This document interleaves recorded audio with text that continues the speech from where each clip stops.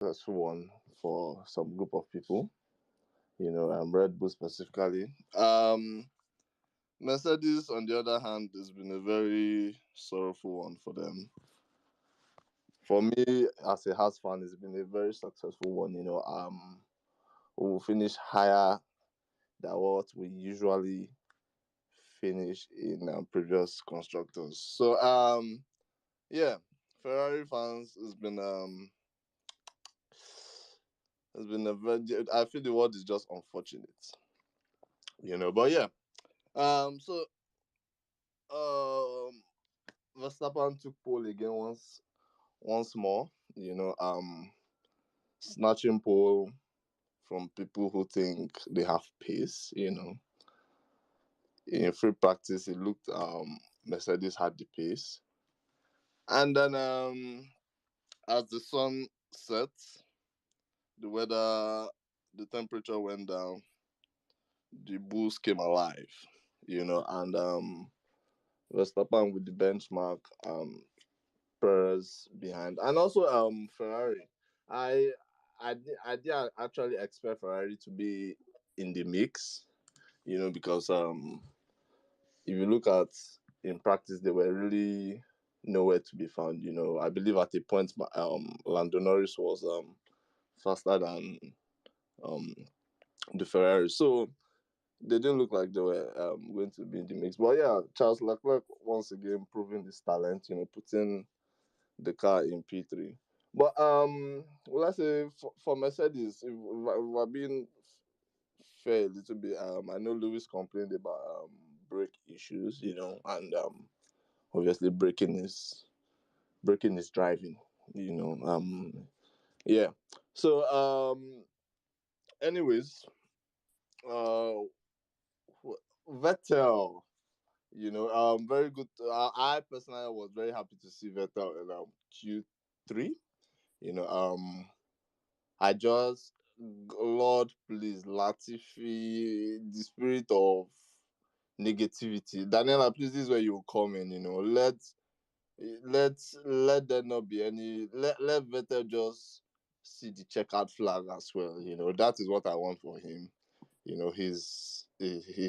He deserves it. As a very peaceful human being in this sports. Um, what, who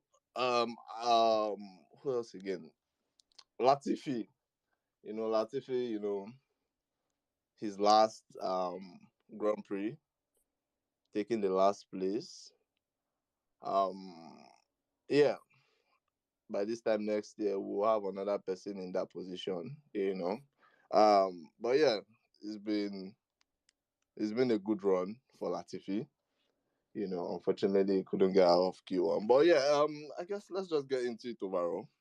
Um, and maybe speak about the few things that has happened in the weekend. Then yeah. Okay. Abex, you want to go ahead? Thank you for joining us, and then I'll say the rest of the queue, guys. Abex, please.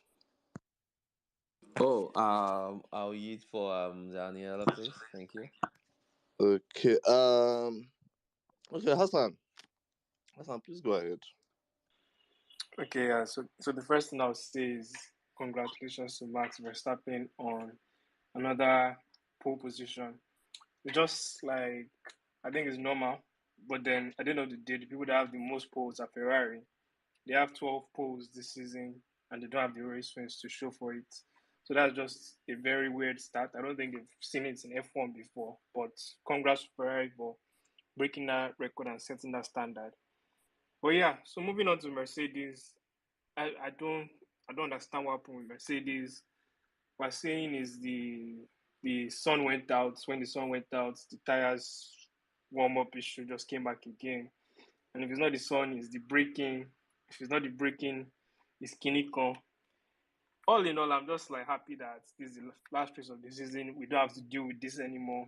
Because like from the beginning of the season, I remember when we were telling Mercedes fans that this car, there's no way we're getting it back in front this season, especially with the cost cap. There's no way we're going to figure it out. And yeah, I'm going to finish the season the same way we started the season, 4/10 off Ferrari and Red Bull. and just P5, P6, where we started at Bahrain. So it's just coming full circle, like someone said. And it's just sad to see. I don't know what will happen next year. We'll see how it goes. That's all for me. Thank you very much, Hassan. Okay. Let's have Daniela, please. Daniela.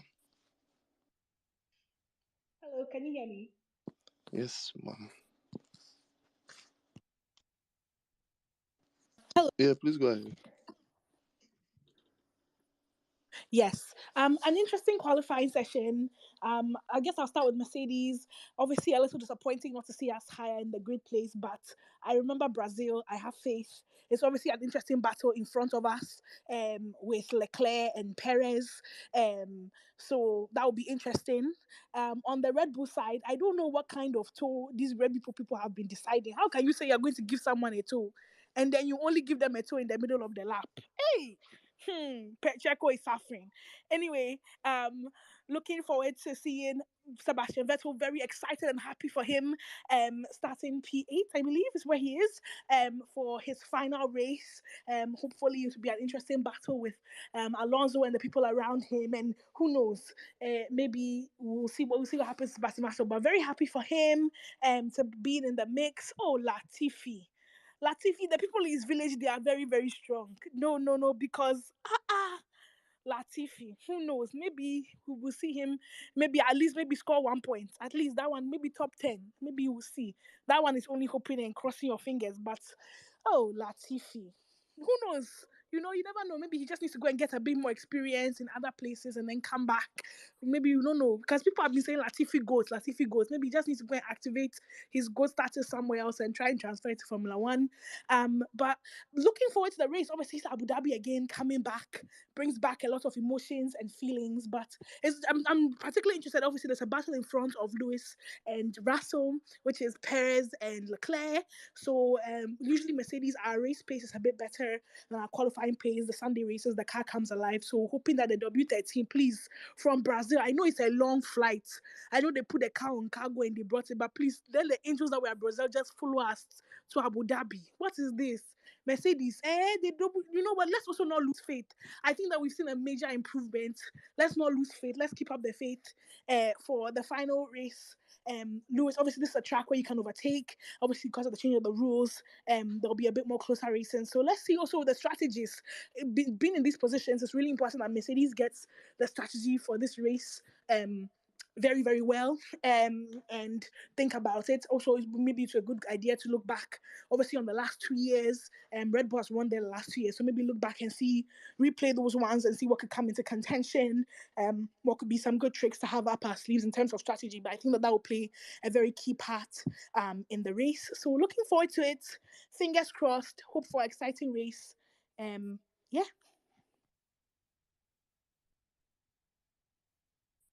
Thank you very much, Daniela. Abdul. Oh, yeah, Abdul. Then we'll have Abex next, please. Thank you. Good afternoon. So we're here again at Abu Dhabi, and we are here with a familiar result. Max pole, and tomorrow, by the end of the race, Max win again. Same thing since 2020. 2020 pole and win. 2021 pole and race win. 2022 pole and race win again. It's almost certain. So incredible pace from Red Bull. I mean, the track was good, and Max met expectations and everything. Brazil was obviously a one-off, but the Red Bull I don't want to say Red Bull are back because they've always been on top all season and everybody else has just been playing catch up. So a win would be a good way to round up the season, and Checo being P2 did really, really well. I mean, Checo did really, really well. Quali is not a strong point, but him being P2 ahead of Charles is really nice. And just to correct some misconceptions, on the first run in Q3, Checo was to give Max a pole, but a two. But Max didn't get out at the garage on time, so everybody did their laps, both first and second runs in Q3 without a pole and without the two, and both Red Bulls came out 1-2. So they were actually very clear of the rest of the grid. If there was a two, then I don't know what the gap would have been now. So that's that. Just to clear that misconception of Perez is suffering or whatever. No. Everybody did their lap without a toe, and yeah, it's going to be a very, very interesting race tomorrow, and let's see how it goes.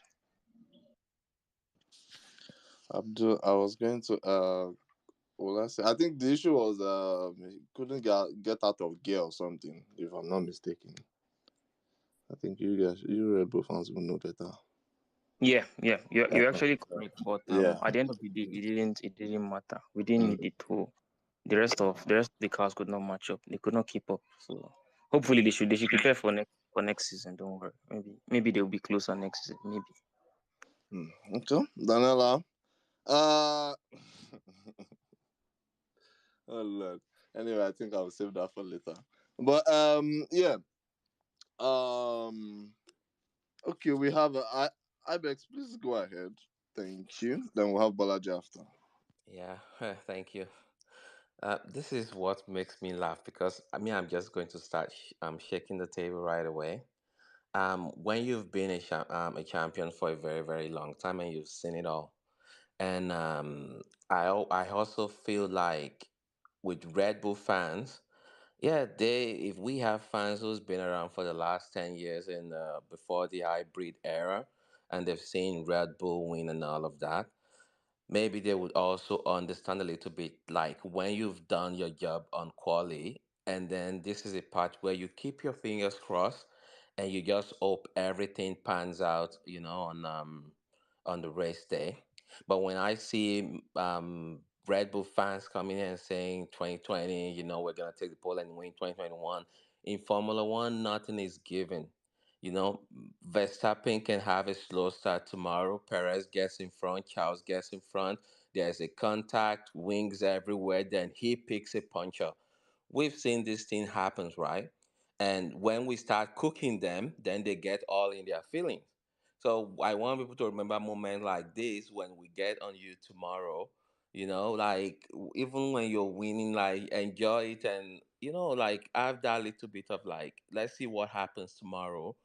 Nothing is guaranteed. Verstappen may not finish this race tomorrow. So you just coming in and saying, "Oh yeah, wait, it's all in the bag." I just think that is funny.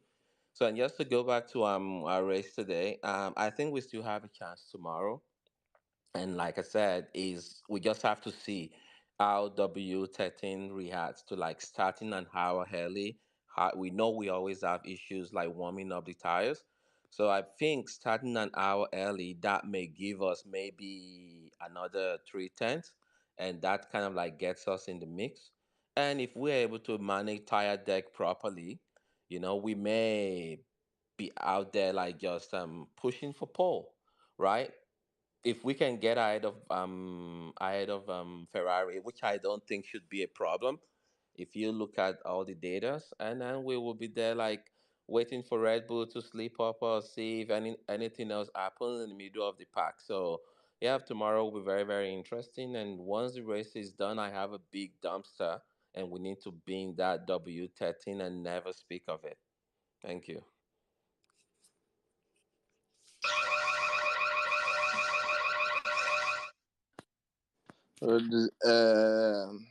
Ibex, you are just here to cause chaos. You guys say what if they don't win tomorrow, Lord? Anyways, Balaji, please go ahead. I Yes, I mean, think sorry, Abdul before wants to respond. So let Abdul. before After Oh, that, Abdul. we have Oh, Abdul. sorry. I mean, Ibex is here saying Verstappen may have a slow start. He may pick up a puncture. Who says Lewis would not do the same? Who says George will not get ahead Exactly. of That's him? my We point. Who says That's reject my it. Lewis point. will not? We reject it. That's my It's not a point. matter of Thank you. rejecting. We've Thank seen you. we've seen it I happen. agree with you. I agree. That's my point. We've seen it happen this, and luckily, you see, this season is a season of Red Bull fans. We've celebrated and we'll keep on celebrating. We have not been lamenting most of the time here on this space. See, when it's somebody's turn, just accept it that it's their turn. That's the thing. In 2020 and the seasons before, then when it was Mercedes' turn, yes, Mercedes fans celebrated. But when it's not your turn, don't just be doing bad belly. Don't just be hoping and be wishing. No. Just accept that there's a new king in town. There's a new king in town. Power has changed hands. And that is how life is turn by turn. There was a time Schumacher too was dominating, Vettel too was dominating. It's turn by turn. Power has changed hand. So instead of giving yourself hope of Max Verstappen puncture, just start your prayers towards next season. You have a whole winter, and hopefully maybe you'll be a couple of tenths closer to Red Bull next year. That's just it. So you were saying I should be reduce my enthusiasm. What's the possibility that you even win, even if Max has a slow start? Your car is not up to it in Abu Dhabi. This is not Brazil, and you are not faster than the Ferrari. So there's a whole lot. It's more complex for Mercedes than Red Bull tomorrow. But anyway, let's see how it goes. We'll all be here hopefully at the end of tomorrow afternoon, and we'll see who got the final race of the season, final win of the season. Sorry. Ibex, they said your car does not have the latest iOS. But yeah, Ibex, please go ahead. Oh no, so I think it was me. I just let Abdul respond Oh, to sorry, Ibex. Bolaji, sorry. No wala. So I think I just wanted to say that it's the hope that kills, because I've not been here for a bit. I've just been in the background, just watching, hoping that I'll be able to come here one of these days before the end of the season to celebrate that we're on pole, this and that. But I was looking at the previous trend, from Mexico to Brazil. I was like, okay, maybe there's an upturn in form, and we can carry this form into next season. But I've been humbled once again. It's painful, really, because when you look at the data, it says that in Bahrain we're 0.686 seconds off pole, and in Abu Dhabi we're 0.676 seconds off pole. So basically 23 races, or rather 22 races, and it's a hundredth of a second that we're better off. It's really painful to go through the season, no Lewis pole, no Lewis win. Yes, I'd accepted much earlier on, but the hope of, okay, George is P2, George is on pole, George won a race, maybe to be Lewis's turn, but Red Bull said no, Ferrari said no, and it is what it is. Because now on the long runs also, because like Abdul mentioned, I don't think we're up there in terms of pace. Yes, we know that in race trim with the heavy loads of the fuel and the longer runs, the tire will get up to temperature and all of that. But even in the long runs we had in practice, this was the order of the day. So Red Bull P1, Ferrari P2, Mercedes P3. So it might end up being like this. Hopefully there might be some disruptions that can shuffle the pack up, but it's not looking good for tomorrow also. So like Ibex said, I think I just can't wait for this season to be over. Let's just be in that W13. The museum we have, the car shouldn't even be there. It should just be in the background somewhere. When they say, where's the car? I say it's somewhere. Just put it somewhere, because it's been painful. But big ups to Max, big ups to Perez, big ups to Red Bull. They've done what they have to do. And tomorrow, I think the fights really will be between Leclerc and Perez for P2 in the standings, and also in the race finishing. Unless Max decides to, let Checo get P1 because of team dynamics. But yeah, for now, I think that's all. I'll just keep my fingers crossed that maybe something happens tomorrow and the pack can be shuffled and Lewis can move up the grid a bit. But for now, it doesn't look good. Thank you. Thank you very much, Bolaji. Bolaji, I love your honesty and your reality. You have come to, well, I say you have come to terms with your current situation, which is fine, and you believe that you are going to move forward from this situation, which is how every normal human being should be thinking, and not just believing that, yes, they have it or they are there, But, yeah, um, you live to learn at the end of the day. Okay, read one. It was the first reality for Bolaji, by the way. He was one of those that was having so much hope at the beginning of the season. He's going to deny, most likely, but I'll have to call him out on that. No, fair enough. Balaji had hope, but he had hope, but I believe after was it after the summer break, when after Spa, and I believe it was even after Spa, he came to say he had come to terms with it, but Thank you, Admino. Thank you. but Imagine want to yeah, shame me. but no, there were some. Anyways, I don't want to call out anybody, but yeah, it is what it is. Read No one. call, no call. Is Yemi Abi? Is Yemi? Yes, call Admin, say I the didn't. Yemi. I name, didn't. say the I name, didn't call say the Yemi. name. I didn't call Yemi. But anyways, read one once again. Congratulations, Red Bull. PR Red Bull West Africa. Please go ahead. Okay, so good evening, everyone. So that was the weekend has been interesting for me. Since pre-practice one, I knew the car had pace. Like, yes, there's space in this car. Even with the reserve driver that drove FP1, I knew that RB18 had pace. It's not like Brazil, so I knew that yes, even if we don't get pole today, we have that pace in the car.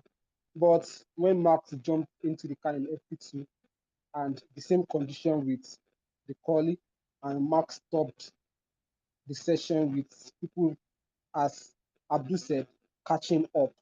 So they were not able to catch up and did well also. And today, Checo fired up and they also did well also.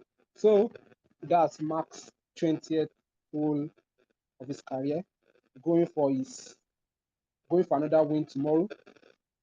Front row lockout since I think 2018, I think so. So our first of the season, even with these beasts and Leclerc, all these pole man, and Ferrari also had 12 poles. Red Bull had had 8 poles and they couldn't convert it to wins of it. That's just how it is. And just, if you look at the timing sheet, that's just how it's supposed to be all season. Red Bull, Ferrari, Mercedes, and it has shown, and even you can just clearly see that's just it. And Max just did fantastically well today. Like that Q3 run, how it was, even with the car even had a problem. They had to reboot the car, all these things, like the car shut down, all these things, and even with him giving Checo a distant tow, as it was said, because Checo had the fastest, the best middle sector, and Max was still able to pull something out of the bag and still got pulled. Checo got pulled. That's fantastic. And we race from there tomorrow. And with Sebastian, like I'm so happy for him, was able to pull that, was able to push that tractor into Q3 and he did well of his final qualifying. And for Latifi, like I just don't understand. That's just how life is. Yeah? So you should take heart. You should not cry very much. Like he cried, but that's it for now, and that's good. And also, Gasly that is leaving, that you should just look back and see like just this season, like what exactly have I done? I'm just frustrated with him. Like I knew he's leaving AlphaTauri, but Yuki qualifying ahead of him in his last race, like, but he did well. That's his last race for us. He's going to Alpine and he should leave on a good. He should score points for us tomorrow, and he should be able to finish ahead of us also. And Yuki also did well, but my own, like what amazed me was the Williams. Like these guys had pace all practice. It was like, and they finished 19 and 20. Like I just don't understand. Like their top speed in that middle sector alone, they should be able to get out of Q3 at least, but they couldn't do that. And that's from Lawan. And tomorrow we will see the battle. We race from there, and I hope Mercedes will be able to pressurize the Ferrari and they will do mistake when Red Bull are enjoying in front. And my hope is just that I won't like we should just see, at the end Red Bull should maybe they just do this thing that I think it was not Schumacher and Barrichello that they did at forgotten the name of the track.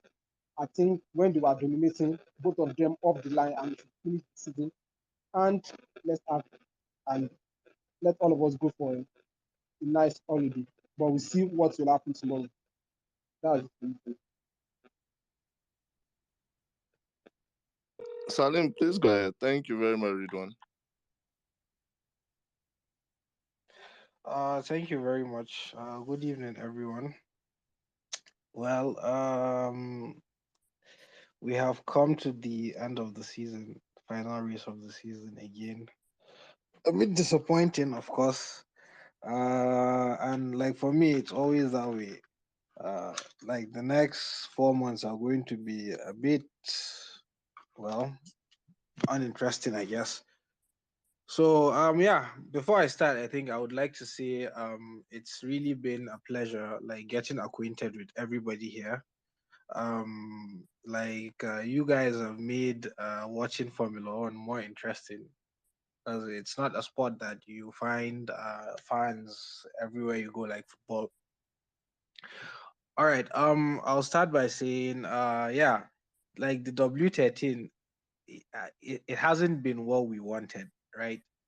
The projections, the simulations, and from the beginning of the season, what we expected, it didn't come to fruition. But having said that, like the in terms of development, the trajectory that we've taken is something that actually has worked, right? And I think was it Bolaji that was talking about how like we were 6 tenths off at the beginning of the season in Bahrain, and we're still 6 tenths off like the pace. But like, don't look at it that way, because look at it from a perspective that we had to like halt development for maybe 40% of like the entire season before we got an understanding of the car and actually started applying um, updates, right? And something that we have to like put into perspective also is that everybody has been upgrading. It's not like they were all static. So our 6 tenths in Abu Dhabi and 6 tenths in Bahrain are actually not the same. But yeah, like I think the W13 is a car that no one is going to miss, because like I've like uh like written down in the chat box, there's like a whole account that was created for days left, like a countdown for when the W13 is going to burn in hell. It's very funny actually. It's And just ours. yeah, yeah, now it's just a matter of hours. But the account has been up, I think, for like months. Anyways, and in terms of like our qualifying pace, I think yeah, we should have, honestly, I never expected us to be like P1, but I expected something like P3, and perhaps maybe we might have got somewhere around P3, P4, I'm not sure. But I can see that like Hamilton had like an oversteer at the Latifi turn, so yeah, we'll never know. But and like Toto did mention that like the setup of the car was entirely directed towards the race pace and the race tomorrow. So let's see what we can squeeze. But like for me, on a final note, like the most disappointing aspect of this season is the fact that like Hamilton has not yet won any race, and he might probably not win any. And like that record is like a record that only he might have had in Formula One history, right? So that might not happen. But it is what it is. So many chances and missed opportunities that we've had, but well, it didn't come to reality. Yeah, that's all I have for now. Thank you very much. Thank you very much, Salim. It's unfortunate that might be the situation for your driver, but records are to be broken. Um,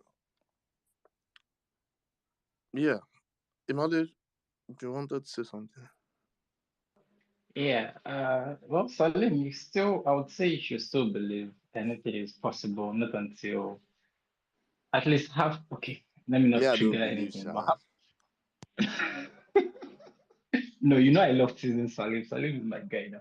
But But a genuine question to Mercedes fans: do you guys want a W13 evolution, or do you want them to go with a different kind of concept to the Mercedes car next year? Well, I'm going to speak for myself here, not for anybody, because I think everyone is entitled to their own opinion. But like given where we started and where we are, um, maybe like the whole concept of W13 might not be lost, right? Because I think they have really identified the issue with the car, right? They have identified the issue, and they say like probably something that they're going to fix, right? And for me, I think the most disappointing thing about the W13 is how much time and how much development was sacrificed last season into this car. Like for all what we've given this car, like it just uh comes back and like shit on us. So for me, that was like the most disappointing because had we had maybe like two, three more upgrades last season, that championship might have ended like a whole lot quicker than it did. But it is what it is. We live and we learn. I think there's been a lot of learning Thank you from very much, Salim. Okay, we have Abasi Ekeme, um David, then Stark. So Abasi Ekeme, do you want to? Oh, sorry, he's not here. Oh. Okay, David.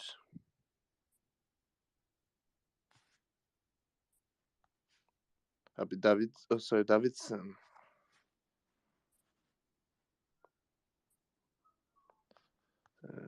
Okay. Stark.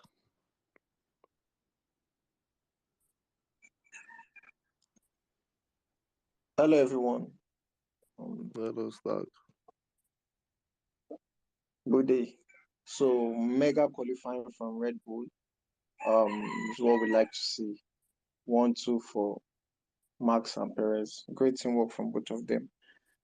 And it's also going to be interesting to see how tomorrow plays out. We have 2-2 for the first three rows. Red Bull, Ferrari, and Mercedes. So if everybody gets a good start, I think the battle between teammates is going to be something nice to see how it's going to play out. My only issue for tomorrow is I really do not have confidence in Checo that he'll be able to hold on to that P2.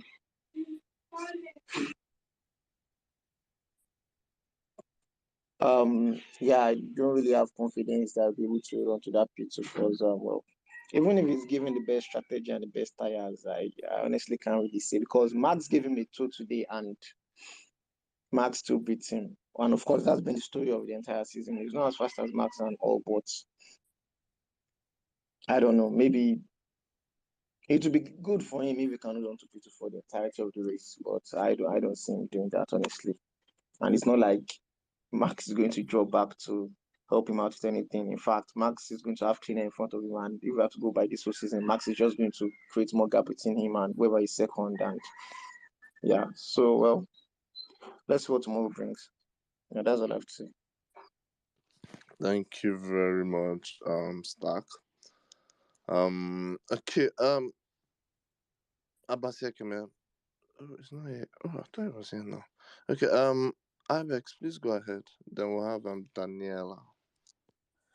Okay, so me, I'm confused though with these Red Bull fans because I have no victory to celebrate. So I can be here and listen to all these things that you guys are saying. The first thing I want to address is the question posed by a co-host regarding the direction Mercedes should go. With this car, between the emotional abuse that came with it, and so temperamental because that's something we've never had to deal with Formula One car. It's too cold, temperature. He's just so sensitive to everything. And this car shows up between brake splitting, not having too slow around. Like the corners is good, but like the top speed corner is very slow. and the car is just on the track twerking, bouncing and everything. That car needs to go. Like any car that comes on the circuit on a Sunday and is twerking, like it has no place on the track. I'm sorry. And we just need to take a critical look at that team. We need to trust them. They know what they're doing. They have more data than we do. And if they decide to continue to work on the car, if it backfires the next years, someone may need to be fired. Honestly, I know it sounds a little bit harsh. They have to make the decision, and if they decide to go with it or just go with a different concept, if they have to bring back the pod, if that would protect the tires more, they just need to like find a solution. And just to quickly go back to what I was saying, this idea that someone gave Checo the toe, let's just stop it, please. There was no toe. Even Ridwan was saying distant toe. Like, there's nothing like distant toe in Formula One. The last time I checked, toe is directly proportional to slipstream. You follow the car in front of you closely, so they punch a hole, so you have less resistance, so you can achieve top speed quickly. That's what toe is. So when you're distant, there's no toe. So the idea of distant toe is bullshit. I'm sorry. So it's either we agree there's a toe or there's no toe. And today I don't think there's a toe. So and Keko is not toe at all. So this idea that we expect this expectation, if it doesn't happen, it doesn't happen. But please don't pee on my leg and tell me it's raining. Let's please stop that. Thank you.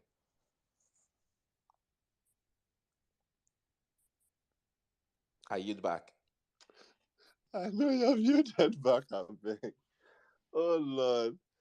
Oh God. Ambassador, can I please go ahead? Yeah, I mean, generally, for like a Red Bull perspective, good qualifying section. I'm not sure what Ivex is going on about. I mean, yeah, the we all know what. I mean, I assume we all know what the two is and how effective it is depending on the distance. But Max still being, further ahead than it should be in the original type of two teams we want to do in qualifying doesn't take away the fact that there was still some aid to Perez, even though it was little. But I mean, all that is by the way. I think people think because he has the championship wrapped up and all that, the man should just be satisfied with maybe qualifying P4 or whatever because he wants to help Perez. He'll try to help Perez and he'll still try to look out for himself. But all that is by the way. As it ended up being, his first lap was still enough for pole position. So he's just on another level, as I think everyone knows now, even when they're not ready to admit it. So I hope tomorrow goes well.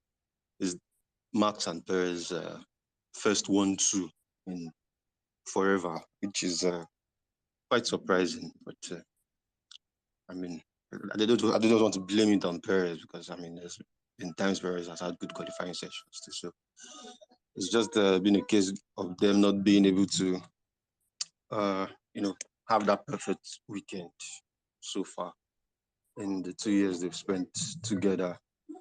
Oh yeah, hopefully tomorrow's race goes well, and I hope Perez finishes ahead of Charles, and I hope Vettel finishes in the points, and Alonso has a good race too.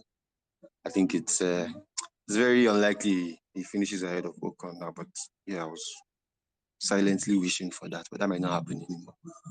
And the Alpine looks like they have things wrapped over McLaren. That's something I was really hoping for. So yeah, unless Norris, I don't know, does something wonderful tomorrow, that's unlikely. Ricardo, I mean, even if I wish for a points finish for him, I don't know. It's like that will not be enough. So whatever happens to him tomorrow, I wish him well. And I mean, it'd be good to have him back, and not just to have him back, just for the sake it's nice to see Ricardo. It's good to have him back and to see him perform again. But let's see. Yeah. Thank you very much. Let's hear from Daniela, then we'll hear from Yemi, please.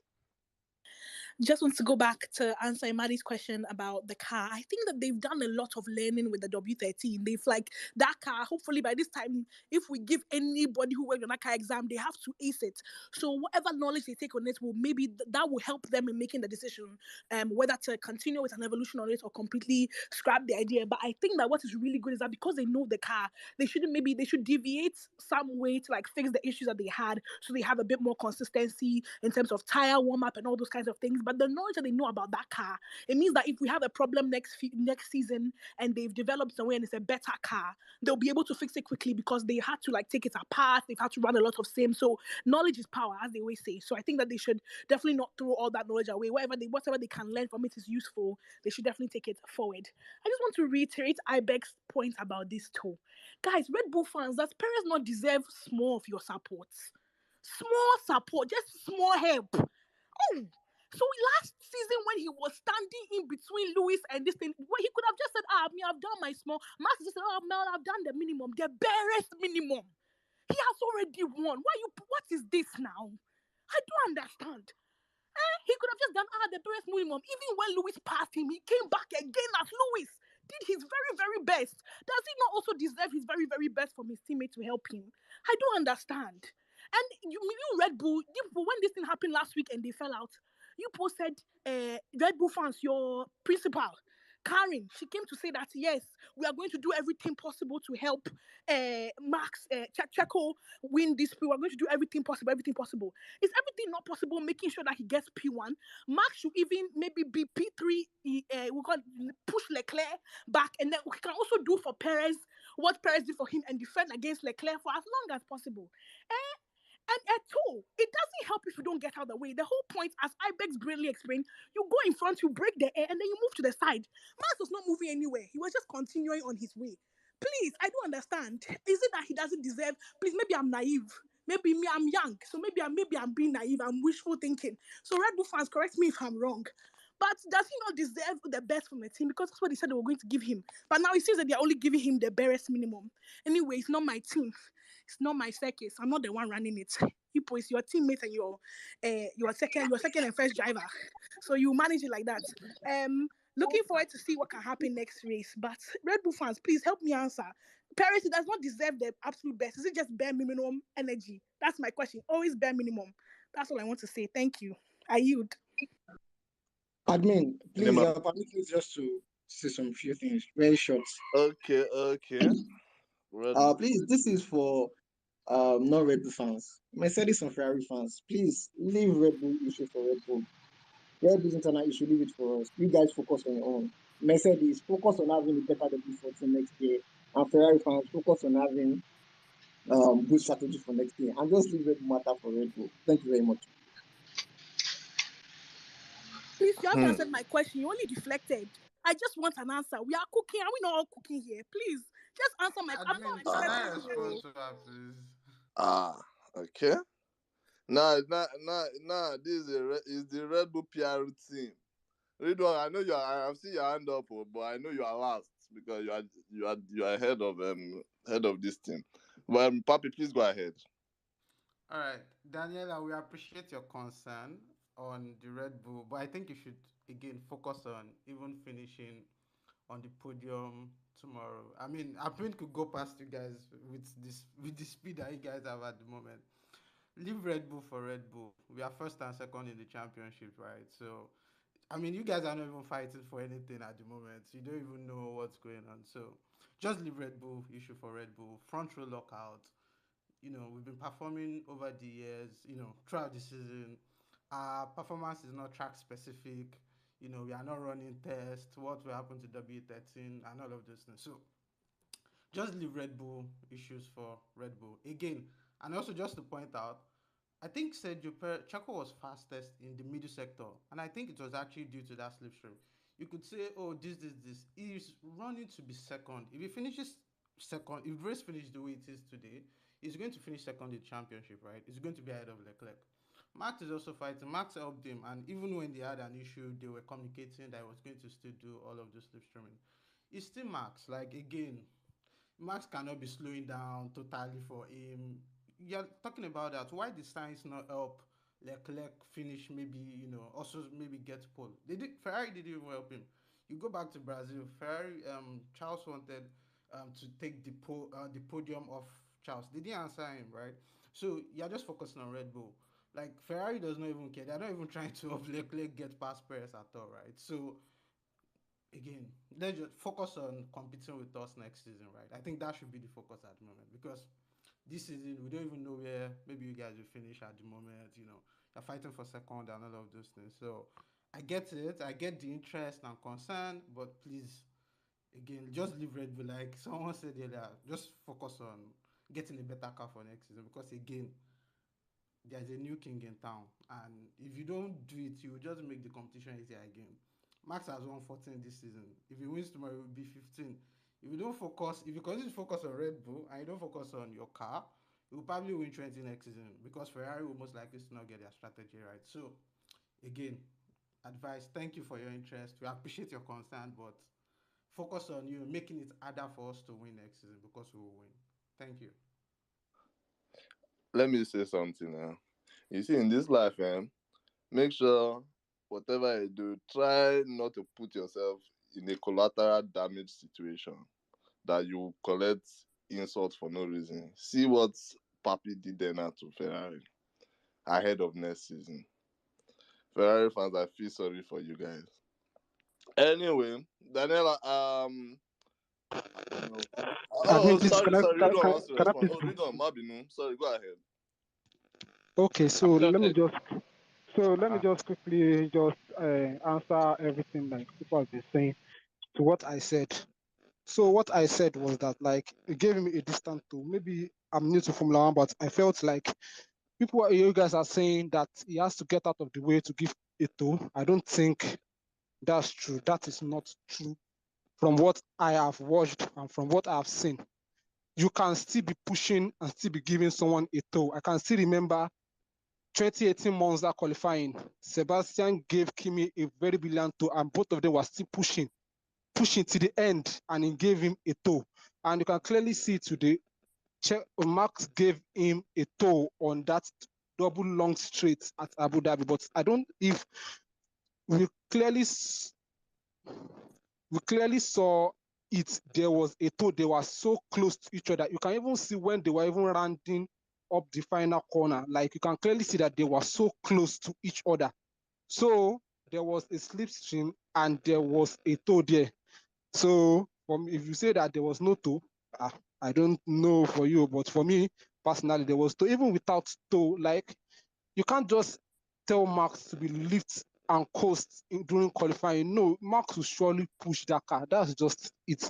And that's just every driver. Like you do, Max does not even know whether he's pushing that hard. Like he's pushing, but you like the times. Normally, you will know the times on his dashboard, but he will surely push that. You can't be slowing down for someone. But you guys, sharp.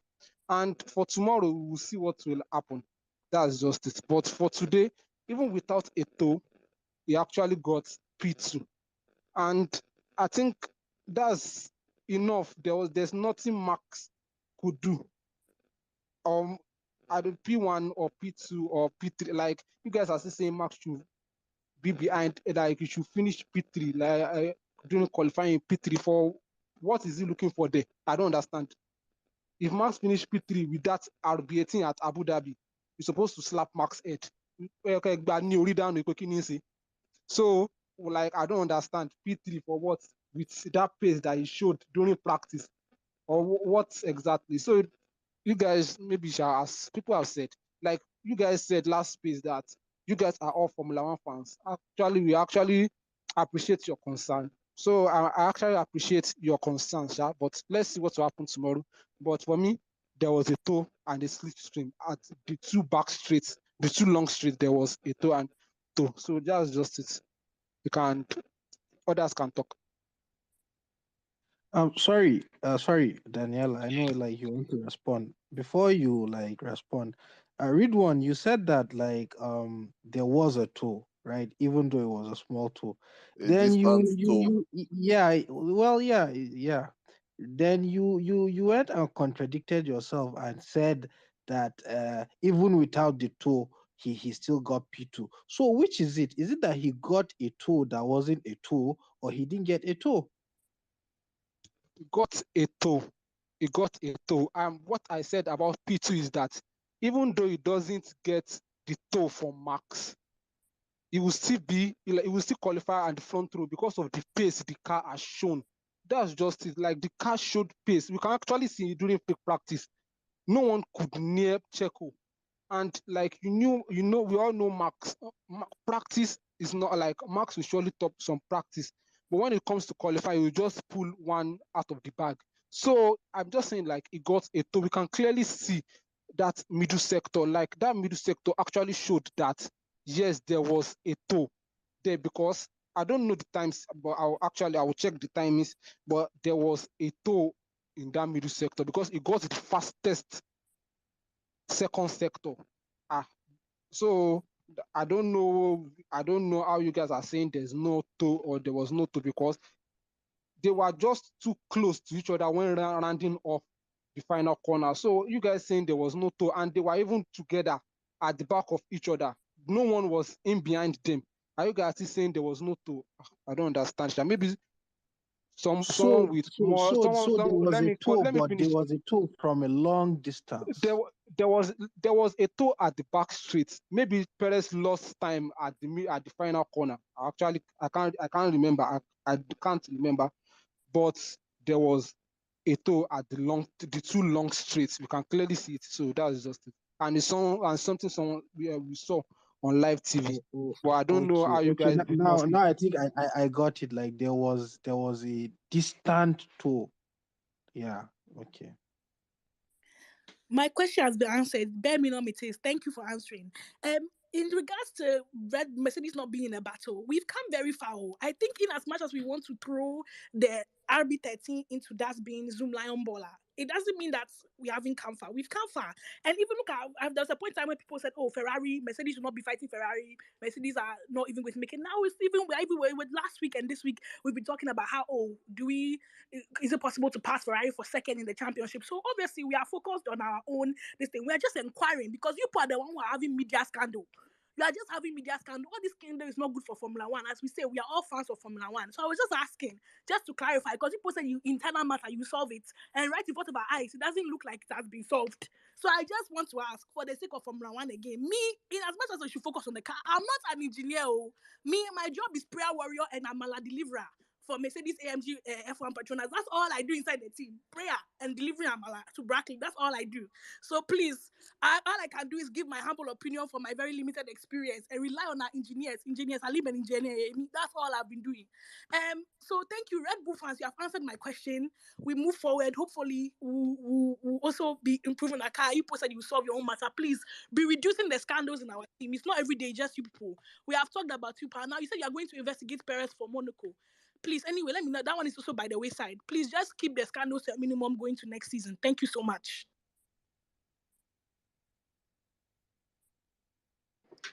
Anyway, let's hear Sorry, from admin. Quick Yemi. question. Okay, quick one. Okay, Yemi, please, we'll come to you. This Don't be offended. particular run under consideration, is it Perez's first run or second run?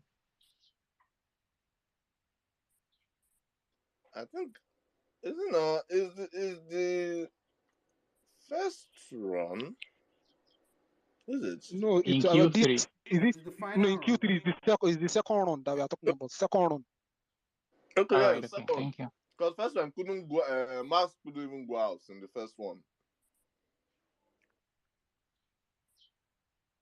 Okay, Yemi, please go ahead. Yeah, I'm just so surprised, man. All this, I came in, I'm just listening to petty squabbles about like they gave Perez to. I mean, man, I'm a Mercedes fan. Honestly, I don't care. I could care less, right? If Max or Perez qualify P1, P2, you know. And I'm hearing some fans, some Red Bull fans here saying that, that we should focus on ourselves. We've been focused on ourselves, but like as always, man, we that we're okay. Yes, we're out of contention this season. guess what? It's you people that don't want to mind your business. Everything we do, you're always in our case. Allow us. Okay, Red the B13 was not great. It's fine. Let's move on. So I don't understand. I mean, imagine how can you be so pressed in a season where you have dominated, you've won the championship with races to spare. You are still so pressed about someone that qualified in P5. I don't understand. Like honestly, it doesn't make any sense to me. And then you now have the temerity to tell us to focus on ourselves. Can you imagine? Anyways, like I said, man, at the end of the day, a lion will always be a lion, and the rats will always be rats. It doesn't matter how many championships, no matter how much dressing you want to dress it. By the way people behave, by the way people are treated, or the way even people revere you, you will see who is really who. You know. Anyways, I can only hope for a better next season, to be honest, because I feel like we've been robbed this season after what happened last season, after the great battles that we had last season.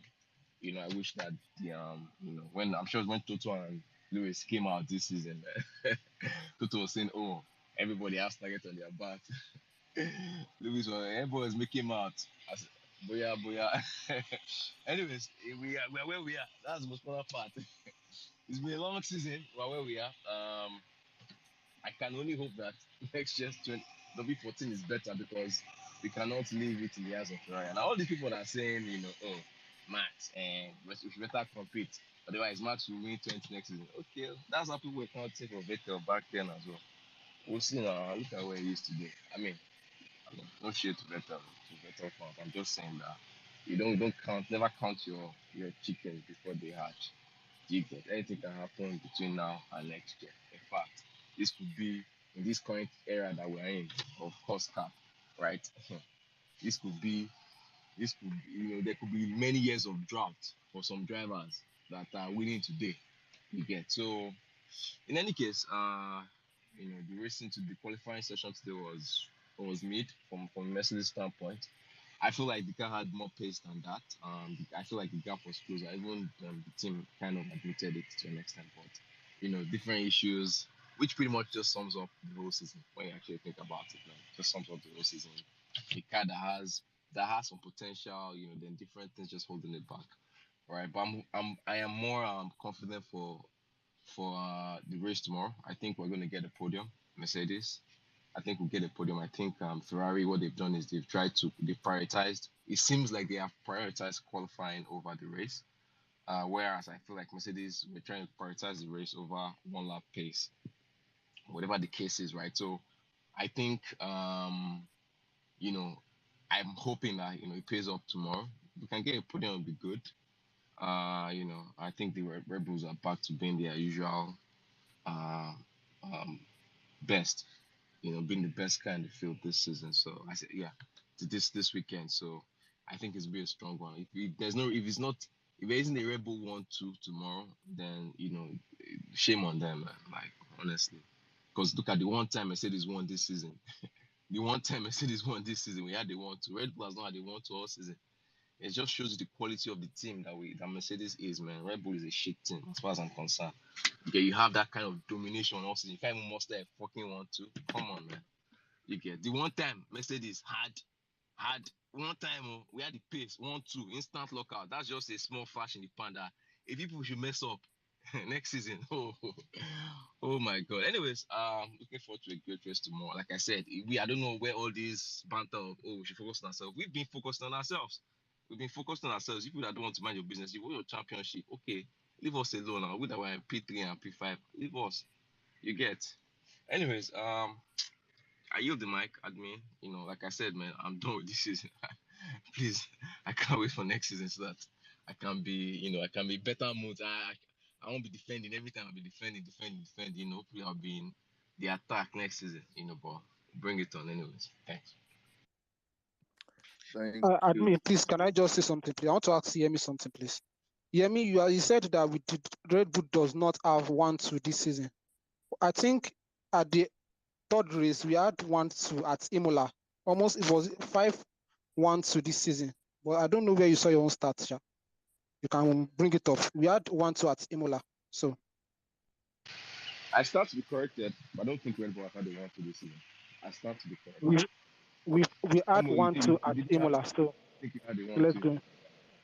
Okay. We had 1-2 finish race win at Imola, so can clearly see what you want to say. So that's for you. Correct. That's funny. Can we pull all of data? Like I said, I start with correction. Yes, Data, we let's had pull it up. one. We had 1-2 at Pull it up Imola when now. Just saying, when pull let it up. See, should I? Okay, I'm pull coming it. for you. No, fine. I'll I'm pull I'm it up, man. I'm coming for you. And Maybe you. I'm coming for you. like I So said, I that's start it. with correct. I start with correct. Okay. Okay.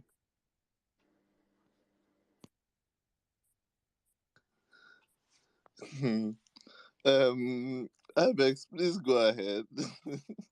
Okay. Oh, so me, I want to take a memory lane back to last season because my Red Bull fan, they are saying, "Oh, when your business." This is the fun part. Last season, when we were winning, you called our engine rocket. You called it spicy. You even went and measured our wings to like go and snitch on this team before Brazil. The wing is like 0.00000 millimeter wide.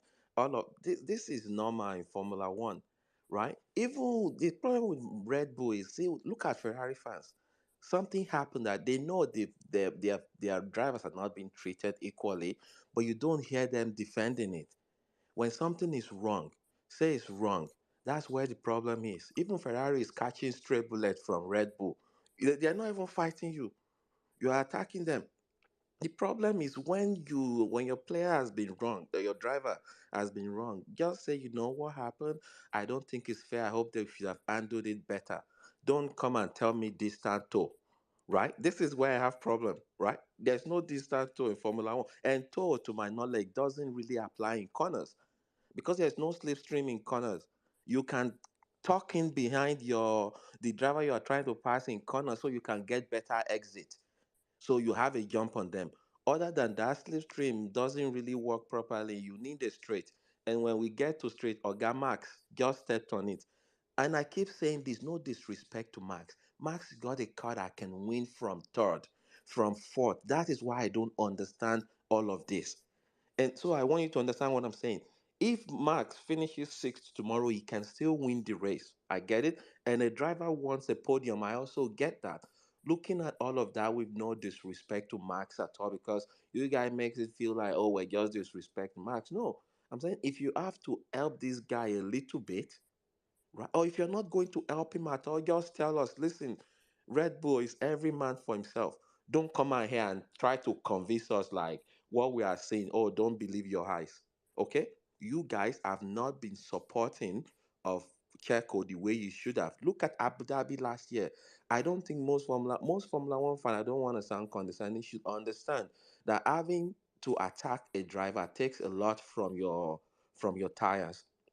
So if you look at what Checo did to Lewis Hamilton, that gap, trying to pass him, blocking, fighting like a lion, that took a lot of performance from Hamilton's tires. So yeah, at the end, and you saw exactly what happened before Marcy came and served us Abu Dhabi special. So you guys should. So when we are talking, what I see now when I'm looking at um, Red Bull fans, they remind me of Arsenal. When you are fighting with West Ham and all of these people for 5 years, all of a sudden you got in front, you're puffing your chest like, is the end of the world. But what goes around comes around. But when you're a champion, you know how to celebrate your championship without going around. Like Madrid will celebrate championship. We don't disrespect Juventus. We don't disrespect Bayern Munich because we understand them as League of Champions. Red Bull should start having that mentality. You can enjoy your championship. You can take what I want to say here, constructive criticism. Even sometimes some criticism will be below the belt. As a champion, you need to be able to overlook it. But when you start attacking us and say because we're criticizing you, what we can see, and then you are also going after Ferrari. Ferrari is catching stray bullets. That is the problem here. You guys should admit that Checo has not been treated fairly, and that's all we're saying. As long as you still try to push that narrative that nothing to see here, that's what we have a problem with. There's something to see here. A lot is happening, and it is what it is. Just tell us, Checo can try and get P1. If he doesn't, That's just what it is. Don't try to convince us that distant toe or no toe or even Checo is shit, because you guys are kind of like saying it. That he's got the same machinery, but actually no, he doesn't have the same machinery. We actually also know that. So you guys should just come out and say that we have driver number one and driver number two, and Checo is just there to support the main driver, and we would respect that. Thank you. Also, can I just Um, admin? Yeah. So I've checked it. Red Bull actually has 4-1-2s this season. So that was an error on my okay, part. no, it's But actually regardless, five. It's five. it's five. Okay, five. Okay, Mhm. okay, yeah. Five. Are you sure? 'Cause I just checked. Uh, last Yeah, one he it's did. five. Yeah, it's fine. It's fine. You're right. Fine. Yeah, yeah, yeah. My point still stands. Yeah, it still stands. Regardless, it's not easy. It's one two is very easy. The first chance we had it, we did it. So my point still stands. Anyway, but we move. We move. Also, I don't know how to feel about what Ibex said against Arsenal fan because I'm an Arsenal fan, so I don't know how to feel. But it's okay. I'll take one for the team. I'll take one for the team. It's okay. Okay. All right. Please go ahead. Thank you. Good evening, guys. First of all, like I don't know, I joined Gates, so I'm just going to talk about the toll. Um, Perez did not get a distance toll. Perez got a toll that he was supposed to get on the street. But the problem is Abu Wait. Dhabi. All right. Sorry, I want to clarify something. Yeah. There's been a lot of, well, I say a lot of grammatical confusion in regards to this toe issue. For Yes. me, as a fan of the sport, I know it as toe. Then You Perez got understand? a So, toll. That's the thing. But here's the thing. Then okay. in the third sector, Perez was right at the back of Max, and that's dirty air. That's already fucked up the toe, whatever that he had gotten. So here's the thing: if Red Bull wanted Max to give Perez a toe, they should have told Max that his final run he wasn't going to bother at all, because that was what Perez did last year. Now when he gave Max a toe, and then he just backed off and Max passed him. But if you give a toe into turn 5, into turn 9, and then you're still driving fast, the person at your back is just getting dirty air, and the toe you've given them is useless. And that's why Red Bull probably planned to give him the toe in the first run, because we all know that Max had the problem in the first run. So that was why he could not go in front of Perez. And in the second run, when he gave Sergio the toe that he told him to give Sergio,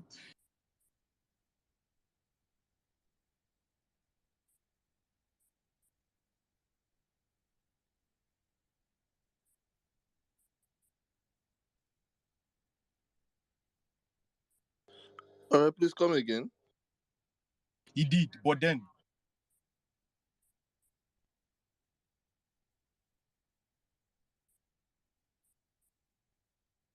Is it just me? Imagine, please, can you hear? All right. No, I I think think it's it's the village. The everyone. village The people are network. sitting on the Wi-Fi. All right. Please, all right. Please, come back. Um. Okay, Salim. Then we'll have Papi. All right. Thanks. Actually, I've been raising my hand to see like what he just finished saying. Like jokes apart, whether you would classify that as a tool. Yeah, on the streets, yeah, of course. Like a car going ahead of another car would serve certain advantages in terms of like slipstream and top speed. But like going through the corners, of course, if that car is still ahead, like there would be a compromise. Yeah,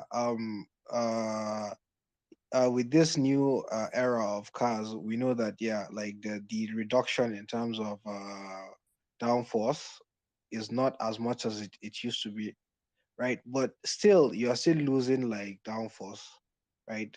And I think this is one of the reasons, in fact, why the DRS was invented so as to like aid more overtaking.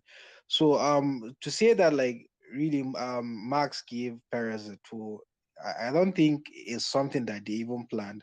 It's something that perhaps it just happened that they were in close proximity during their runs.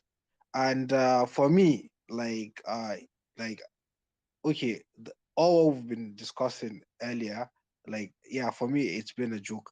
But in terms of like giving to, honestly, I don't even expect any driver to like start asking for a tour, because that car is already very, very dominant, right? And it's something that if we look back to Abu Dhabi 2021, uh, Hamilton didn't request for a tour. Mercedes didn't direct Bottas to give him a tour, right? And that was what made him actually, I think, get P2. But he still jumped Max on that first lap. So Red Bull already have like the fastest car in terms of package and everything. So why should like the guy even start asking for a tour? But like these are my opinions, and I know that like a lot of people here might have contrary opinions, right? But in terms of solidarity, right? I feel like one good turn deserves another. Um, Perez has been instrumental towards the success of that team. So, like, well, he deserves to, like, well, he deserves to get kind of paid back in a way, even though I know it's his job. And for Red Bull, this is the first time, if like Perez gets that P2, this is the first time in their history that they might actually finish P1, P2 in the Drivers' Championship. So, yeah, it's all a matter of perspective, the way I see it. So, thank you very much. Please, can I even ask who? We have two people going for. Oh, not even two. Sir. We have like three drivers going for PT in the constructors championship. Who do you guys want to take it at the end of the day? Russell. I think Russell's still there, Abby. If I'm not mistaken. Nah, Russell can't Um, win because he sorry. has 265 points, Um, and those two drivers have 290 points. So um, I Russell don't needs see to how. win on the fastest lap, and they Yeah, need to exactly. So have a and that's DNF like highly unlikely. to be P2. I mean, anything can happen. it's No, possible. this is F1, man. It's possible now. 265. It's possible. But anyways, Yeah, but come on, man. Like 26 points is I think is unlikely. Except if Latifi decides to do Latifi things and some twist of yeah, fate and turn of events, which I really doubt is going to happen. But let's see. anyways, okay. We leave it to the top two then, which is Leclerc and Uh, Perez. Who do you guys I want I to? would say Checo. I like him as a driver. He's this guy is just if you just look at the way he carries himself, like smiling and everything he's been through, and is just a decent driver. So I would just say for the sake of the sport, and just his own mental health too, it would be good to have that just for the season. And yeah, thank you. Okay. Okay. Poppy. Okay, so I think I've already touched on what I wanted Hey, to sorry. mention, but Is Poppy Slate? okay, I don't know Oh, how to oh, speak. oh, Might okay. be no. Sorry. Hi. So I just wanted to point out a few things in my opinion. I think when you're at the top, it's it's hard to be criticized, and like when people try to take away what you feel like you have achieved, you would always be defensive. I don't think Red Bull is going to come out and admit doing anything wrong.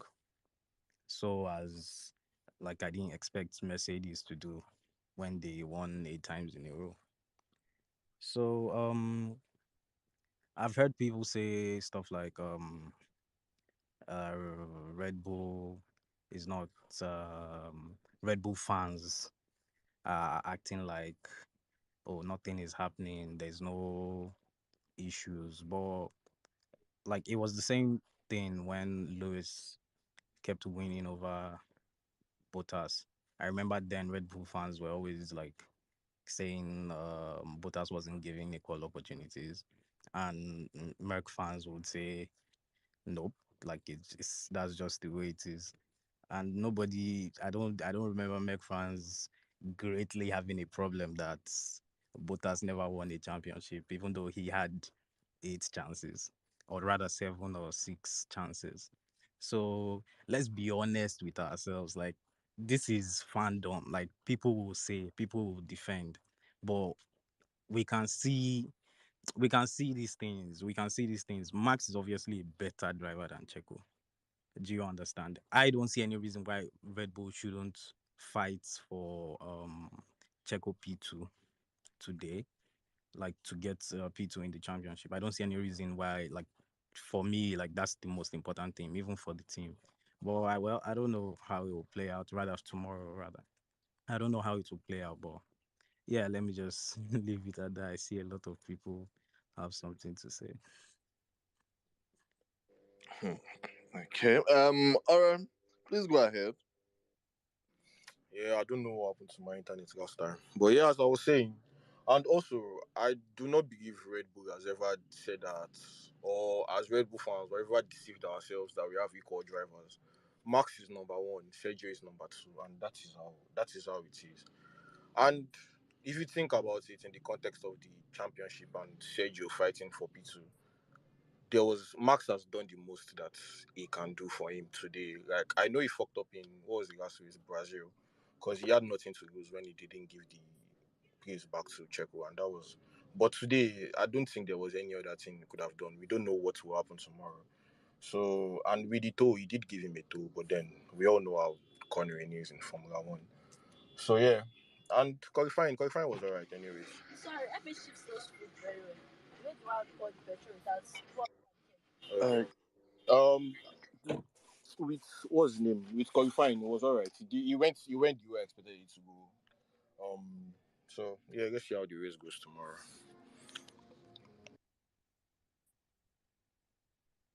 Thank you very much. Okay, let's hear from Salim. Then we'll have Ibex. Then Adebayo, please, in that order. Thank you, guys. Yeah. So I don't know who like was talking about. Was it Papi? I'm not sure. But like the guy who was talking about how like the era of dominance and apologies and whatnot. I think there's like a very fundamental difference between the way Mercedes operates and the way Red Bull operates, right? Mercedes is a team that you find the like do not even want to call team orders, right? And Red Bull is a team that, from the beginning of the season, they'll start calling team orders, right? In Spain, yeah, the Spanish Grand Prix, when I think what's his name, Chaco had fresher tires and he wanted to like well explore his pace. They stopped him, I think, if I'm not mistaken, right?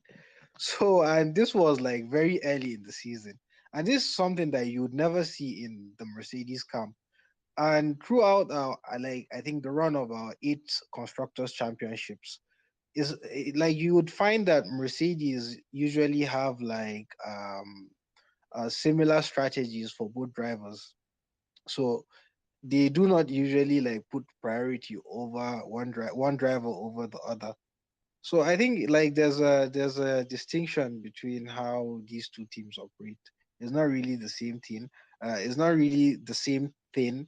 But when you talk about Bottas has come out to say that like Hamilton is a teammate and a driver that is very very hard to beat.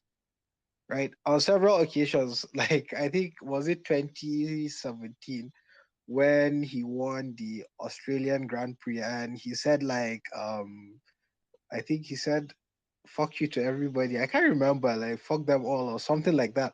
Right? But To still, whom it may concern. Fuck yeah, you. to whom it may concern, thank you, fuck you. So I don't know who he was talking to. Yeah, he won that race, but like halfway through the season, like that momentum that he started off like with, he couldn't like take it to the end. So I think is very unfair to say that like it's the same. It's not really the same. It's not really the same. So and like the way that RB18 is designed, like different iterations of it, right? Not just Checo.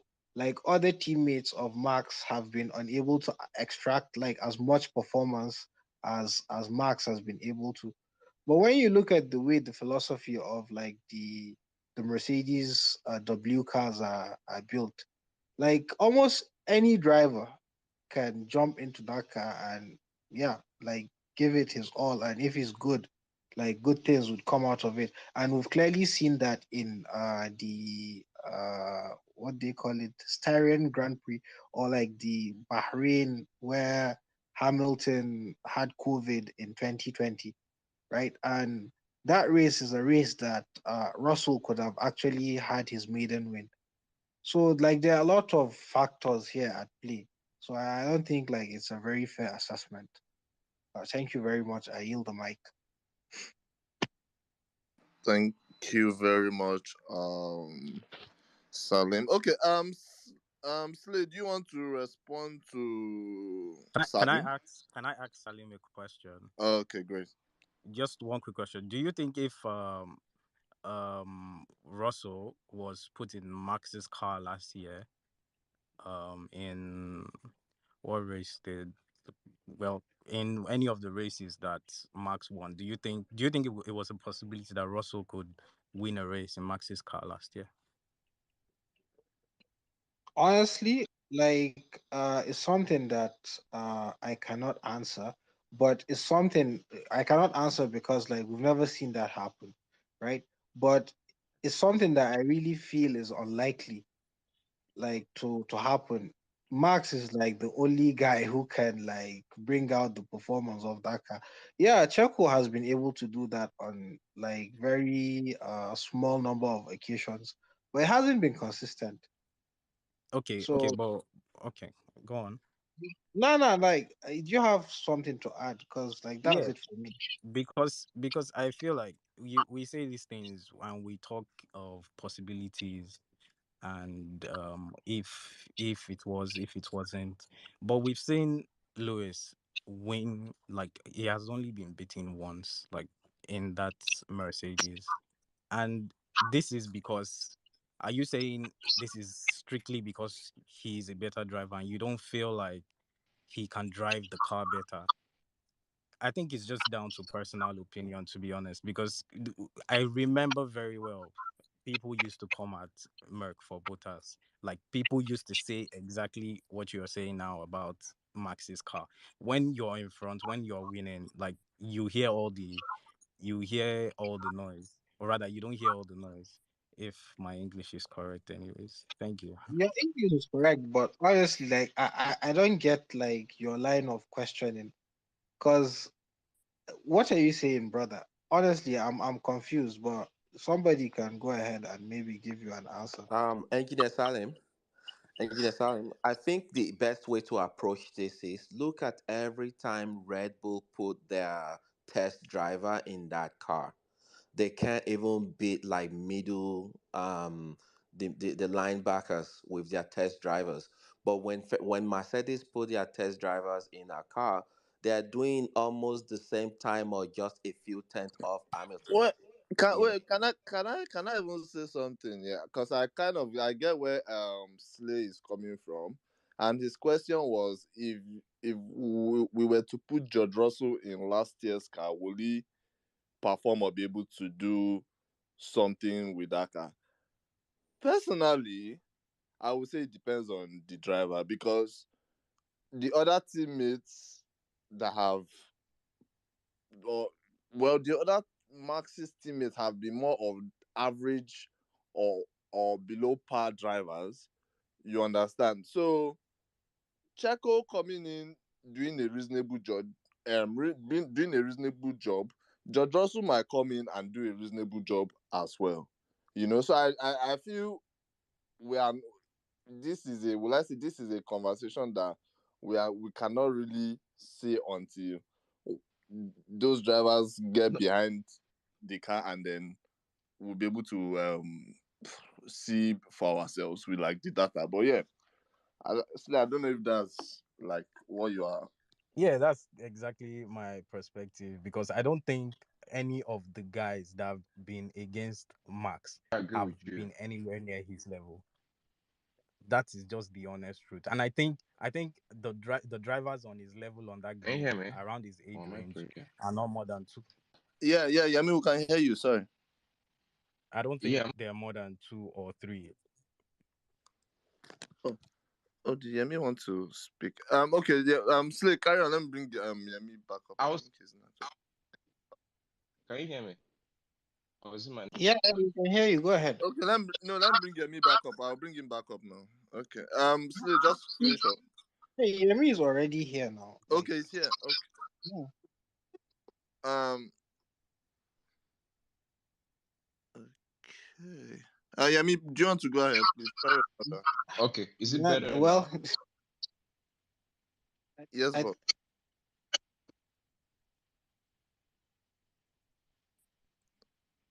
let me go ahead. All right. Yes, so what I'm saying is, I don't agree with that reason about, I think the situation is a bit more complex, and this is my perspective. I think I agree with Salim on the fact that, I think Mercedes built a car that, two drivers can drive, right?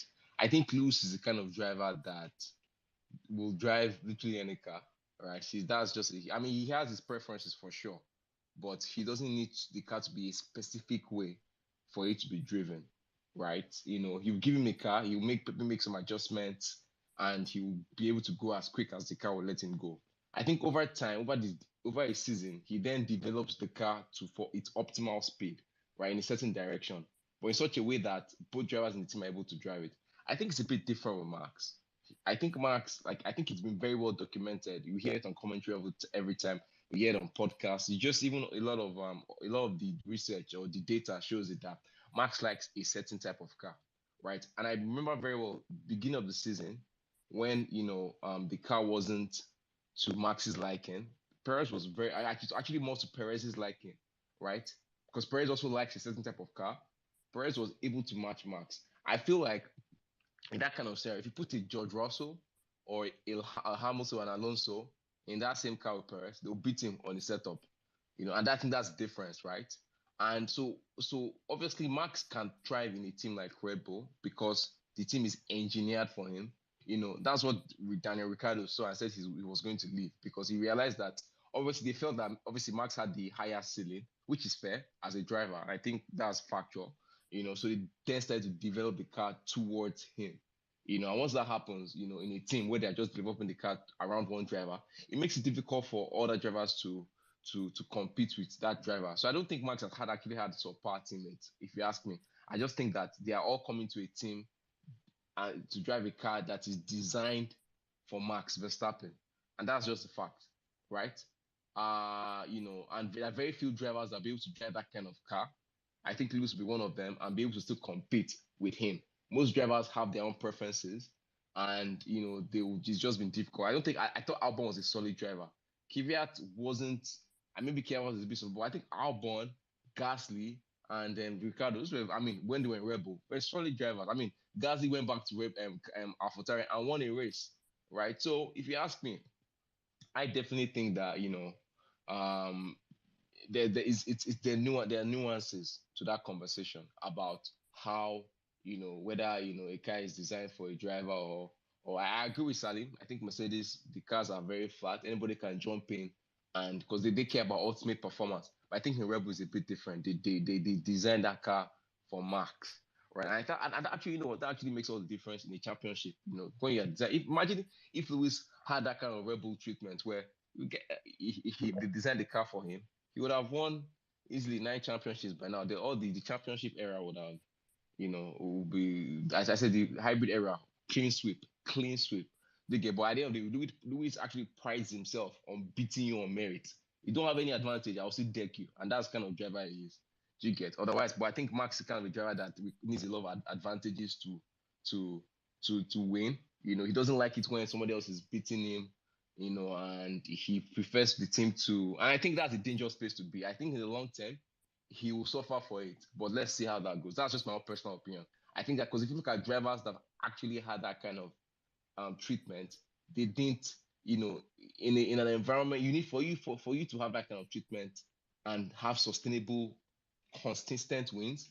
No matter how good a driver you are, a lot of things need to fall in place.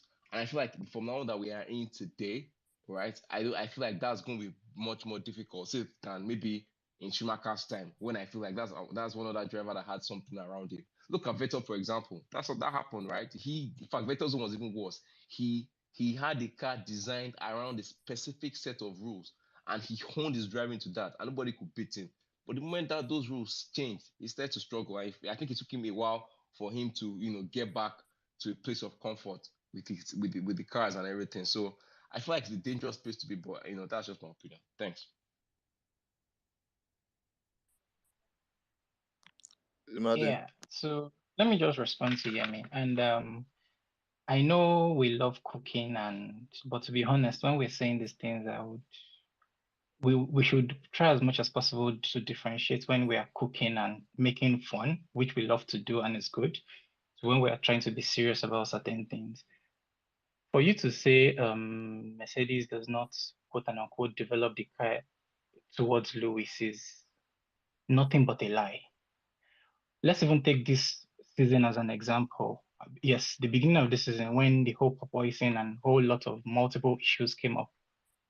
And this was something you guys were using to against Russell. Who was actually carrying the sensors? Did they put any sensor on Russell's car? Everything was on Lewis's car because they trusted his feedback, they trusted his experience. Everything he was going to give them was going to be tailored to how they were going to design the car. So you now come here and say, oh, the Red Bull, the Mercedes car is designed, anybody can jump inside. And I agree with you that we can't actually know these things unless these guys drive this car. So I agree that with you. But let's not, you can't have a 7-time world champion in your team, and then, or even as at when Bottas came, I think he has won 3 then or 2 then. I think it was 2008, 2014, 2015. I won 3 then. You can't even, as a then, you can't say you want to develop the car towards Bottas. You gave an example of Pierre Gasly leaving Red Bull and winning a race in AlphaTauri. What about he won that race by luck? Yeah, he got it. What about Bottas that has left Mercedes and was almost beaten by Zhou? A couple of races he kept struggling and struggling and struggling. So the truth of what I'm trying to say is when we're saying these things, when we're trying to be serious about conversations like this, let's put the better context in it. You can't say, and to correct something else you said, Lewis and Max have similar driving styles. They love That's pointy not true. cars. That is absolutely not true, man. Okay, That is we're not going to. absolutely We're not not going. true. They don't We are have similar just. driving Oh, styles. let Let me me stop you finish. there. They don't have Let me similar driving finish, styles. please. I didn't interrupt Finish. you. Let me Don't finish. be with this out now. Sorry, let him finish. Yeah. So Go ahead, Imadi. we don't have to agree. We don't have to agree. But if you've listened to number one person who is knowledgeable than almost everybody on this space at this point in time is Peter Windsor, and he has spoken about this thing multiple times. Max loves his own way too much, but it is very similar. They both love pointy cars, but Max's own, he sort of loves it. He sort of prefers when the car is literally sliding. Lewis doesn't love it up to that extent, but they have similar stuff. So what I'm just trying to say is for you to say, oh, Mercedes doesn't develop the car towards Lewis's style is just a big lie. Yeah, thank you. Uh, So so uh, so uh, so here's my response. okay. Okay. All right, you wanted to say something. I don't. Corey No, 7. but before Red speaks, let me just respond Okay. because I know there are some things that Imade said and I just even I feel like when you're bringing an argument, when you're making an argument and you're bringing a situation or a case of in the season, in the beginning of the season, using that as an example, that doesn't even compute at all. Lewis took the burden of leadership in the team and said, you know what, this guy is in the mud. We need to bring it up to a point where it would be at least competitive in the long term. So I'm going to take all of that. That has also to do with developing a car for me. It just had to do with normal car development. What I would say, and I can say, you know what, this is maybe something, and this is something actually Lewis even said. I would say that post Rosberg, when Bottas was in the team, I think by 2020 was an example of when we actually saw a car that was developed for Lewis Hamilton, because I think Lewis actually did say some things. There's some things he said in an interview, was that like that car, there was had a lot of input over the years into how that car was made. Because if you actually deep it, that car was the culmination of the 2017, 18, 19 car. So, and obviously that was when Bottas was there. Bottas obviously was not as strong a driver as Rosberg, and Lewis was always the best chance of Mercedes winning a championship. So I would imagine, okay, within that period, maybe they developed a car for him. I see what the car did in 2020. See a car that Lewis developed for himself. See how good that car was.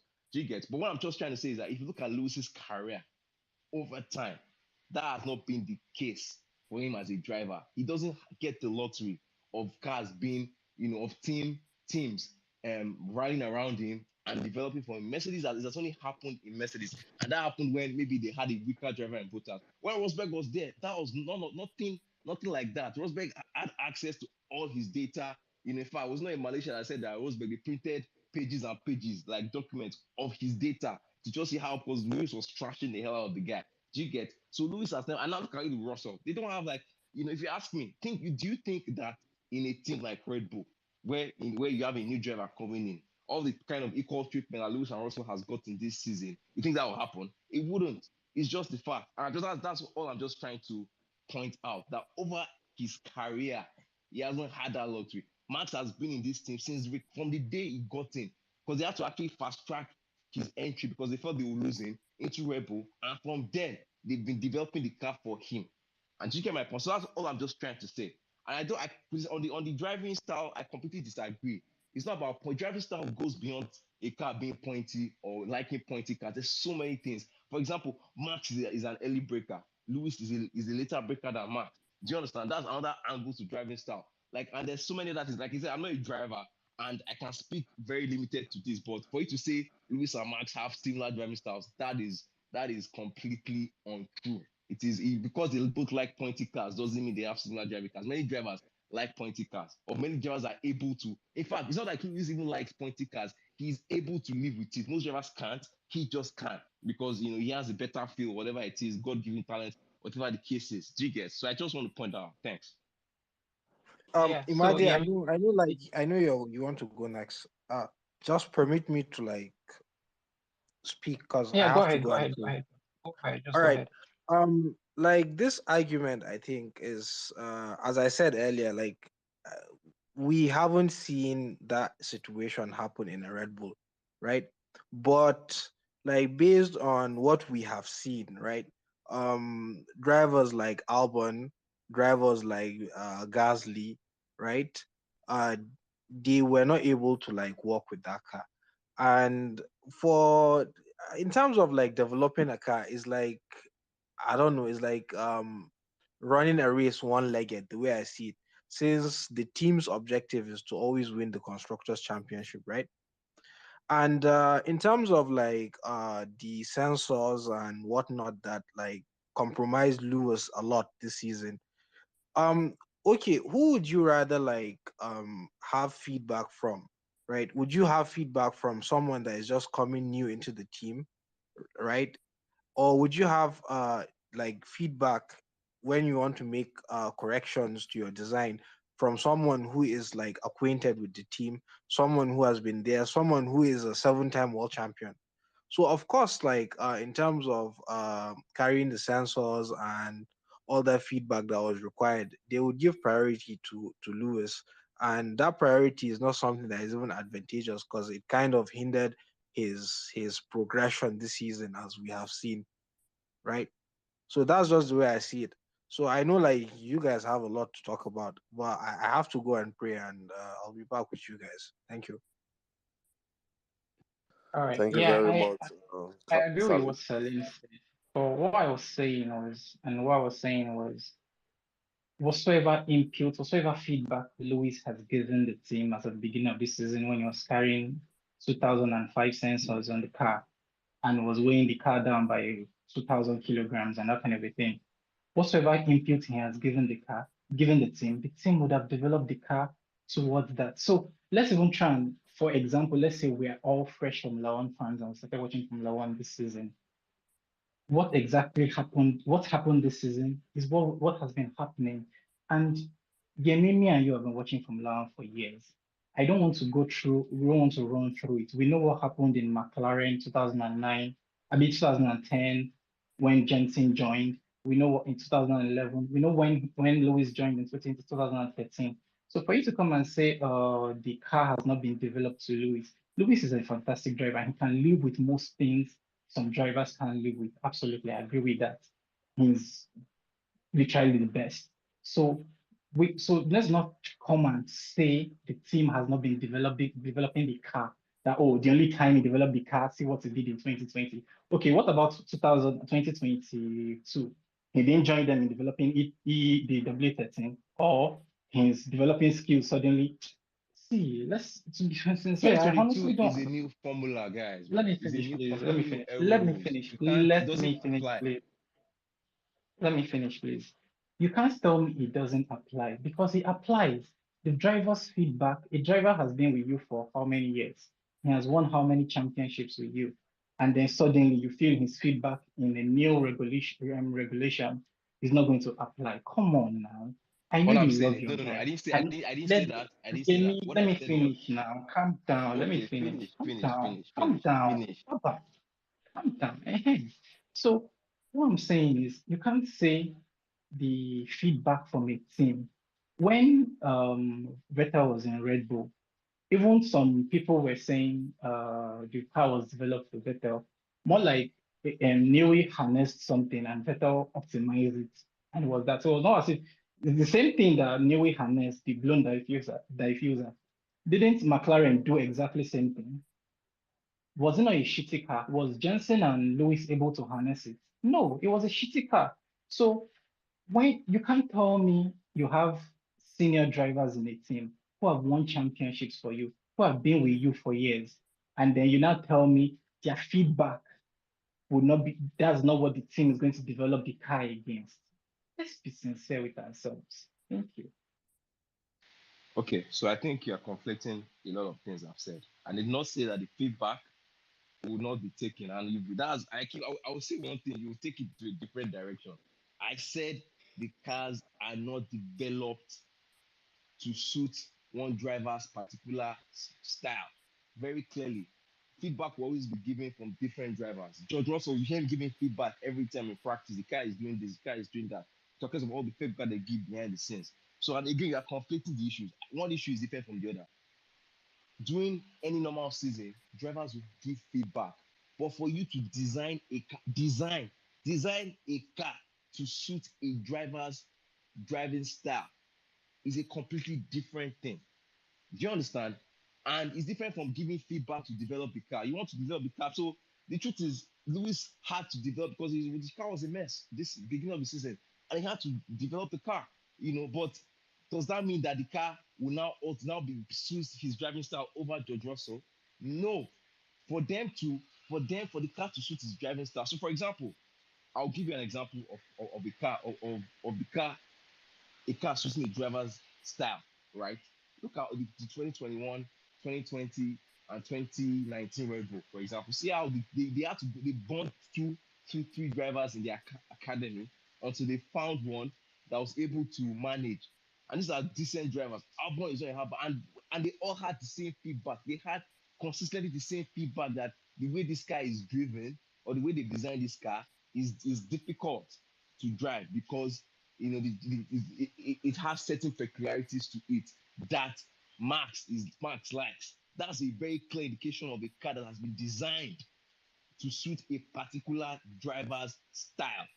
Do you understand? And you are completely missing my point because I did not say that at no point has as I haven't said that at some point that Lewis doesn't get it. And I said it like again, 2020 was one of the rare occasions since I've watching F1 seeing a car designed for Lewis's driving style. Do you understand? And what I should tell you is that Lewis's preferred driving style is a style that most drivers can get. Is a car. His preferred driving style on the car is a car that most drivers can get into and drive. Whereas Max preferred driving style, most drivers can't get into that and drive it like that. Do you get my point? And that's all I'm saying. Do you understand? Max's car 2019, 2020, 2021, those were cars that were not designed to suit any other driver apart from Max Verstappen. It was very, you could go and listen to the feedback from Albon, from Gasly. They were saying consistent things. Oh, this car is difficult to drive. There's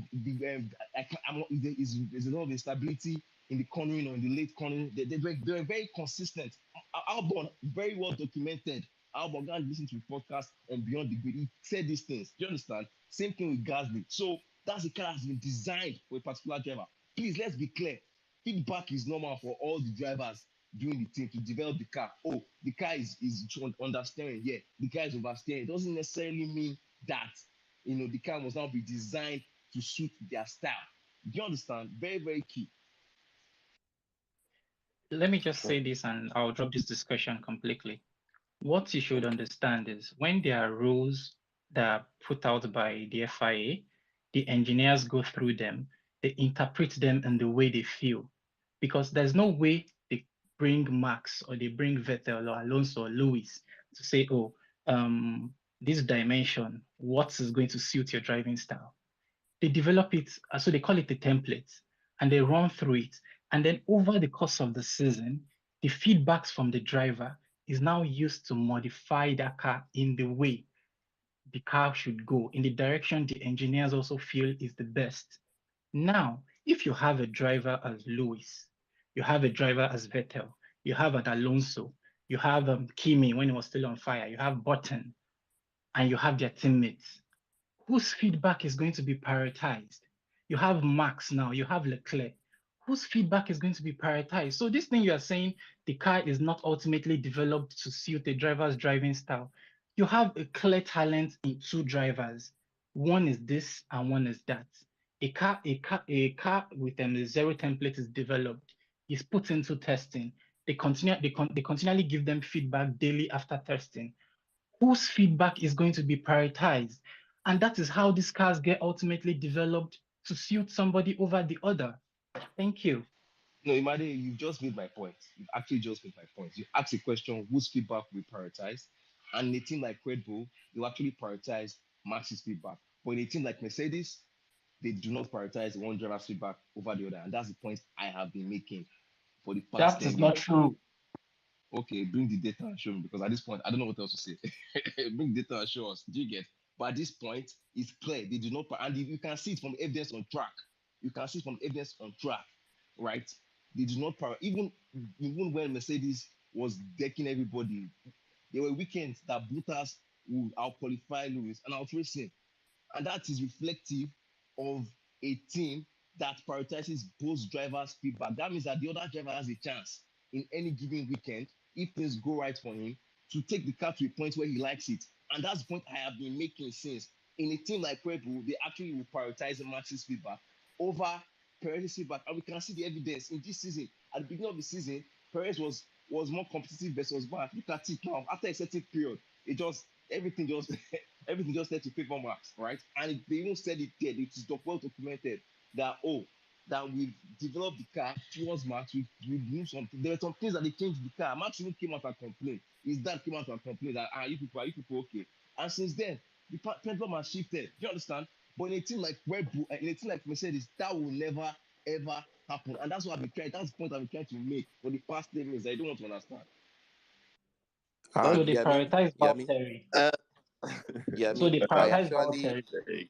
Isn't that Yemi, I I wonderful? beg, actually You can't agree. see please, that. You can't help please, me. you guys, I just said now hold that on, please, the equal please. feedback is prioritized for Lewis and Valtteri. And look at what Imadi interpreted. He said, "Oh, so they prioritize Valtteri. I'm done." Like I don't know what else to say again.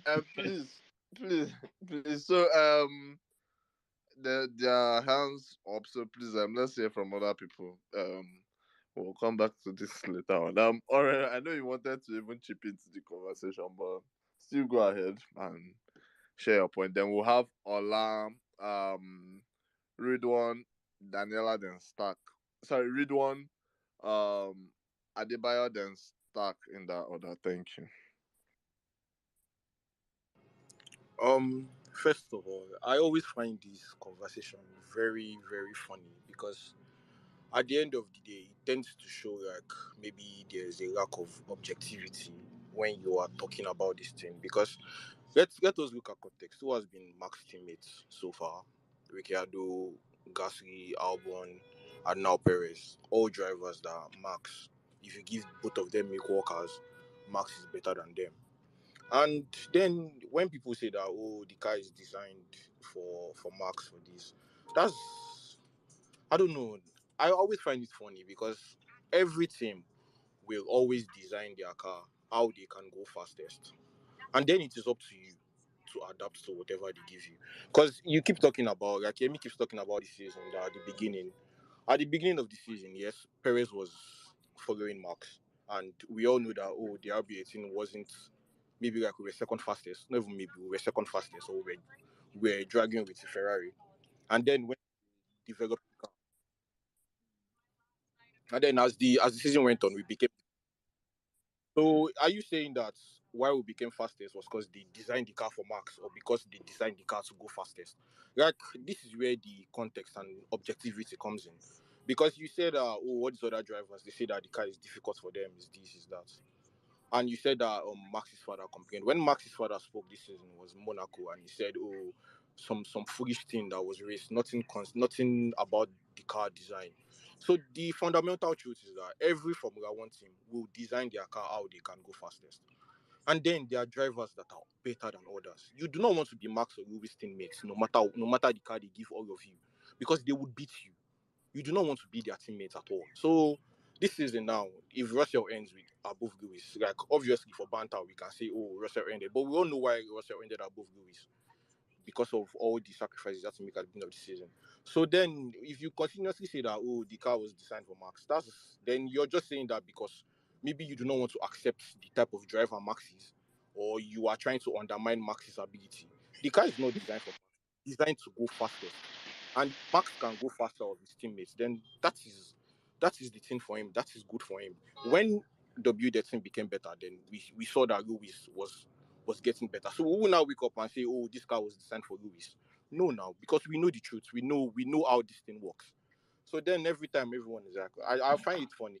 If you know how all this thing works, then you wouldn't say, oh, a car is designed for somebody. The car is designed to go fastest. Then you drive your faster. You do not want to be Max teammate or Lewis teammate, because these guys will beat you. So then if you're telling yourself, oh, this guy is difficult for me, I do not feel like I'm being prioritized, it's because you're making excuses for yourself. That's just the ultimate truth. Fantabulous. Okay. Let me just clarify something. I mean, let me just Okay. clarify something, please. 30 1 minute, seconds. please. I don't think in Rebel fans, please do not take it as a bad thing if the car is designed for Max. I think actually it's a compliment that a team feels that this guy is so quick with his driving style. Let's actually design the car around him and move on. You understand? And that's fine. So I don't think it's not a bad thing for them to design the car around you. I'm Many not. drivers I'm not saying would it's a bad thing. actually I'm just wish for telling that you kind of that thing. when Look when at we the say this thing, I'm It's not not a saying it's bad a thing. bad thing. And it's okay to be able to But admit you, and say, you but know what, then you, it's I'm true. telling you that. And But then you know, move on. you do not have any proof that the car was designed for Max. You don't. That's not true And because you said something. You gotta check all his teammates. And I what? was going to fact check you there Yeah, if because you go you and check said on his teammates, Max is "Hmm, beating them. Is he beating them because the car is that's designed not for him, or true. because he's better than You them? gotta check Max Like, versus I don't Sign understand. Okay, when so he's which of driving Max's F1. teammates can When beat they him had on the equal contact, cars? go and check Max versus Sign in But, F1 but, but okay, when oh they yeah, had answer equal cars. answer me this. Which of Max's previous teammates can beat Max on equal cars? I just mentioned one teammate that I think can beat Max on equal cars. Who? Dan Who Ricardo can beat was him on beating equal him. cars? I called Carlos Sainz. Dan Ricardo was That's beating Daniel him. Ricciardo cap. beat him in Cap. 2016 when he came in the fifth race. Dan 2017, both of Ricardo them was were having engine beating him issues. So like, I don't understand. up until they neutered Daniel Ricardo. After Up perhaps until the until the guy ah, up my until they brother, neutered the guy all now. these all The these guy had things, like all 10 these things you're DNF saying that season. is melodrama, bro. Like Formula One is not film, it's not a Nigerian movie. We know, see, we know That's the not truth, bro. Like Max, see, 2016, Max came in the fifth race. 2017, you want to talk about 2017 when both of them their engines were just dying in every race. And then 2018, when things were cut to a sort of equal, Max beat him. And Daniel knew that, oh, this is not my man, he left. So there's not of, and you're talking about science, bro. There was a race. I remember when they were talking about Max team orders, and Max said no. Max started ninth and a lap down. So he started a lap down. And then he passed Science to 8. And this person you are talking about, Carlos Science now. So Max is just the better driver, and that's just I don't think I just like I agree. Max is actually the better driver than all those guys. You're right. I agree with you. But it's okay as fans, we can admit that one thing to be true. I don't think it's not a blemish on Max's resume. If I say that the car is designed towards him, it's actually not a blemish. I'm just stating what I think to be fact. Do you understand? It's not a bad thing. You gotta check the great Do you drivers know what I like? on I this like group. the way you said Schumacher, what I Senna. think fact. So It's not a bad thing. it is your Okay. thoughts. Thank you very much, guys. Thank you very much. This is why I like this sports. In as much as it's driving, there's always excessive drama at the end of the driving. Read one, please go ahead. Thank you. I've actually enjoyed everything everyone has said. Like, ah, I've enjoyed it. Like all this conspiracy theory. Was Yemi. I like you. Like everything you've been saying. Like I've enjoyed it. Like, is you saying that they developed the car to max. Like, what? They just like Aurea said. They want the car to go faster. You can't say that because you're like Perez. They want just look for a setup for Perez. For Perez, that's just what they did. They later did at the season.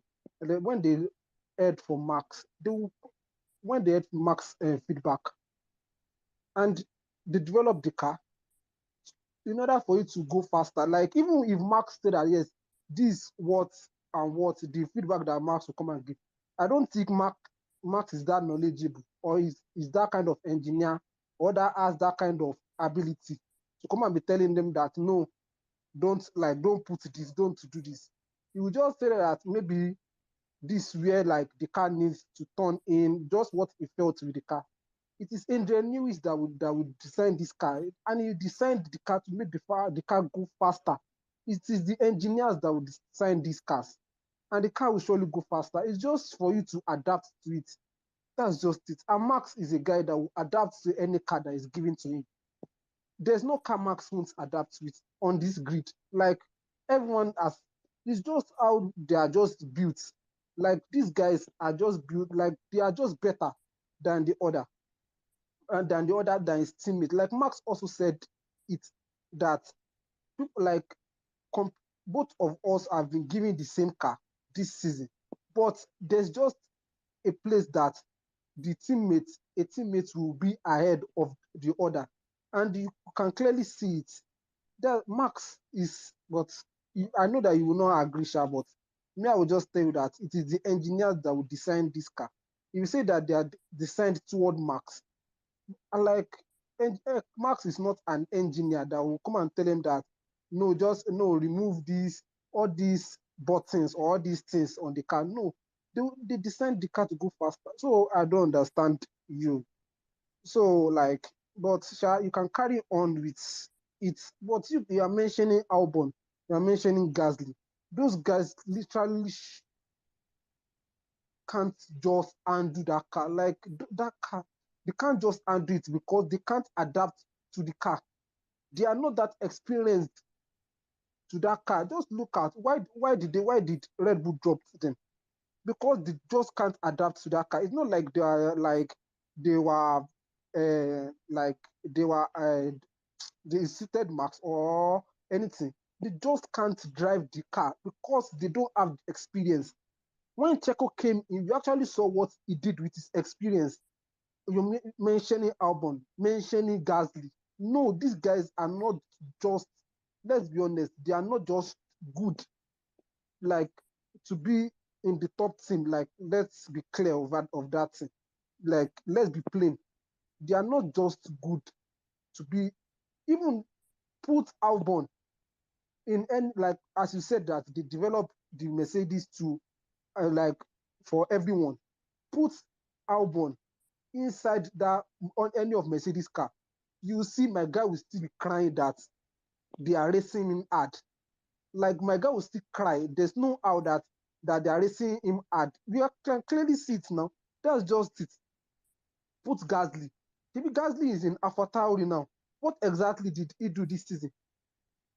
Was it like his performances that we can clearly see that what did he do? He's going to Alpine next season. We will see what he will do in that top team again.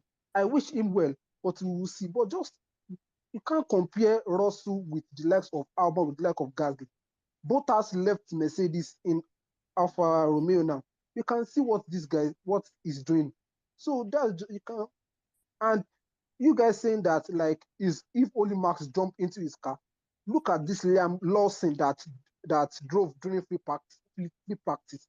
He finished P5 with both hard and soft, and that's Max's car that he drove with his little experience from F2. He was able to push that car. He even said, even like from his feedback, that he wanted to push the car to the limit, but he knows that there's still another race coming that he should not go and bin it. But he even finished P5 during free practice. He did well, and that's Max's car. You can claim like, but you can still go on and say that yes, the car is like they built both cars just for Max. Like I don't understand. If Max jumps into Perez car, Max will still pull off what he's doing with his own car from Perez car. That's just it, yeah. So I don't understand. And my own with everything that you guys are even saying, yeah, but my own is just that those that are saying that my Max did not give Perez a toe, you can just clearly see what Perez said on top that admin shared. You can clearly see he said he felt that toe, and that toe gave him much speed. I'm not sure if I'm reading it correctly, verbatim, but you can clearly see he said he felt the toe. So if we are almost like 6,000 I mean almost like 10,000 kilometers far away from the track, and the person that felt it, if you guys still cannot agree that Max gave him a toe, I don't understand how you guys will agree. But we can move on, Sha. Let's continue. But me, I'm enjoying this battle, Sha, like end of season. You can still continue with it. So that's it. We don't. Okay. Who do we? Adebayo, do you want to go on next, please? Yeah, definitely. So I think I will just start with this. I think both, I think um, both takes by Imade and Yemi.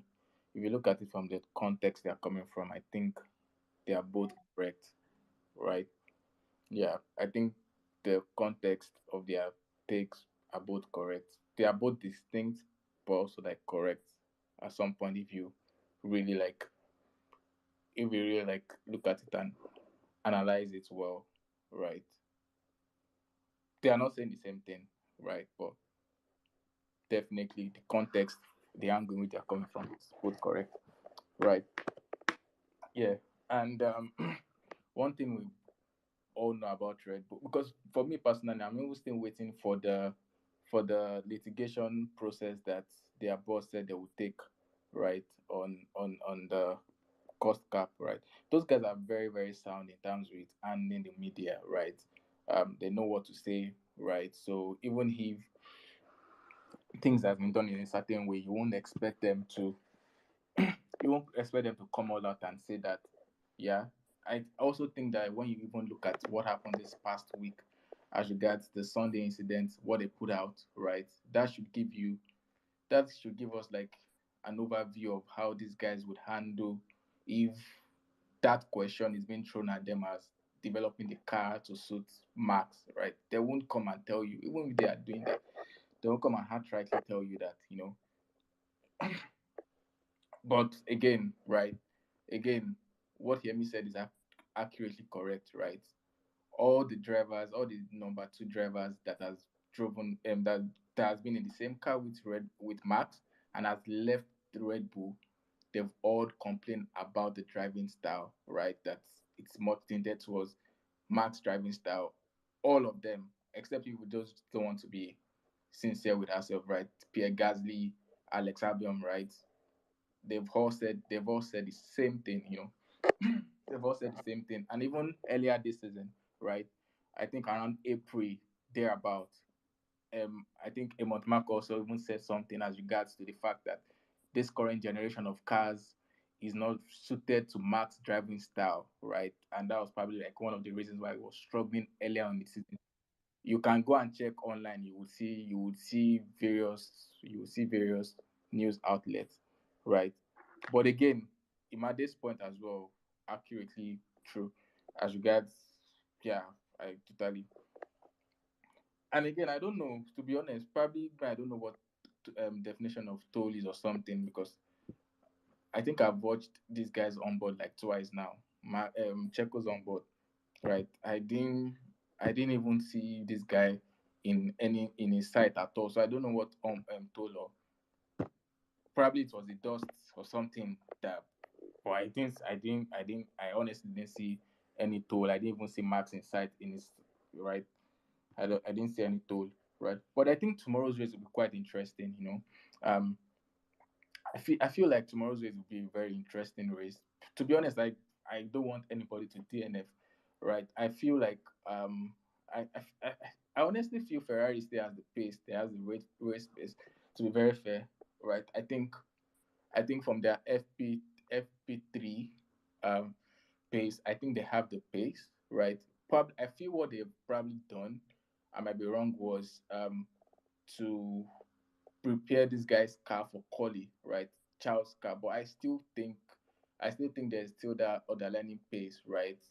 It all boils down to tomorrow. It all boils down to the fact of who experienced more tire deck. I think between, but I still like expect probably like a Ferrari to be on the podium, right? Um, I expect the race to be very very interesting. I expect the race to be, and again, right? This is like the very first time I would hear what Charles Leclerc said at Austria Grand Prix. He said the same thing at the end of the quali. So probably as well, I think they are quite hyped for the race pace they have for tomorrow.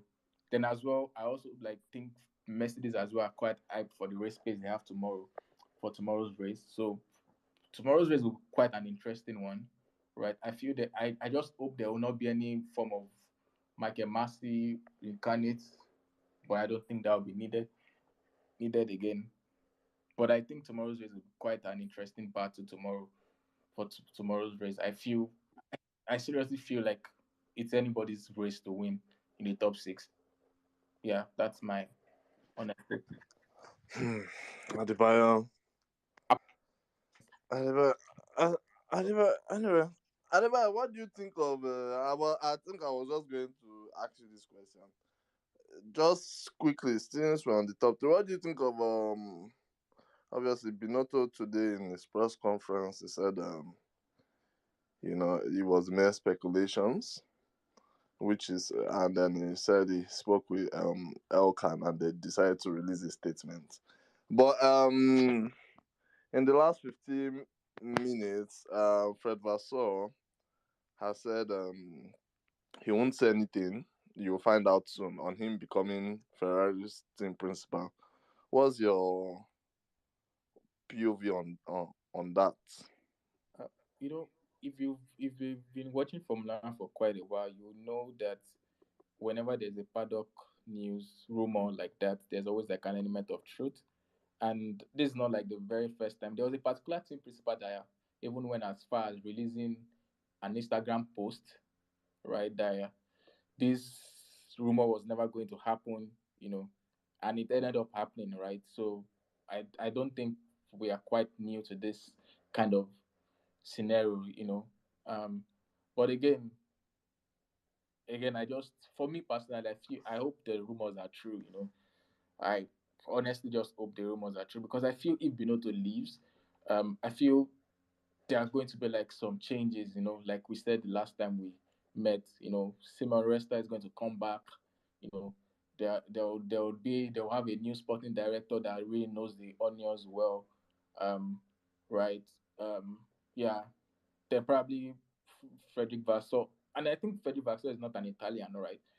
I think he's French. I think he's a French guy. I believe is it not Swiss? I think the sporting director that is Swiss. I think it's Zenden that is Swiss. I think he's a sporting director that is Swiss. So I think that might just be like probably the start to Oh what yeah, he's French. Sorry. yeah.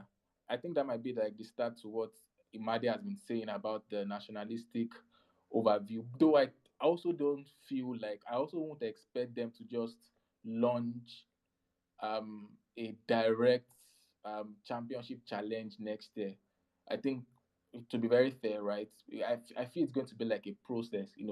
I think it's not just going to be instant. Even if they employ Frederick Vasseur and it makes a lot of changes, I don't expect them to just launch, because again, I feel one thing that Ferrari is far behind in terms of competitiveness compared to both Red Bull and Mercedes is their in-season development, right? And I don't think that a change in management would necessarily solve that for 2023, right? Because 2023 is just like 4 months, 5 months away, So they could have a very fast baseline car. What has always, like, if you check over time, right, the time of Sebastian, the time of Fernando, right, their in-season development has always not been on par with their competitors, right? So, and I also feel like that won't be like something that they would resolve instantly, even if they change management. But it could be a start to them fixing quite a lot of things for the team. But again, right, I just hopefully hope that one day Charles Leclerc will come home to Mercedes and everything will be fine from everyone's end, and Tifosis will have their Tifosi Ferrari.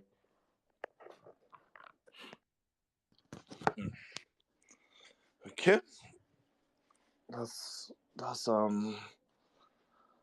a crazy one, but let's see how things develop. Daniela,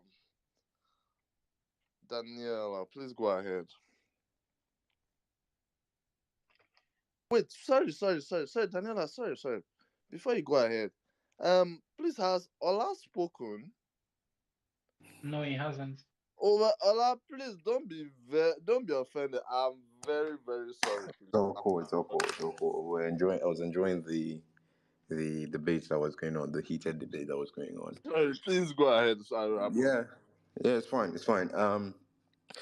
Just to weigh in on what Yemi and Imadi were arguing about earlier today, and I think Adiba already alluded to it, to what the points that I was going to make. Two things can be true. Well, we don't have to always have absolute. Two things can be true. If you're going to say that a car is not designed to suit a particular set of driving skills, then you're bluffing. Let's be honest. Especially in a team like Red Bull, that we have known to prioritize one driver over the other, time and time again. We can take it back to Seb and Mark Webber, back in time. We all knew this is how Red Bull operate. They're not known for being particularly good at managing their both drivers. I feel like they would prefer to just have one driver on the grid, or just have a one car grid system. If you're saying, sorry, if you're saying that they do not design a car to suit Max Verstappen's skills, then I think you're joking, because all you need to look at is just look at it. Look at the stats. Look at how many drivers they have actually had win championships. It's always one driver at any given particular point in time. Go back to Sebastian Vettel, 4 years in a row, one specific driver. Are you telling me Mark Webber did not have the skill set? You're absolutely bluffing. Even right now, it's happening again with Max Verstappen. So you're trying to say that. I think you're wrong. And same goes for, but I believe to a lesser degree, the same goes for the Mercedes team.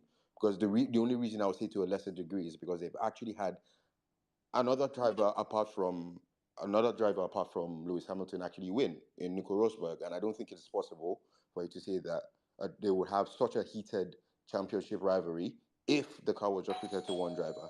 So I believe two things can be true. And let's not deceive ourselves. This thing has been done in Formula for a very, very long time. Back to Eddie Irvine and Michael Schumacher, back to Rivers Barrichello. We know that these things happen. So let's not kid ourselves. Formula One is a sport that we are well aware of how it works. So let's not. If someone was speaking to objectivity, let's be objective. Let's look at it and be actually objective. Thank you. I'm so sorry, admin. But why is the discussion always around Max when the same can be said about Lewis and Mercedes? And why is it to a lesser extent? Because at the end of the day, we know why Nico won. Because he was able to battle with Lewis. It's not because they designed equal cars for them or because the car wasn't designed to suit Lewis. It was because Nico Rosberg is a driver that he can battle with Lewis. Which of Lewis' teammates do you think, if they give them an equal car, can battle with Lewis? And that is why I'm telling you this thing. Because a driver is constantly beating his teammates, it doesn't mean that the car is designed for him. It just means that the driver is better than his teammates. And that is all. That is all. That is where it starts. And that is where it ends. Lewis literally won 6 years in a row in Mercedes. Like, does it mean that, the car was designed for Lewis? No. It's because Lewis is better than Bottas. And you guys have been the ones that are always like, Max this, Max that, Max this. But Lewis constantly beats his teammates. So if we all start saying that, this guy is designed for Lewis, this guy is this. At the end of the day, what you can say about Red Bull is, when it comes to like the sporting part and everything, they have a clear number one and they have a clear number two. But if you're telling me now that a driver that is constantly beating his teammates is because this car is designed for him, then you're the one that you're bluffing. You're the one that you're not being objective. Because Lewis won 6 years in a row. Before Nico beat him, he won him like 2 years in a row. So was it because the car was designed for Lewis and Nico just had that 1 year? No. It's because Nico was able to follow him in 2016, and that is all. That is the beginning. That's the end. That's the start. That's the alpha. That's the omega. Like, there's no other thing that we can. We'll just keep going around the circles, going around the circles, going around the circles. That is it for real, man. Admin, can I respond to that? So this is it, right? I think we are trying to look at it from um various contexts, right? There's really no crime in having a car developed to suit a driver's driving style, especially when you know of a certainty that if you give that driver a good car, it would definitely give you the result. There's no issue with that, and that's why I was saying that one person's context in that is true, right? And also, um, there's also a point that the other party made as regard the fact that this guy has been consistently outperforming his teammates, which is also a true context, a true statement, right? So true statement can be true from different contexts. It doesn't have to just necessarily, especially when it comes to Formula One, because yes, these things happens, right? You could develop a car to suit your number one driver's driving style. That is totally correct, right? It happens in Formula One, right? And it doesn't necessarily mean that if you have a certain car, right, the number two driver cannot adapt to also ensure that it suits his own driving style. Do you know? And I also like the fact that you mentioned Nico, right? Do you know all the things Nico had to do?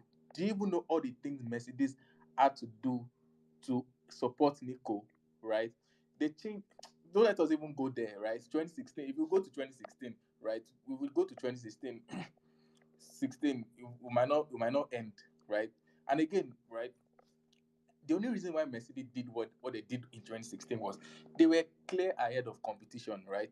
Because that is not a very 2016 was not a very healthy thing for a team to do. Even now, you can't do that now in this context, right? So if we have like three teams competing for championship, a team, a reasonable team should never repeat what Mercedes did in 2016, right? Having both drivers to race, right? Because it will cost the team a lot of points, right?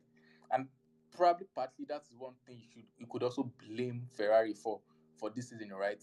I don't know the context of whatever has happened in Ferrari, but again, you could draw inferences from what happened on track, right? So two statements, right, to be very fair, can be correct from the context in which it was applied to.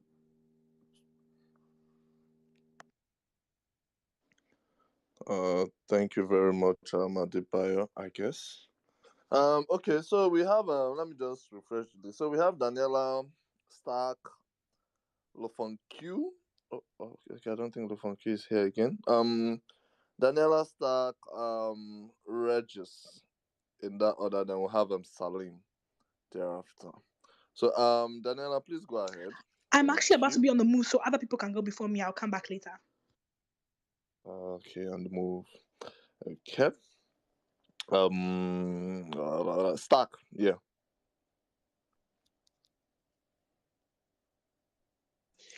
Yeah, so I think everything has been said about the whole um car being developed towards Max and being developed to one driver and all. That was a very nice debate from Yemi and Imadi. But I think initially Yemi was trying to paint it as like a batting for Max, him saying Max or the cars to be developed towards him, and that's why he hasn't had a good teammate or teammates don't stay, and when he goes to another team, it's going to end up being bad for him and all of that. But I I personally, from my opinion, I don't see anything really bad in developing a car towards one driver. I mean, the whole point of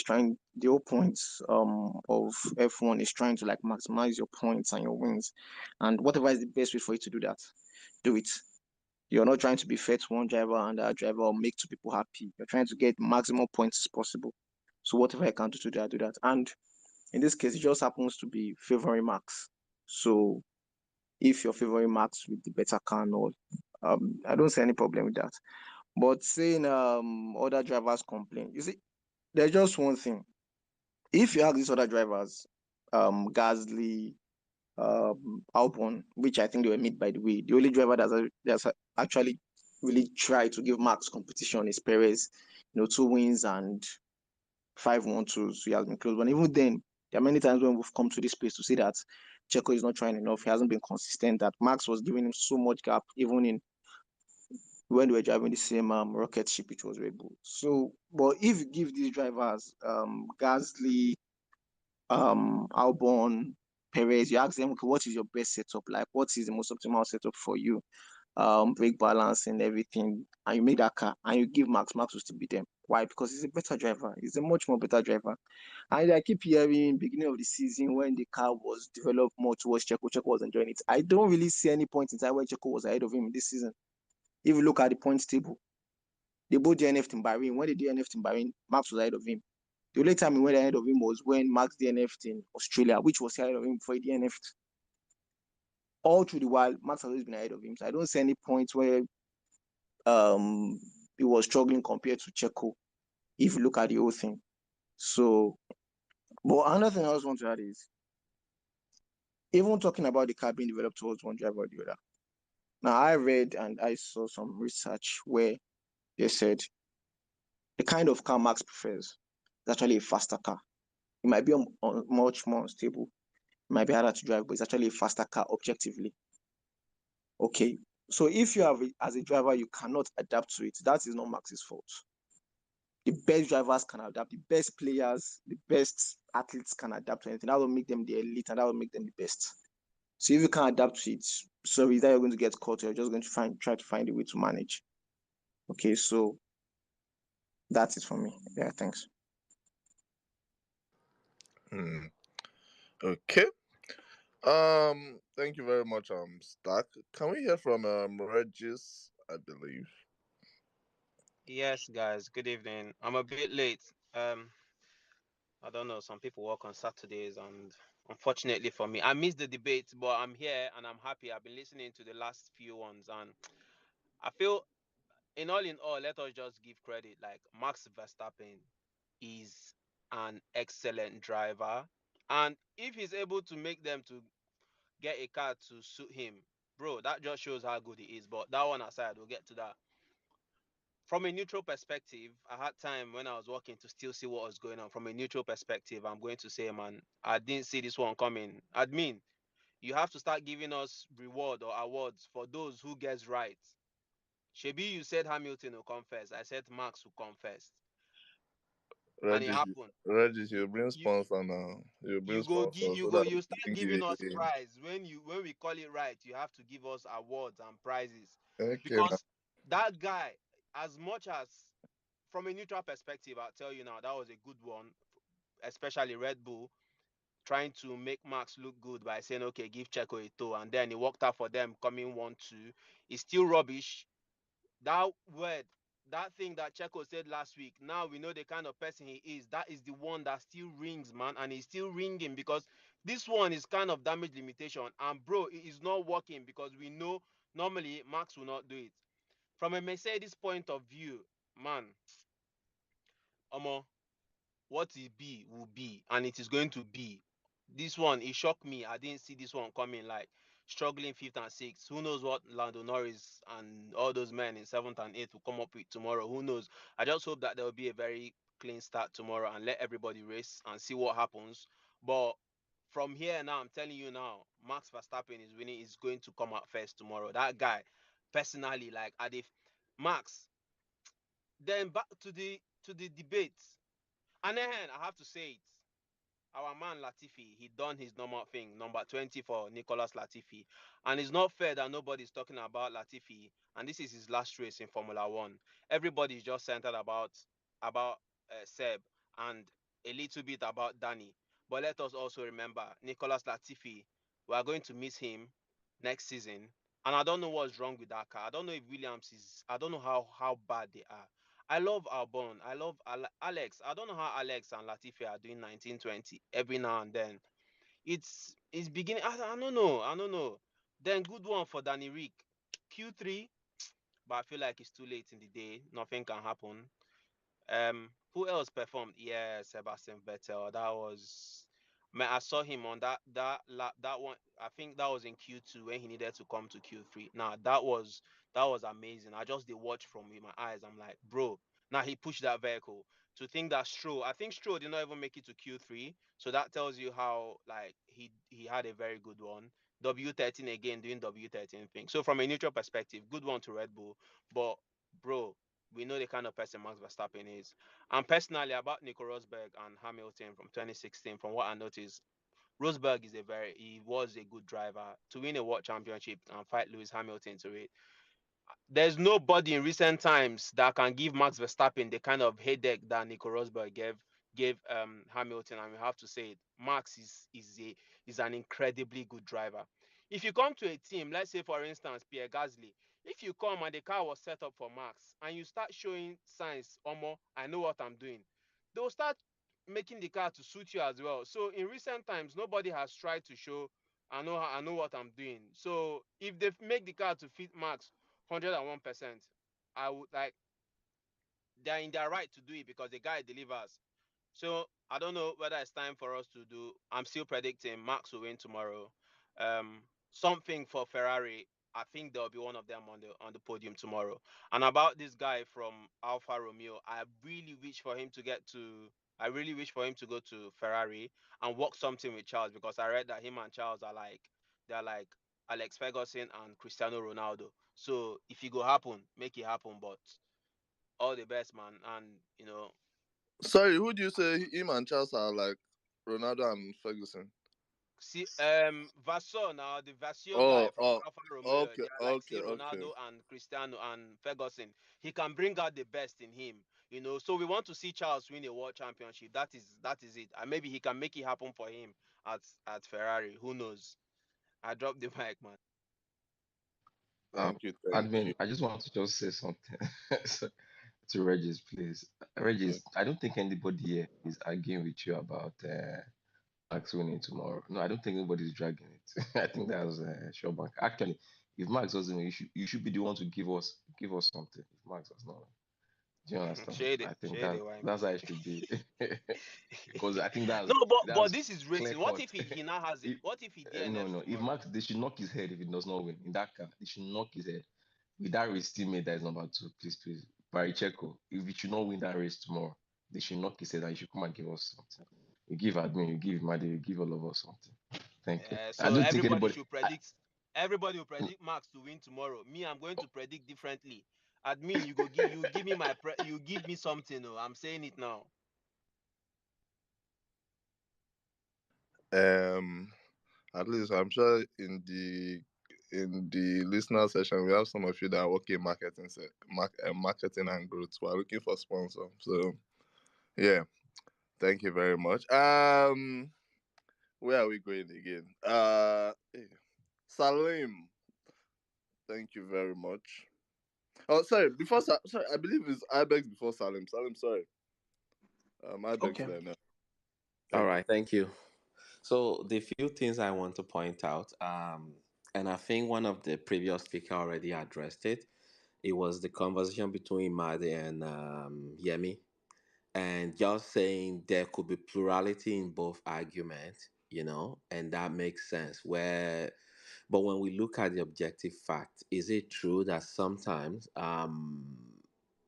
the team may make some decision to the point where a driver like Perez can come out on national TV and say, you know what, this upgrade, I just feel like it's getting away from me. They're favoring Max, right? He said that we didn't. It wasn't our own words. Like we have Perez on record saying that.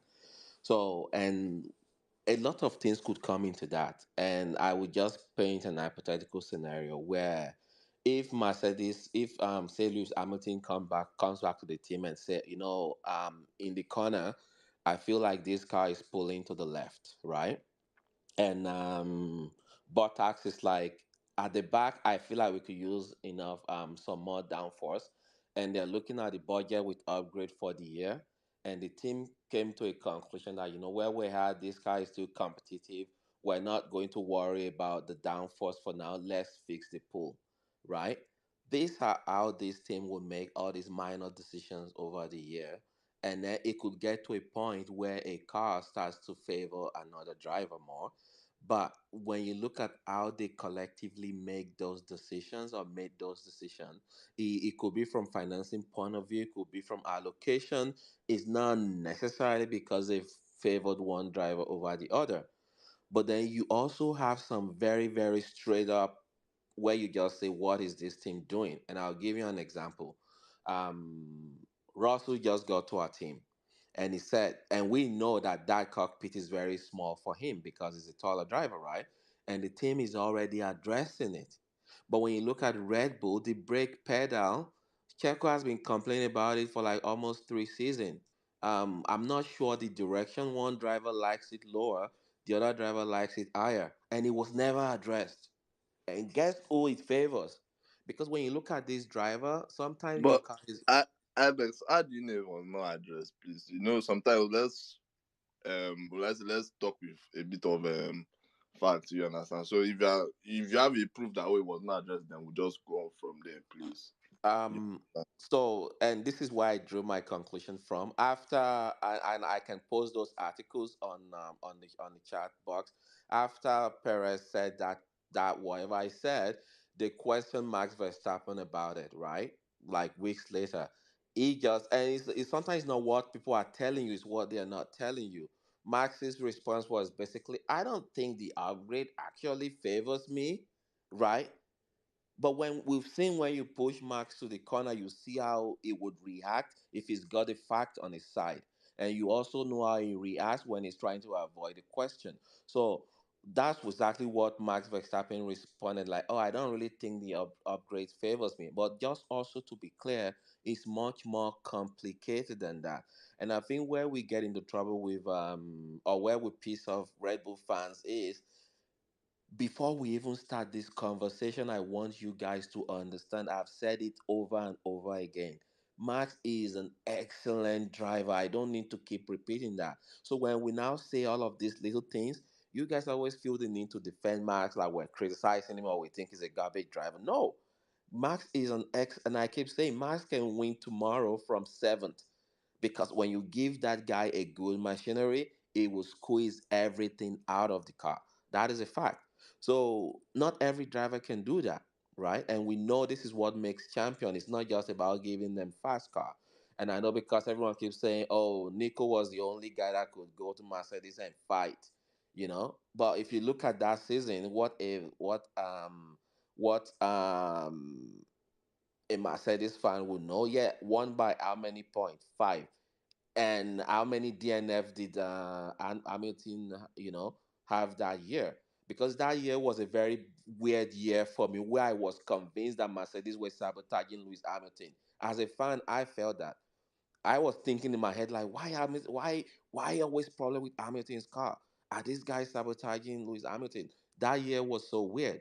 Even though I have no evidence to back that up, and I trust the team enough to say that did not happen, it was just a strange season. So when everyone is now coming in and saying, "Oh, but this guy was so good, he was the only one to take the fight to Hamilton," yeah, he could have waited for another year. That's the way it is in boxing. You come back and defend your championship. No, he took the trophy and ran, right? So let's just be clear. He won by 5 points, and the other guy had two DNF and lots of other issues because these cars are so sensitive during the race. And you see a situation where control is talking to Max, hey, you have some issue in the rear, and they tell him how to fix it by driving a specific way, go to track 4, or when you get to gear 5, go to 7, don't use 4. And these driver, they need to deal with all of these things while still hitting their target time. It's not easy. So we have to have lots of respect for these drivers. So, and the reason I'm saying that is when you look at a driver like Max and comes every weekend and gives you this performance, and what people forget is that's what it takes to beat Hamilton, because you need to be right there, right? So when we're saying all of this, it's not because we're disrespecting Max in any way. I want you guys to, at least from me, whenever you hear any criticism comes from me, know that above all that, I've drawn a parallel that Max is an amazing driver. He's one of the best in Formula One. It's no slight at all to his driving workmanship and all of that. I may have issues with his sportsmanship, but when you look at most of the issues in Red Bull team, sometimes it's mostly from management. You can go to the time of Weber and the other guy, said it's mostly from management, because sometimes when management don't do things right, um driver issues can get out of control, right? And just to wrap it up and yield the mic, so when we're saying all of these things, it's not because we're trying to disrespect Max in any way, but you can also see when we take feedbacks from drivers, right? And how the team hacks on it, how important, how they prioritize those feedback from the driver. Because if you're a driver and you say to your team, hey, I feel like we could use more downforce at the back, and they look at allocation and all of that, and they're working on like two separate wings that we may never use for the next 4 or 5 races, just because someone else was saying something about the wings. You can start to have that in your head or at the back of your mind, that they're not taking you seriously. And that was what happened to Danny. I know Danny's got his own issues, but if you look at Danny's issue with Red Bull, then it was one of those, like, he never felt like they listened to him or whatnot. I still don't think it was a right decision to have left Red Bull, but he's a driver that can make his own.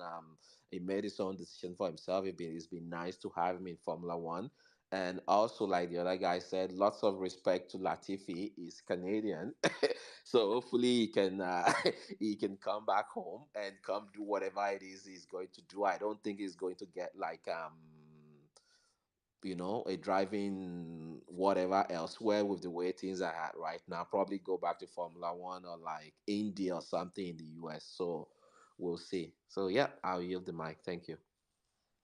Thank you very much. But I Okay, go bet ahead. you can cook.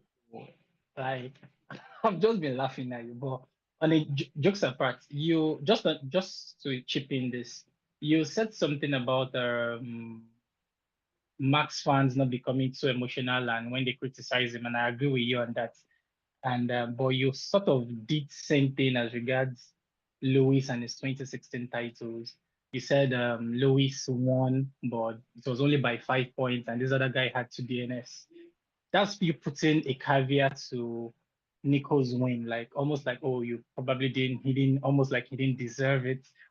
Without these 2 DNS, who knows what would have happened and that kind of everything. So the point what I'm trying to make is each fan would vehemently defend their driver. Most times I just come as an observer here, but the moment someone attacks Vettel, you most likely see my hand up. So we all have the right to defend our drivers, and I think the only thing we should continually reiterate is we should do it respectfully to every other person. But I think when you criticize your driver, someone you love, someone you, I think was it, I don't know if it was Enobong or someone that was saying they still have PTSD from last year of AD 21. So There are I think plenty. everyone has.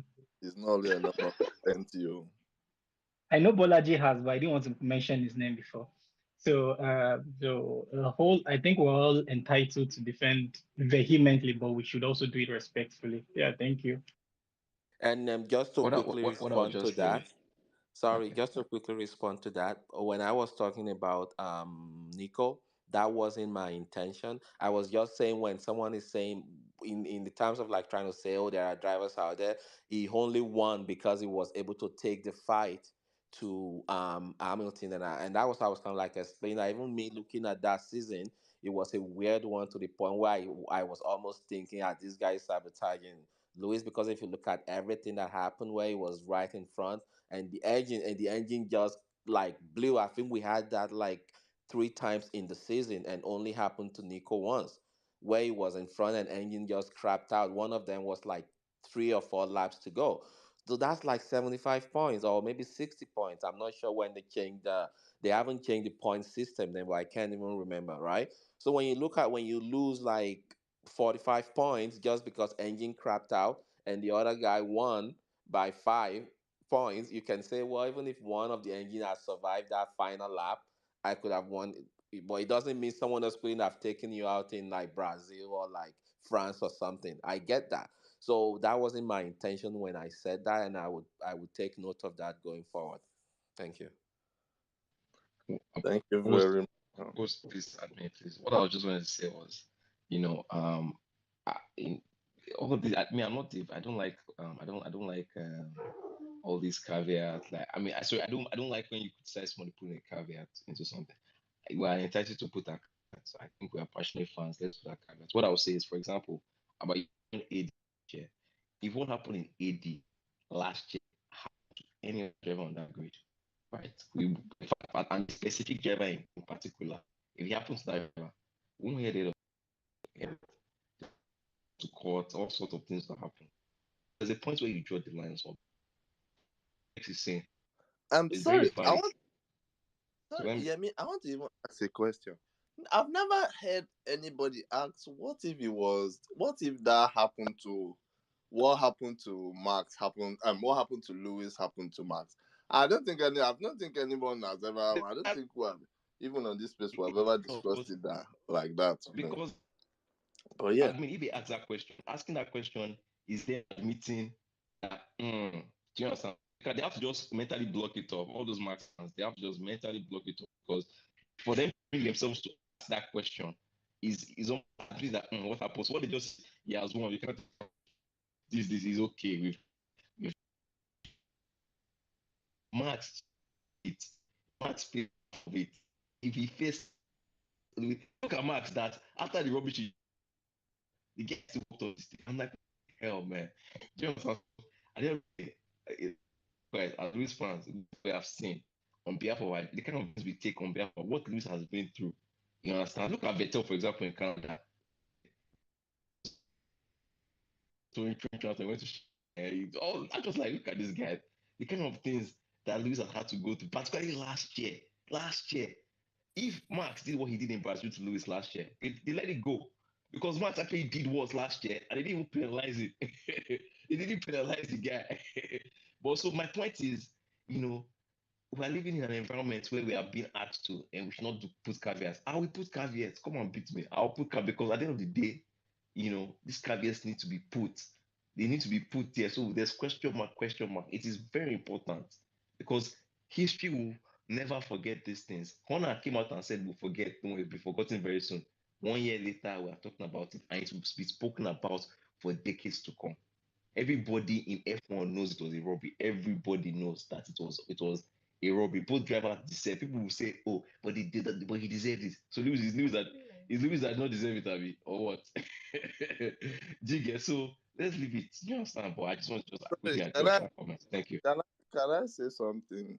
We're not going back to Abu Dhabi. Oh, sorry, we're in Abu Dhabi, but yeah, we're not going back to last year. But a recent interview with Bloomberg, Bloomberg were describing. They had an interview with Toto. It's on YouTube. Bloomberg quick takes or something like that. They had an interview with Toto, and then in the when they were describing Toto's personality and what he has achieved, they mentioned Lewis as a 7-time world champion, which I found very interesting because I'm like, was that a mistake or are they being um or are they being petty about it? Do you understand? Because we It's not know. pettiness. Wait, do you Admin, mean it's not wait? You pettiness. said Everybody 7. knows. Do you mean 7 or 8? Which one? I'm sorry. He won. Lewis won 7 drivers' world championship with Mercedes. That's what It's the not petty. Everybody knows. Admin, thing said. we saw it happen. They broke rules that have never been broken before. But like I said, Max fans they need to sleep at night, so they can't ask that question. What if it happens to Max? We've seen Max in many of these positions, and he's not acted in a way that you would expect. I mean, in a way that befits him. Whether or not his personality is different, like I said, people say, and I agree, he's a fantastic driver, bad personality, but I don't know that's relevant. The point I want to Um, address is if these things Miss happen to him, Mr. Yemi, Mr. Yemi, right? You Mr. know, Yemi, if this Mr. has Yemi. happened to him, and hold on, let me land. If this thing happened to him, do you understand? Sorry, We do won't be one here. now. Hey. We won't be here. We won't be here. So let's just let it go. Let's let it go. Because from us, we're trying to move on. But the whole world knows. The whole world knows. And to many people, he's an 8-time world champion. Even to Max, he knows deep down. But even Max himself cannot bring himself to say, at the end of the day, upbringing is different. At the end, let's just, it's a whole mess. The fact that actually happened in F1 is a disgrace, is a mess. Do you understand? And it's actually a tarnishment because Max will forever be living with all of this, all of this criticism. And he's a good driver that doesn't actually deserve all those things. If you ask me, like someone of that talent, was it not Ted that asked him in Japan about when we ever win a championship without controversy? You get we want clean one. Let's like clean one. Do you get so by the end of the day, it's just life, man. So everybody knows. They just can't ask themselves these questions. Thank you. Yeah, Mr. Yemi, Okay. just to Now, quickly say, hey God, like Mr. Yemi, I was supposed to go for like 15 just give minutes. me a I think second, I want to please. ask Engineer my Salim, question. Please, Engineer one Salim, house. Please, one house. All It's right. even Balaji that is just left. Ibex, please 1 minute because yes, Balaji. please. Just to the question the host asked, if this happened to Max, what would have been the scenario right now? And we do have answer to that. Look at what happened in Silverstone. That accident was unfortunate, but Red Bull made it seem as if where Max was in the hospital and he's out there celebrating. That was what they went out there and was saying. But of course, that's not what happened. He was okay. They took him to the hospital for precautionary purposes, and Hamilton did check if this guy is okay. But when you go to their media, they ran to the camera. Oh, he's out there celebrating while I was in the hospital.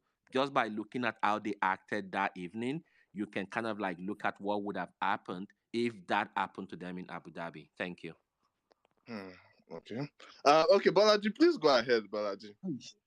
Yeah, thank you. Just that now it feels like, what I want to say is out of place because there's a more important topic on ground. But for what is what, I would just talk about, add my 2 cents to the setup thing because I think Regis mentioned something about Max and his setups and stuff. So when Gasly was in Red Bull, we all know how he struggled mightily against Max. And part of the reason for that was because he wanted things his own way. He wanted to define his setup, wanted to define how the car should drive. And for the larger part of his stint, they let him do it. But it just wasn't working. So I think 9 races or so into his career with the Red Bull team, they just said, you know what, we're no longer letting you define the approach, how you want the car to be, use Max's setup. And like Yemi said, it's not a slight on Max that the car is designed for him. The car is designed for him in a way that is the faster package. Obviously, you design the car, one, around the better driver, two, to make it as fast as possible. So it's not left to your 2 drivers to either adapt or, be moved on. So it's not a slight when Yemi said the car is designed for Max because whatever it is the faster approach, and clearly we've seen it work out. It's resulted in 2 championships, so it's what it is. And regarding the topic that admin asked about the how the Red Bull team would react, I think it was I can't find him anymore. Okay, I think it was Ibex. Yes, we all know how they would have reacted, but no one ever wants to talk about that. They always want to say, "Well, Max deserved it." Yeah, fine. He won the races he had to win. All of that. That's cool. But if this thing, the tables were turned, how would you react? But they always duck the fate. They always say, well, he won 9 races or 8 races, or I can't really remember the number. But really, how would you feel? Look at Brazil. Look at when he brake tested Lewis. If Lewis did all those things. We all know the uproar. We all know how Karen will run to the media and starts, running his mouth up and down and all of that. So it's not fair. They should just kind of keep the same energy. That's really all I have to add to that. Can I say Same something? energy. Sorry, Wait, add of course. Okay, like I Oh, should sorry. have gone, I think, like Salim, a hold on. Let million minutes Salim, ago. add. No, Let no, I Salim go. have Let to go Salim. and pray. I Okay, have to okay. go and pray again. Calm So down, I think Salim. Sorry, Just maybe Salim. talk. like, cause all this argument about like the setup and whatnot. Like, I wanted to ask a question, right? Yeah, everybody has been saying Max is an excellent driver, and like I've said that, like also like God knows how many times, but Max is a crazy driver. Um, okay, here's the question, right? Let's assume the W13, right, was very competitive, right? The disparity in terms of like quali pace and race pace was within 1/10, right? And you are coming, and this question goes to everyone here, right? You're coming as a like new driver to F1, right?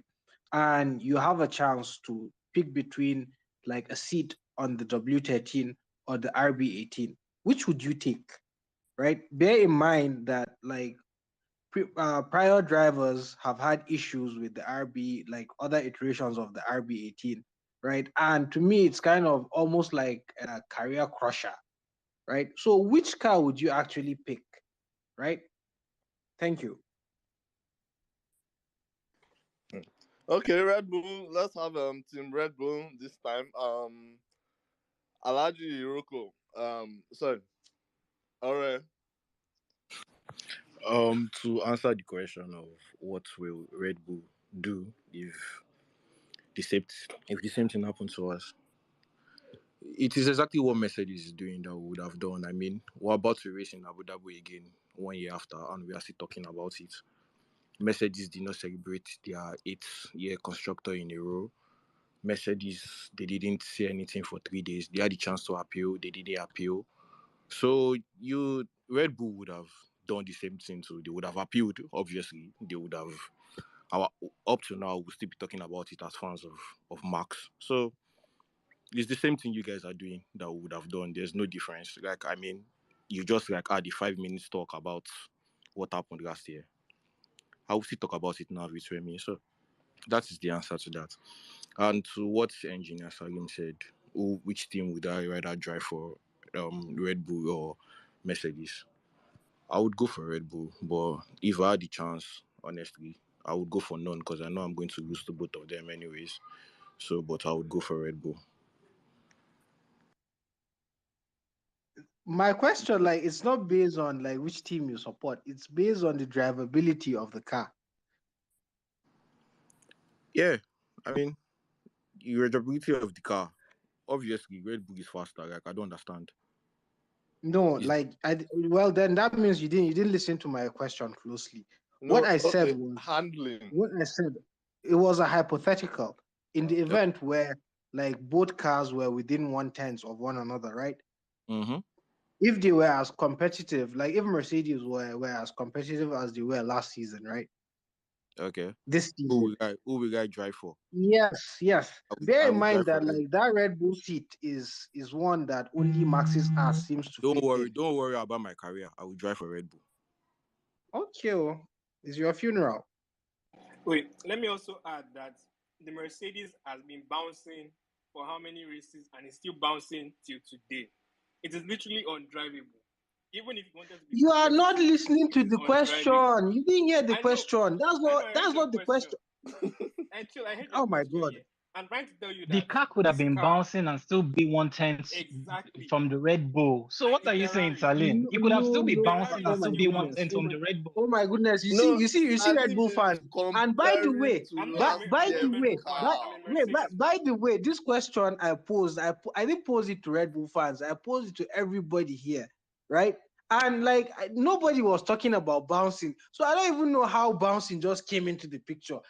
What if The the car was It will bouncing? question come was No, into the I picture said now. if they had hypothetical. compared The Wait, what? question was let me hypothetically remind you if of the car something. is one Yes, tenth of a second. hypothetically, meaning like if they had similar performance. like, of course, okay, imagine you're an engineer. When you are making models, there are certain things that you have to you have to just neglect, right? Okay, if you are maybe there are certain things you can, of course, you can neglect, like something as what would I say, negligible as maybe wind resistance. You can neglect it if you are designing hydrodynamic stuff.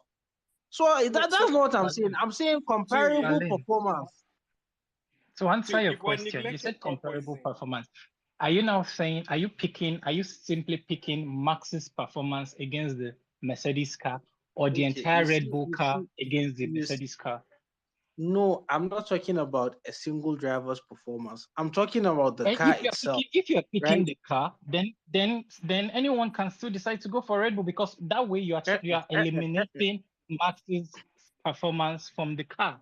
Do you understand? You're saying And hypothetically if both okay, cars are within you one know tenth what? of each Like other. this How do question we is like, okay, maybe you guys don't understand it the way maybe I'm coming from, right? Salim, oh yeah, What I'm Salim, what I'm talking Salim, about, trying? I think I understand the question.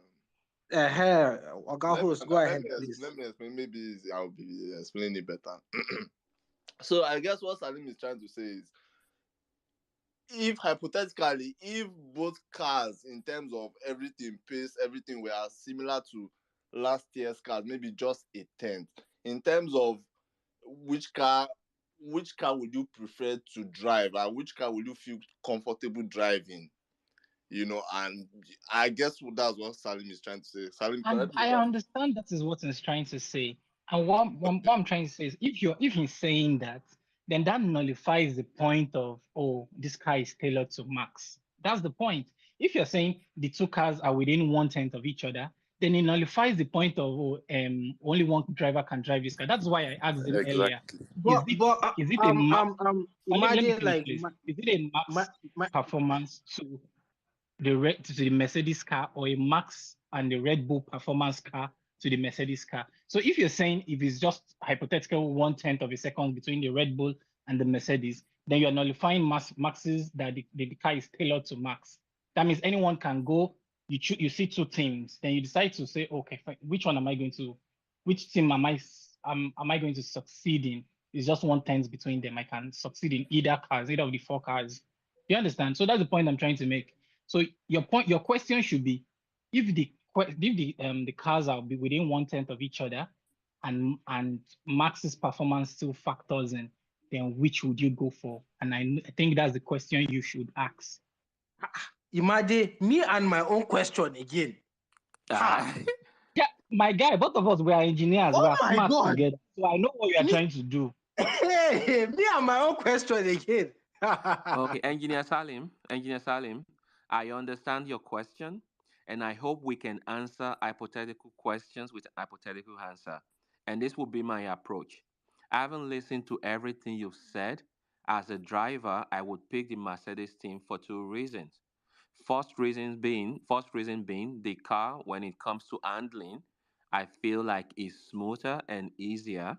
And secondly, I would rather work under Toto Wolff because I know when it comes to the championship, if I have a chance, it will not sabotage my career. And that's the two reasons I would pick Mercedes over Red Bull. I would not trust Christian. I would not trust Karin Owner to be right by me if that time comes because Mercedes approach Sorry, really. sorry. I think we're not even being fair. Let's add Ferrari to this mix, please. No, You're why? going off point. Why? please, can I just reply, Ibex? I beg. Yes, Okay. It please. will not take too long. Please, this Mercedes car that you're saying that the handling is good, I just want to know, where is this car? Because, We're like, talking Lewis about Hamilton, W13 if everything the was okay, W13, not and this if everything current. is okay, okay. So if everything is okay, what we're saying is that we're racing in the spec series. So we're saying we're as good as the W series. So if everything Exactly. is a spec series, I don't understand why we're not mentioning I'm handling saying as to No, well. see, you, you guys listen, have listen to the question. completely missed my question, and like, unfortunately, I can't like be here with you guys to like hear your responses because I have to go and pray again. But you guys have totally missed the question. I think we should just drop it. Pray for the W13 to win tomorrow.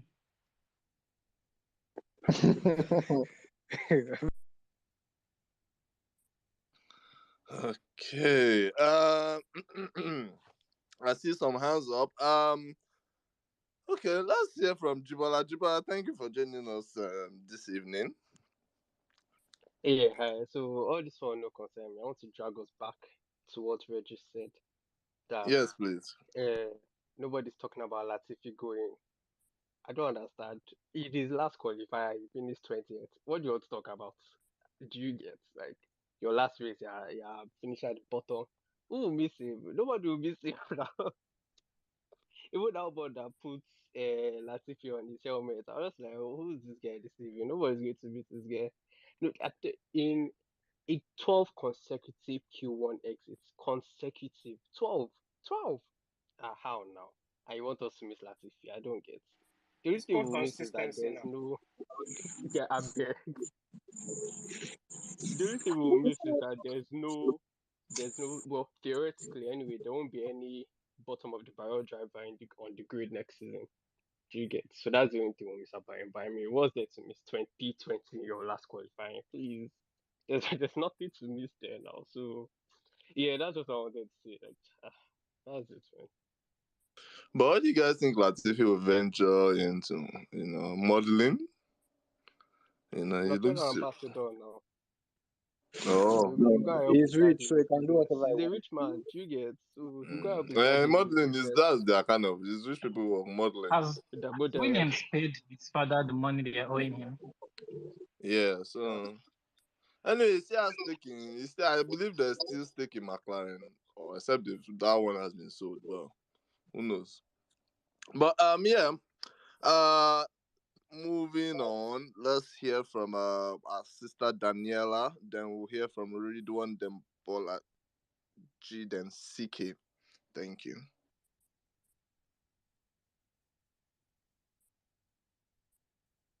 Daniela. Didn't she say she was on the move? Oh yeah. She was on the move. Yeah. But I mean, your reaction time. Hello, can you hear me? Yeah. Daniela, if you're on the move, Hello, just can you hear me? Daniela, I guess no, Daniela pits for this conversation. Yeah, come back later. You have to pit for this conversation. Okay. Hey, read one. I guess read one. Please go ahead. Okay. So they are just like I've listened to many things, but first of all, let me first clarify this. Yemi, I wasn't the one talking the other time. So you called my name. It wasn't me. Okay, so that one is clear like that. It wasn't me, Sha. So I was not the one. I was not the one. Please, Sorry, I because didn't know. I just It had wasn't. my name. Okay, second of all, Oga Bolaji that said if doesn't exist. Do you hear? So all this if doesn't exist. They can still carry on. You know where we will meet together. You know that you anticipated for this 2022 season, but we'll know where we'll meet. And for Engineer Salim that said that that which car will someone choose? I'll just be a Max. When Mercedes was twerking for him to come to when they are both twerking with each other on Twitter to come to Mercedes and instead stay with Red Bull. He knows what he's doing. And also, I will stay with Red Bull because that's my team. With both cars on equal pace, equal everything, and the contract also, because money is key also. And as a very good driver also, for me, I will go with my team, please. I'll go and I will try and I'll work under good team. So that's I think you are missing it. Nobody said they're offering you seat. They say which car is driving, which car is not driving. Will you prefer? which car is drivable? The thing is Which that car do you prefer? which car will I prefer? Yeah. I'll prefer the Red Bull car. I'll prefer the Red Bull car. I feel like it's drivable. It's drivable. There's no how we can say that a car is not drivable. Like I don't understand what, like those that have been driving it and they drove it well. So I don't understand. Like we know that it's hypothetical, and I knew where Engineer Salim is going. Like he already said it that he said that when you knew that the car is designed to max, is already going to the other way around. But as an hypothetical question, you have to use an hypothetical answer to answer it, as Ibex said. So we'll go for Red Bull. So that's it, yeah. So let's continue cooking. Thank you. Thank you very much. Bolaji, please go ahead. Read one nice one, but don't worry. We'll meet again in 2023. And to answer Engineer Salim's question, so all the cars are equal, all of that, and hypothetical. So I would go for the Mercedes car. And this is not because of driving dynamics and whatever. It's just because of team culture. At least from the outside, it just seems that the Mercedes has a better culture than the Red Bull team. Once again, hypothetically, from the outside, I'm not inside, but from the outside looking in, it just seems that way. It just seems like a better environment to kind of, not grow, but like make mistakes, get used to it, unlike the cutthroat environment of Red Bull. And it has worked for Red Bull, which is fine. Different teams have different philosophies and approaches. But for me, I'd rather pick the Mercedes approach so I can learn, make mistakes without having Marco on my neck every single time in the press or saying something very, very weird or racist or not racist, but like snide remarks. So that's how I'll pick the Mercedes team. Thank you. Have you seen the Red Bull catering budget? You may reconsider. It's true. I need to eat. Okay, I'll think about it again. Ridwan, what do you think when it comes to that aspect? Food is life now. Food is life. So like I have to eat also. To that aspect, I will choose. Like you have some gone to like the Ferrari that were like Ferrari drivers that they were sharing hamburger. And now expecting me to no, please. Yeah, but like I will surely choose Red Bull. Food is key in this life. If you don't eat, just as like our sister here that used to, like, you have to prioritize, you have to eat. There's no, if you don't eat, you won't be able to drive that car. So you have to eat very well. And the car and the type of catering that Red Bull are actually dishing out. Please, I'll choose that one. Please. Thank you.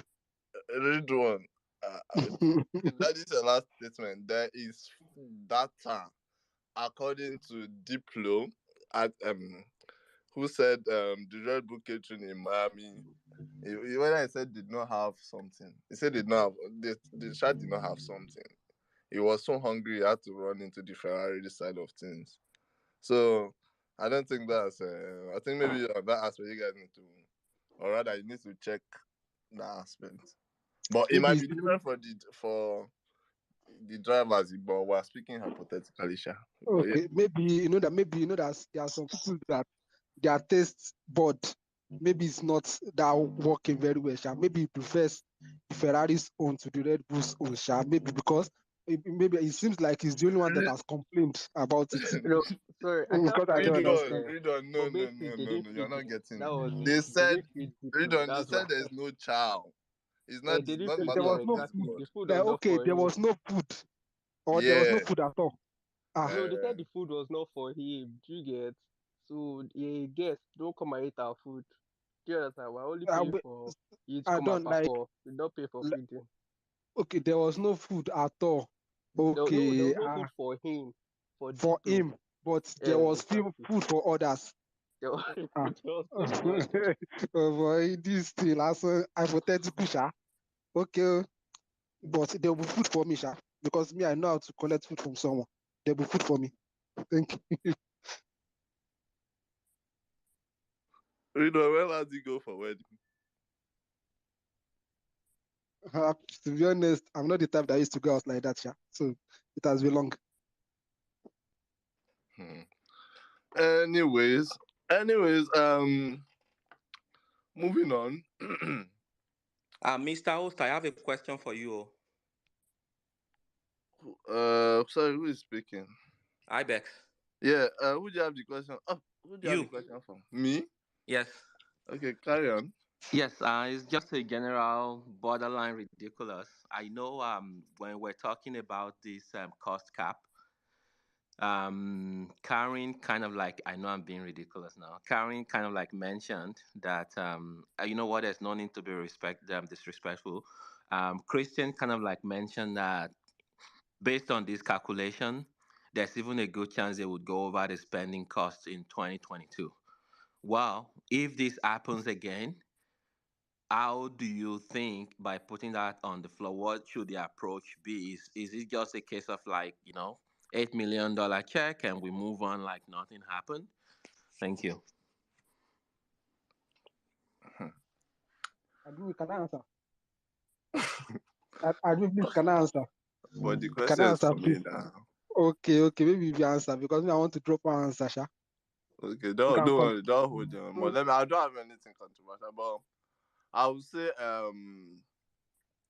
if they were to go over the budget cap, obviously to be the second time they would be violating the do you call it the principle, be whatever, but the regulations, yeah, basically. So for me, I would say, what does the regulation say as to when you violate it once, you violate it the second time? What does the regulation say?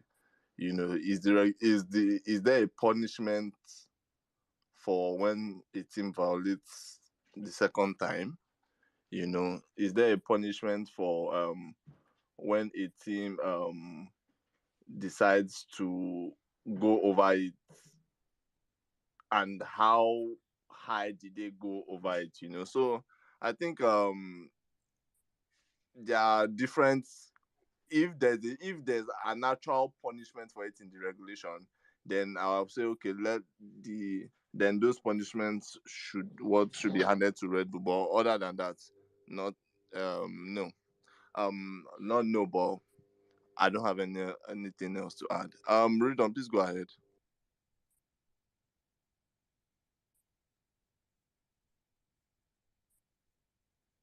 Okay, sorry. Okay, can you guys hear me? So my own solution will be that they should burn down Red Bull's wind tunnel. I think that would be very, very that would be a great thing. Like they should just burn it down. Maybe that one will affect them. Yes, I think that would be a very great punishment. I think so. Yes. So that's the punishment that I think everyone will be happy with. So that if you do not have wind tunnel, they can bring a car to, and now you understand. So maybe we can burn it down. So that's the great penalty also. Thank you.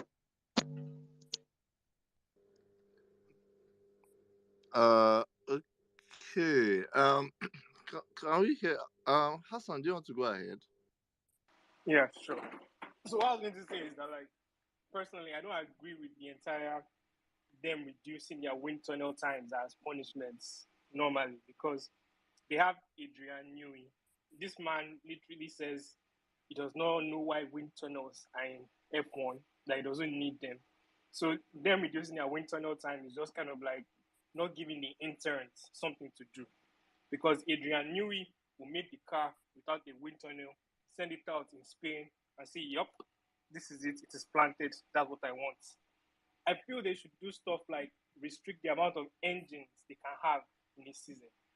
So instead of having, if you have an allocation of 3 or 4, and then when you go above that, you get a penalty.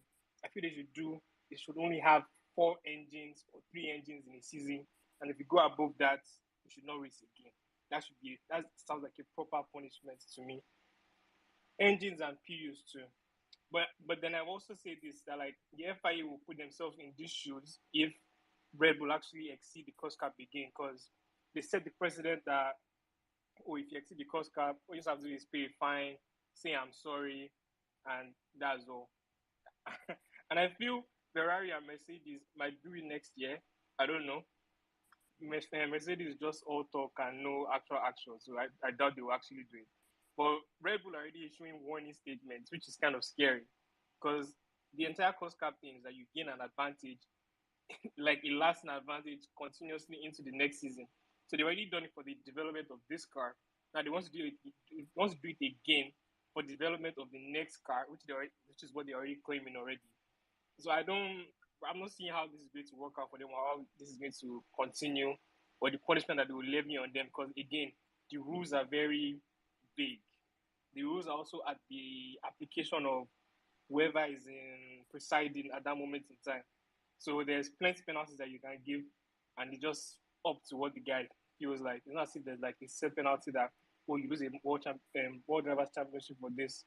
So at the end of the day, they still have to be firm on this cost cap thing. Even though Ross Brown said you lose your championships if you exceed the cost cap. We've not seen any loss of any championship so far. Maybe next season we'll see one, but I doubt. Yeah. But As Azan, repeat offenders, they should be like, excluded. They should exclude like them from the championship. like Azan, but if you give us 4 engines for a season, we won't race now. You guys last time. That's why, Sha. That's That's the why they point. that's why they used to say that God is the best judge, because if it is human, Sha. But let's But leave I that hear one that down. We are just But we are, wait, like we the are just FIA joking, that Sha. is judging who are they? Yeah, they are humans, Sha. But let's leave it there. Let's don't those. Like, I'm just joking, Sha. So what oh me I would guys, just guys, want to guys, guys. So wait, please Okay. let me just finish. What I would just want to chip in, like, can just talk about, is this allocation of engine. Like, don't you guys think they should increase the allocation for engine with these 23 races next season and 6 sprints? I just think maybe like God we can forbid. just talk about it also. So So actually, let me just even speak to that, right? First of all, I don't think they should. I also think, and I think the FIA, there was some news this week that came out that the FIA is looking into that, like people just taking engine penalties, for performance. They feel like it's undermining the reason why they even reduced the engines in the first place. I remember back in 2013, I think I didn't even know that engine allocation was a thing in 2013, like in the VA era. However, I know that from the VC era, it became a thing, right? So and it became a thing that we used to talk about very often. So I think at some point it was 5 or 6, and then it came to 5 and 4, and then I think we are now at 3. Is it 3 or 4? I don't know, but I think the guy is thinking about doing something about it in terms of making sure that if you take a new engine, the penalty outweighs the performance that you gain. Personally, I feel that anybody that engine penalty should not accumulate the penalties into the next race. So, for example, if you take a new engine and you have, like, you're supposed to take, don't just go to the back of the. If you qualify P5, right? You continue taking the 15 the next race. I feel like twice or 3 times they bring. Do you understand? That because people were taking. It's now under my space. We'll see what they intend to do about it, but increase it, because F1 is the pinnacle of efficiency, reliability, and all those things. You know, if they can achieve more with less, they should. ESG goals that they want to achieve as a sport. So I think, if you ask me, I think they want to reduce.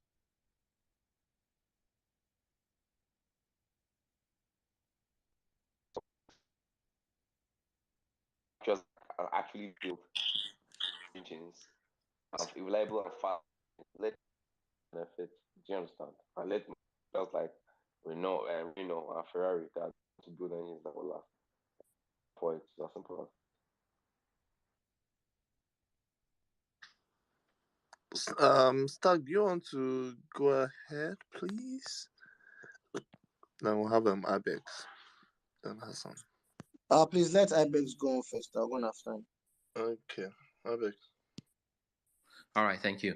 I think the elephant in the room should be when you breach the financial regulation, the first thing should be to lose that prize money, right? That I think that in itself, it should be a no brainer.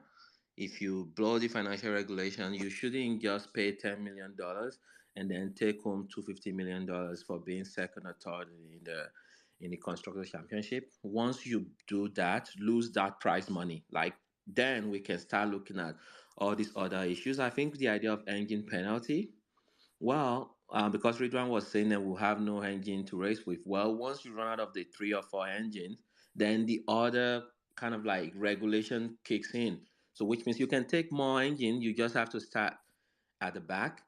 And I think our host also mentioned what they were trying to do regarding like this abuse of like just taking engine. I think that started from Brazil last year when Hamilton had to start from the back and Mercedes decided to like, well, we're already at the back.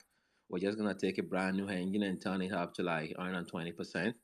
And I think that got their attention where they feel like if you're suffering a penalty or whatnot, they want to make sure you feel it and not actually benefit from it by getting extra engine that you can now use, 2, 3, 4 weeks from now. So that would be something to look into. But as we all know, when it comes to this, Formula One is still self-regulated, where you can lobby and convince other team to vote for against something. And as long as that's still the case, where the three big team supplies, engine to like the ones below, they tend to vote along that line and they're still going to end up doing what they want either way.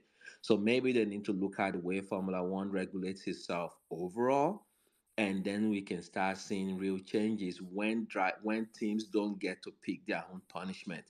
Because I still think that was ridiculous for the last issue we had to deal with, where you violated a rule and then you have to decide how you get punished. Even if it's Mercedes, Ferrari, and all of that, we need to start taking a critical look at the situation. Thank you. Thank you very much, Ibex. Okay, can we have Stack? Stack, are you ready? Yeah. So yeah, budget cap issue once again. So as regards, let me start with the whole engine penalty stuff. I think the way the engine penalty, the whole engine penalty system 3 or 4 in a season before you start getting penalties is set up. I think that's okay. I think that's okay for now. I think that's good. Because I think that it allows for us to get like very, very interesting and brilliant races. Because when you have these top teams dropping down to the back of the grid, you get more overtakes and all. And I think it's also part of strategy. You see teams thinking, okay, in this race, is it to overtake? Let us take an engine penalty here. So we can have a new engine for next race, maybe like a Singapore, Monaco, where it's not easy to overtake. I think it's strategy too because it's not guaranteed 100%. It can always come back to bite you in the ass. So it's not like once you take a new engine in this race now, you're guaranteed a win or this. It can always come back to bite you in the ass one way or the other. So that's that. As regarding the budget cap issue now, well, most people say, oh, Red Bull this, they should have lost their championship, their constructors, whatever. And I keep hearing that. I'm like, for 400k, really, they should have lost their championship. Like, they didn't even get up to the 1%. They didn't get up to 1% of the budget cap. They didn't even get up to the 5%, which was the threshold for a minor breach. They cheated, we all agree.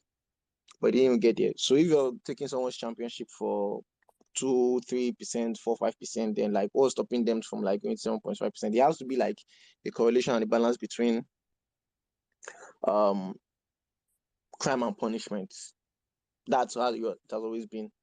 Everywhere, anywhere, sports, real life, there's always a correlation between crime and punishment. Okay, so and I think the way the cost cap is set up, I would like a bit more clarity in the penalties, but I also like the way it is left open ended because thing is, if you actually state the punishment that goes, like if you make it very, very detailed, maybe based on the amount that is broken, maybe the amount that is surpassed, then you see teams actually now calculating to the last cent and scheming and seeing how much they can gain, how much they can lose, and doing all that. So if they leave it open-ended to the FIA to decide, it's down to the FIA to decide what to give them. So then they don't know, okay, what they might actually get. They don't know what they might actually get, depending on whether it's major or minor. So with that, they can't really actually calculate or do any scheming.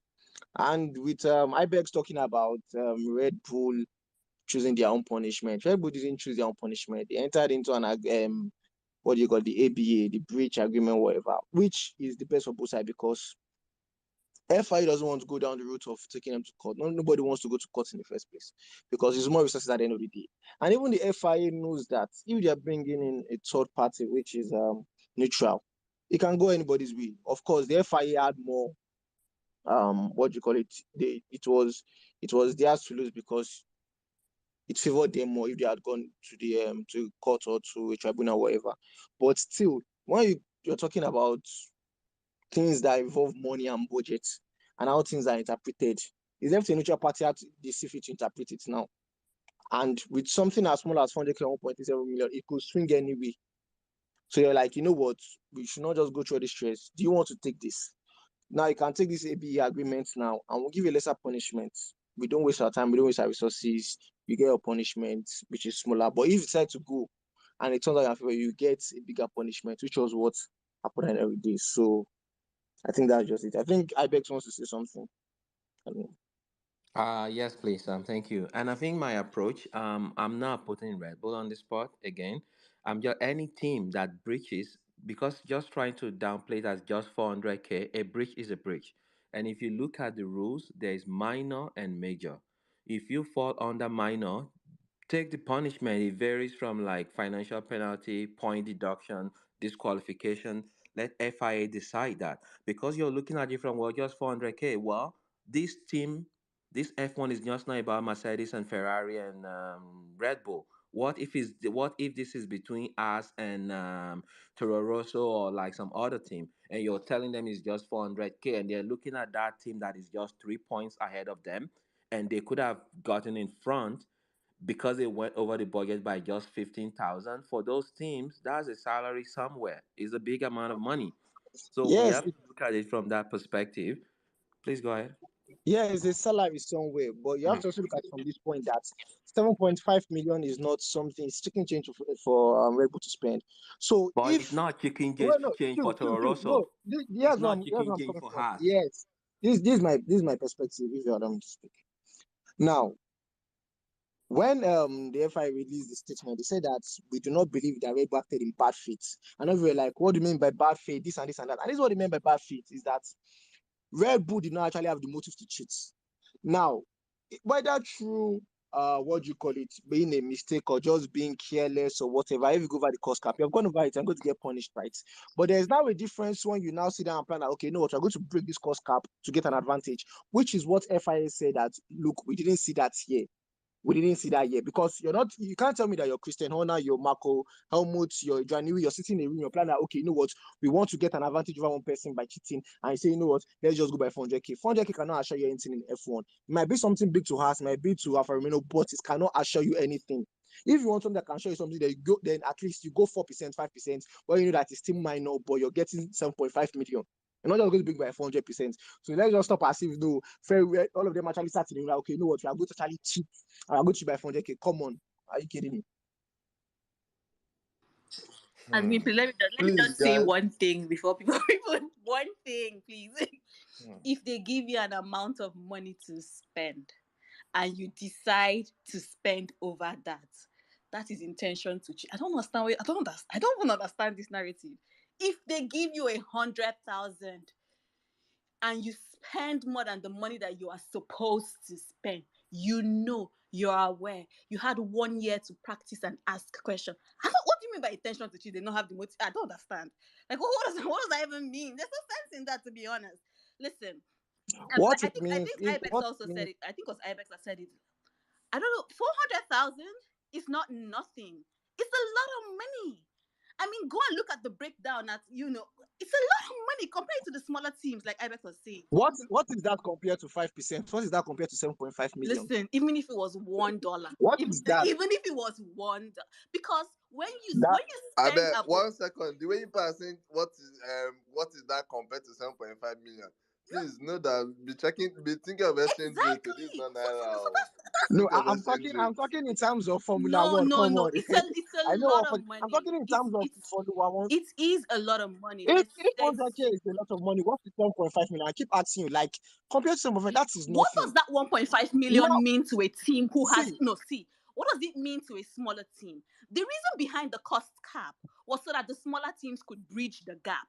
Now, if you still go above that cost cap, it's not what does it mean to Mercedes, what does it mean to Ferrari? What does it mean to a small team like Haas, who only just got some form of this thing, and Gunter is everywhere. So it's a very myopic, because I don't know if you're a Red Bull supporter, but it's a very one way to look at things. It's just 400,000. Red Bull did not have the motivation to cheat. if you listen to the last thing I said for that, I said they cheated, they get the punishment. But when we are talking about things like money, okay, it is not always as clear cut as technical regulations. Even It let me is. take it. Let me take It it out of the is. context of F1. It's. No, no, If no, I no, no, give you no, a no, hundred, no. okay, go ahead. Let me take it out of the context of F1. Let me take it to real life.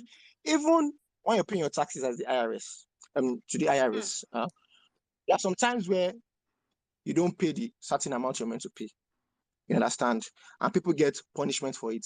And sometimes it's not because of, okay, maybe you're actually trying to be shady or anything. Sometimes there are variations in these things that happen. And just tell you know what, okay, pay fine and be on your way. And then sometimes that and so there are Red Bull sometimes that had they 1 year. bring, no, I'm trying to make a point. And there are sometimes that even the IRS, they have been doing this for over how many years have they been collecting taxes? They've been dealing with money and they go to court, they take some individuals to court and they still end up losing. Now Because these things are not always so clear cut. Now, because the reason why Red Bull, hold on. The reason why Red Bull, according to Red Bull, the reason why Red Bull, because there were some things that were not clearly, they misinterpreted on their own parts. Okay. Which could happen. Okay. Now, if it was 7.5 million, I won't be saying this, but this is 400K. Okay. Can you please clarify? My guy, Can you clarify? I get your point. Please clarify. One house. 400K is not really anything. No, Stark. See, listen. No, The difference is that no. 400K is not really anything. Now, these things happen. That is not true. You can't say 400K is not anything. That's like almost 2 front-end it is not. Please, can we all calm down? I beg. Can we all calm down?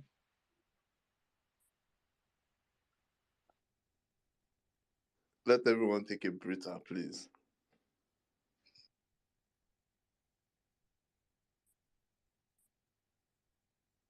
Stack, can you complete your point, Ogwa? Sorry, please.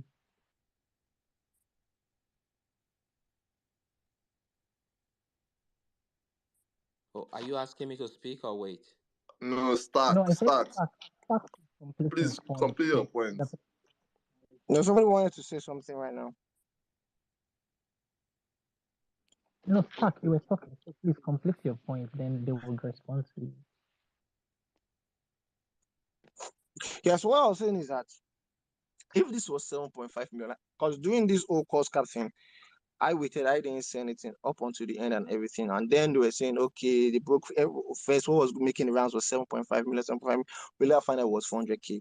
Now, 400K is a big amount of money, depending on the context in which you're looking at it.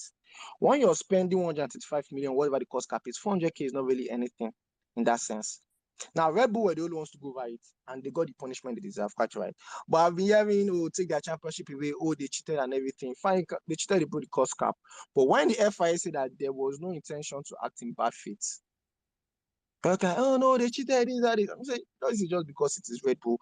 We'll get further clarifications as we go on, because it's just the first year. When things like this, when we get new regulations, even with technical regulations, there are bound to be misinterpretations and a lot of things. And we'll get it along the way, and it will get better. So at least if Red Bull again breaks the cost cap maybe this year, that's for 2022, I know I can't come out and say this again. So that's just the point I'm trying to make. But let me ask you one question, Stark. Do you agree? It's a simple question. Do you agree Red Bull went over the budget? I don't think I've disagreed with that before. Like, there's nothing I've said that's contradicted that they went over the budget. I've said it here right now. They went over the budget, they broke the cost cap, and that's it. But if you want to say, hey, that's what that matters, and you just want to take that straight line view onto a very, very nuanced topic like this, fine. If that's just what you want about it, I think that's much more easier for you and easier for you to just fine.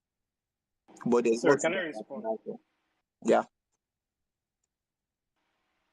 Okay, so 400k F1 is actually big money. It's not small money. Like 400k is enough to research a new front wing, and a front wing in F1 is very critical. Doing research on a new front wing that will gain more performance for you is is big. It is massive. And let's not say that like 400k is small in comparison to 135 million or whatever. So like let's say they thought they didn't act in bad faith, so they now thought that okay, we have 400k to spare. So based on the fact that they're thinking that we have 400k to spare, it means they can use that 400k to do other stuff in terms of car development, e.g., go and poach a Mercedes engineer or go and poach a Ferrari engineer. Stuff like that matter because like that Mercedes engineer now cannot replace his what's it called? He cannot replace his knowledge and Mercedes. But now he's at Red Bull and he's now contributing directly to the development of their own car. So it matters and it is very, very important. Even if it's not that you're hiring somebody, is that you're using it to develop your to build a new front wing, or is that you're using it to manufacture extra parts for your car, extra engine parts that you just need to replace or whatever. So 400k is pretty big. It is pretty huge, and I'll keep on saying it again. The Alfa Romeo development budget is $7.5 million. If you give the Alfa Romeo team 400k extra, they will be super grateful, and they will be ahead of everyone that like they are competing with in terms of like getting more performance out of their car. That's what I wanted to say. Okay. Thank you very much, Hassan. Please, guys, we are.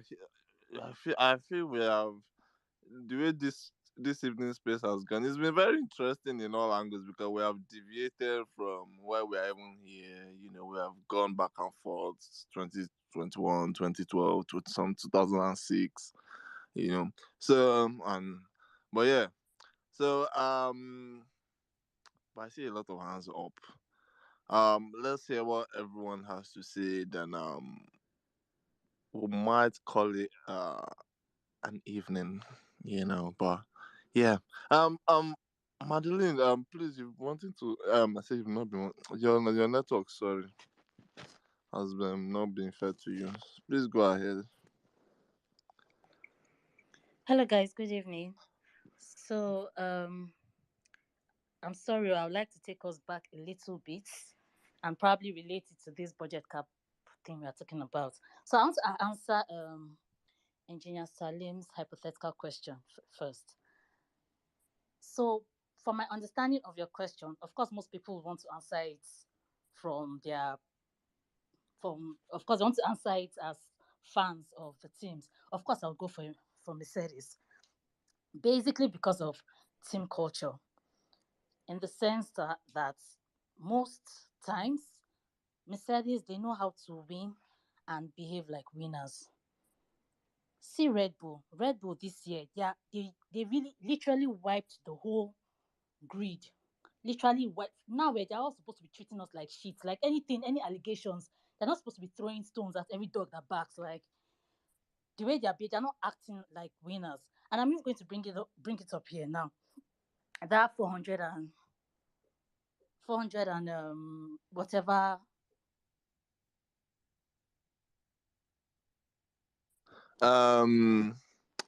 So I get.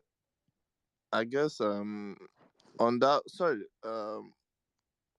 Mad- Sorry. Where did she leave? Maybe she might have network issues. She might Yeah. be back. Oh, that's Yeah. unfortunate.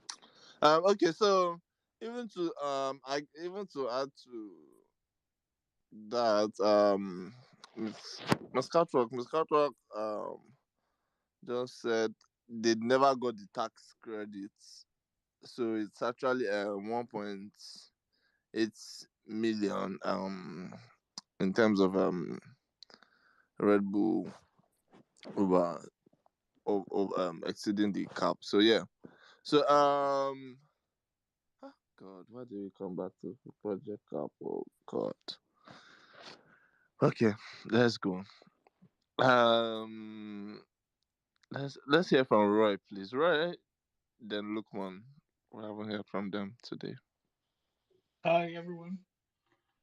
Yeah, I've been listening to today's debate for a long time, but I hadn't had the chance to speak because I was outside, so it was better for me not to speak. Well, anyway, I would like to take you a little back. Can you hear me? Hello? Yes, boss. Oh, you can hear me. Yeah, I would like to take you a little back from the beginning, from where I started listening. I think somebody made a question whether Russell in Red Bull car could have done more than what Perez did. And I would like to start from a very good base. Like, you have to know that Russell is a two-time junior Formula 3 and Formula 2 champion. He won the both champions back to back. So there's no doubt that putting him in a Red Bull, he could have done better than Perez. But I don't think he could have, let's say, fight with Max for a championship. But definitely, if he was to if he had to be at Perez' place in last year's championship, I think he would have been a little bit near Max Verstappen, but he wouldn't have won the champion. And the second one that I want to speak on is about whether Red Bull car is built for Max and Mercedes is different. I think from this point of view, let's say that when the engineers are building a car, they build a car knowing already what might be their strongest point and their bad side.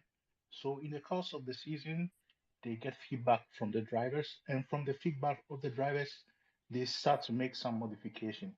And definitely based on what the driver tells them, they bring upgrades. An upgrade can, let's say, favor one driver more than the other.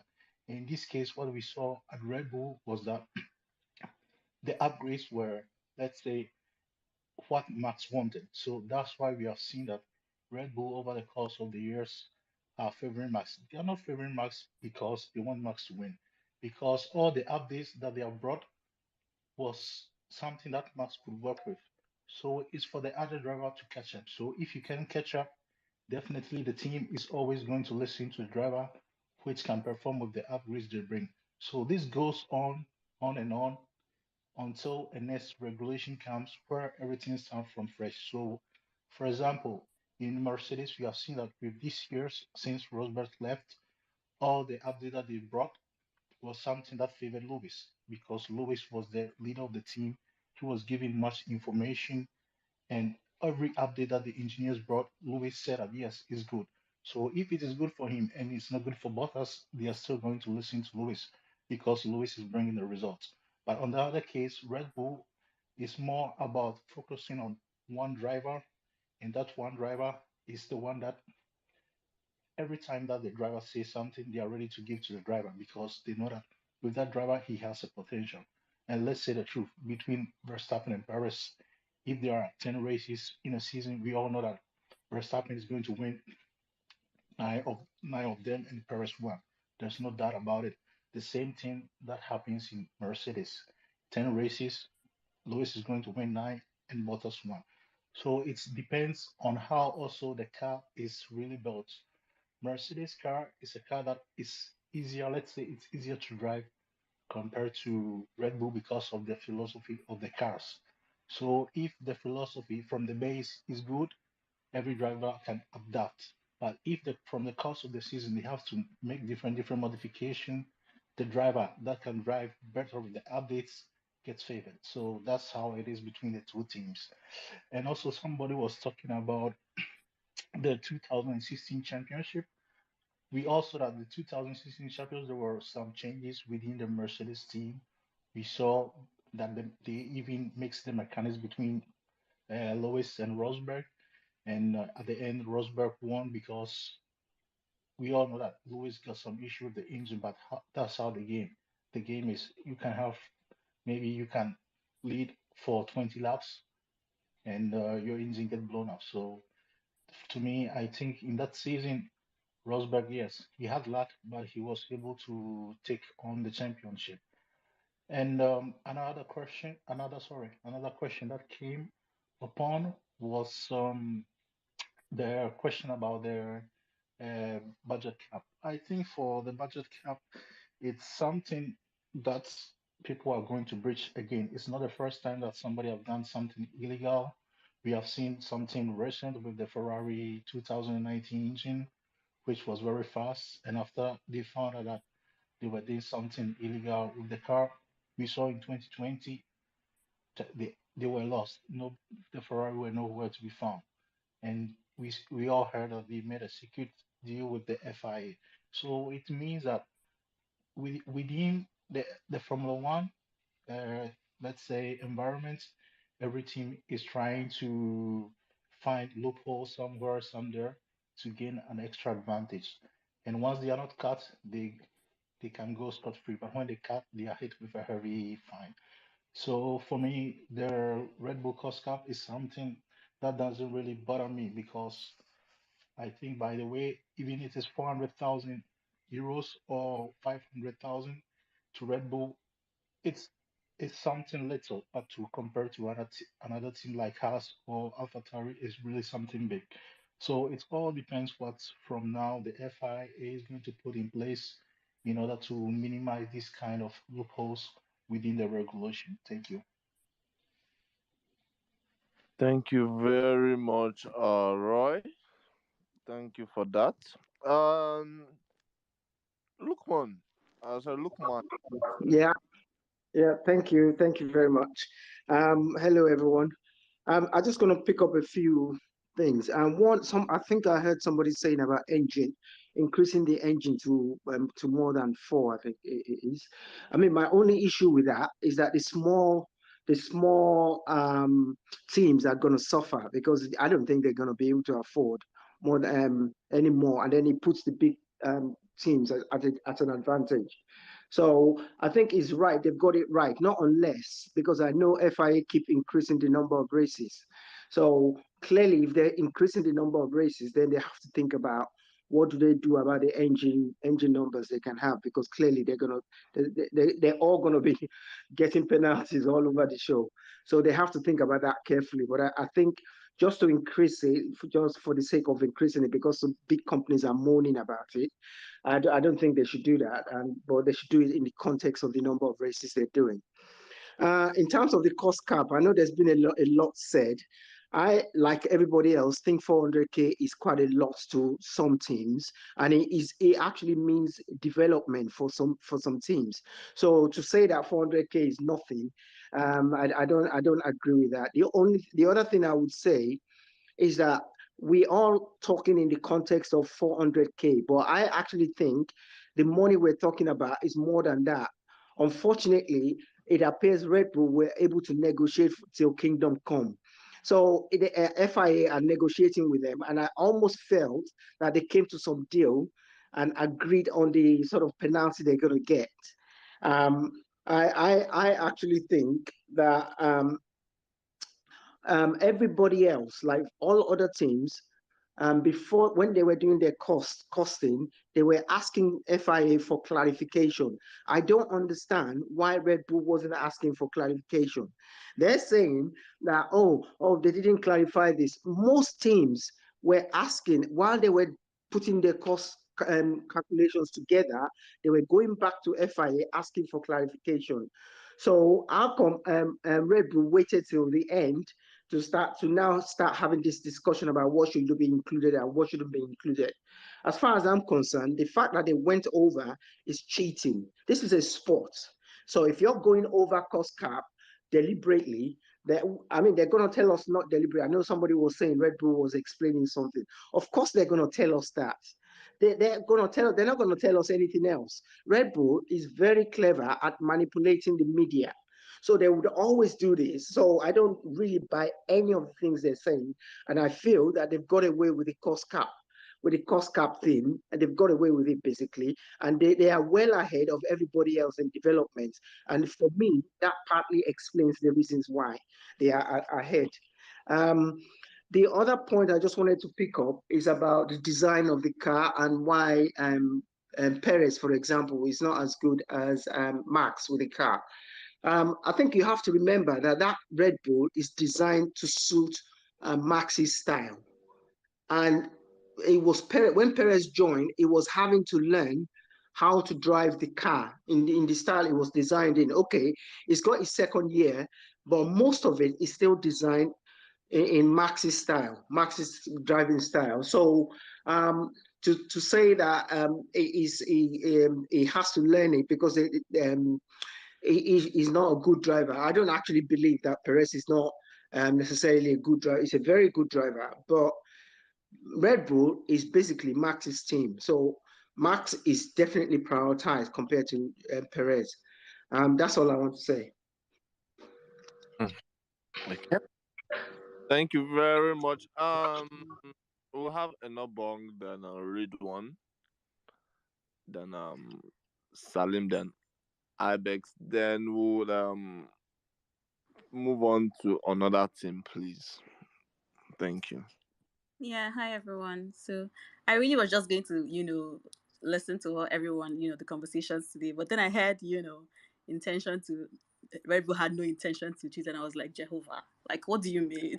Right? So I guess my biggest issue with that statement was, that there was no intention to go over the cost cap. Now here's the thing, right?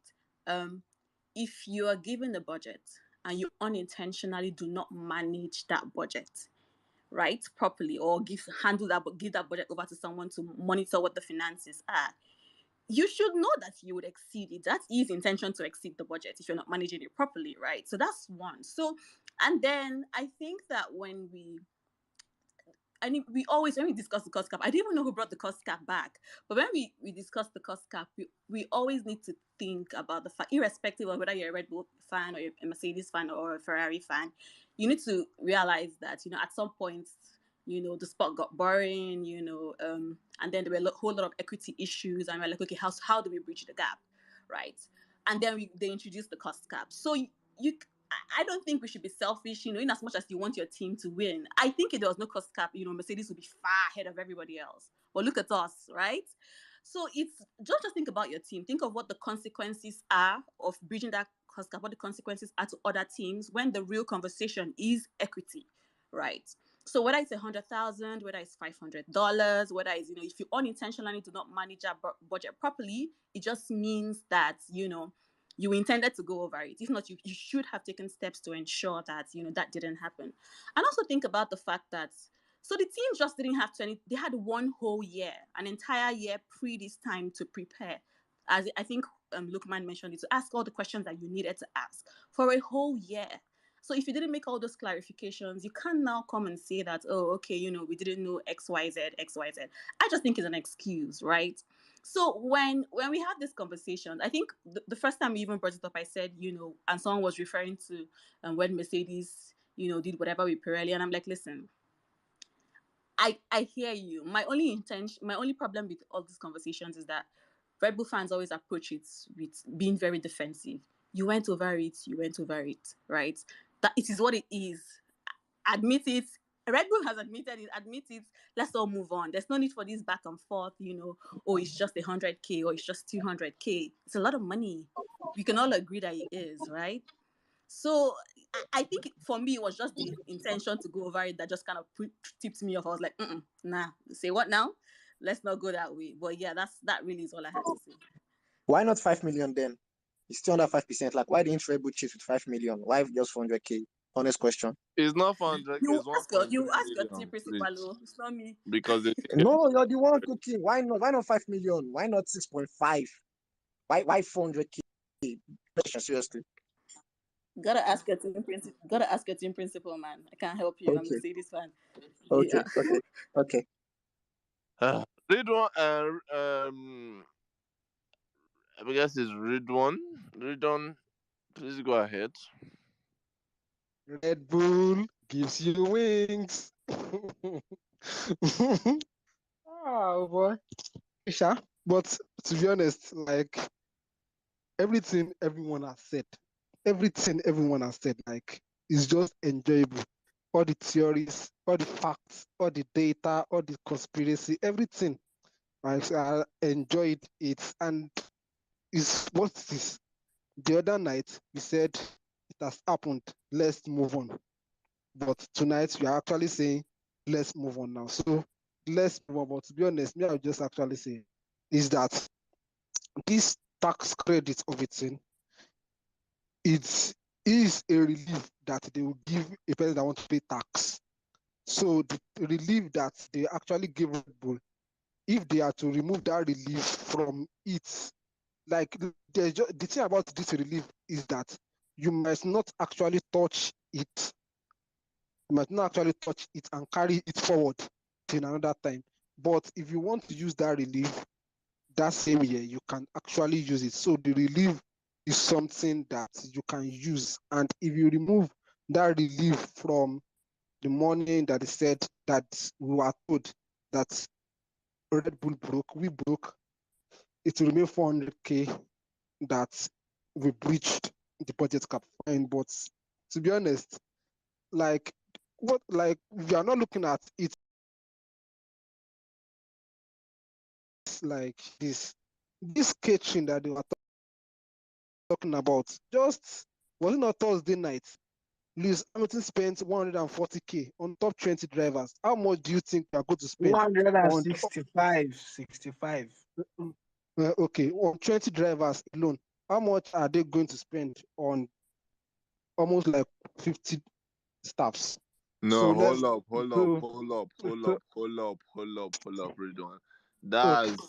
That restaurant is one of the top, at least in the world, is one of the top 10 restaurants So chains in in the world.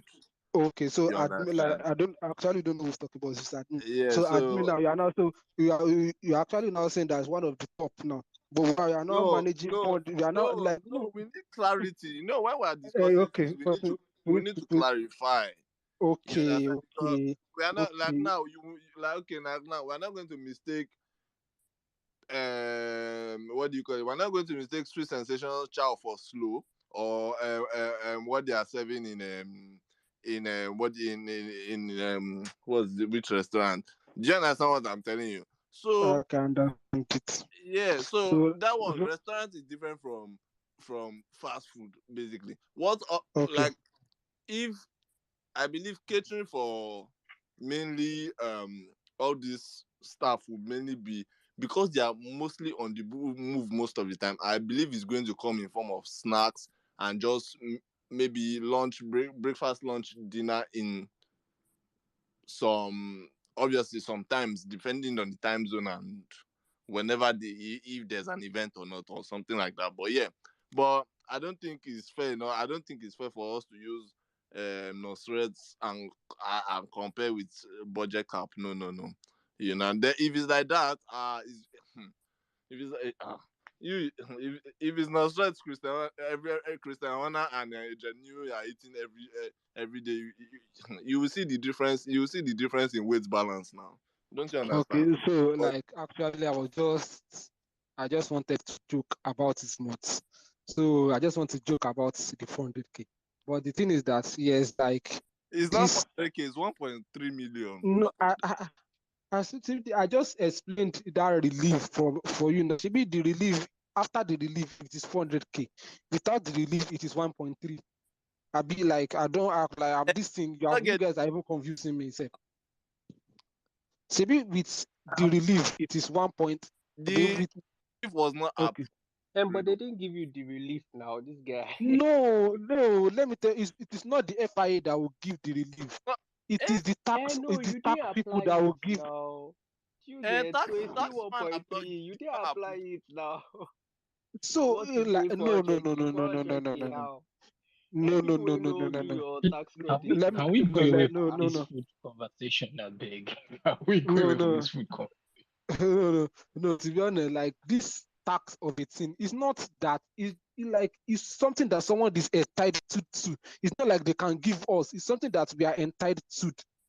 Like it's And something that that we is will you get. people that left the entitlement So now. This guy is still so 1.3. that's exactly what I'm talking about. That they can actually still use it. Like just what they said, what they brought out, that without the relief, that it will be 1.3. With the relief, it will be 400k.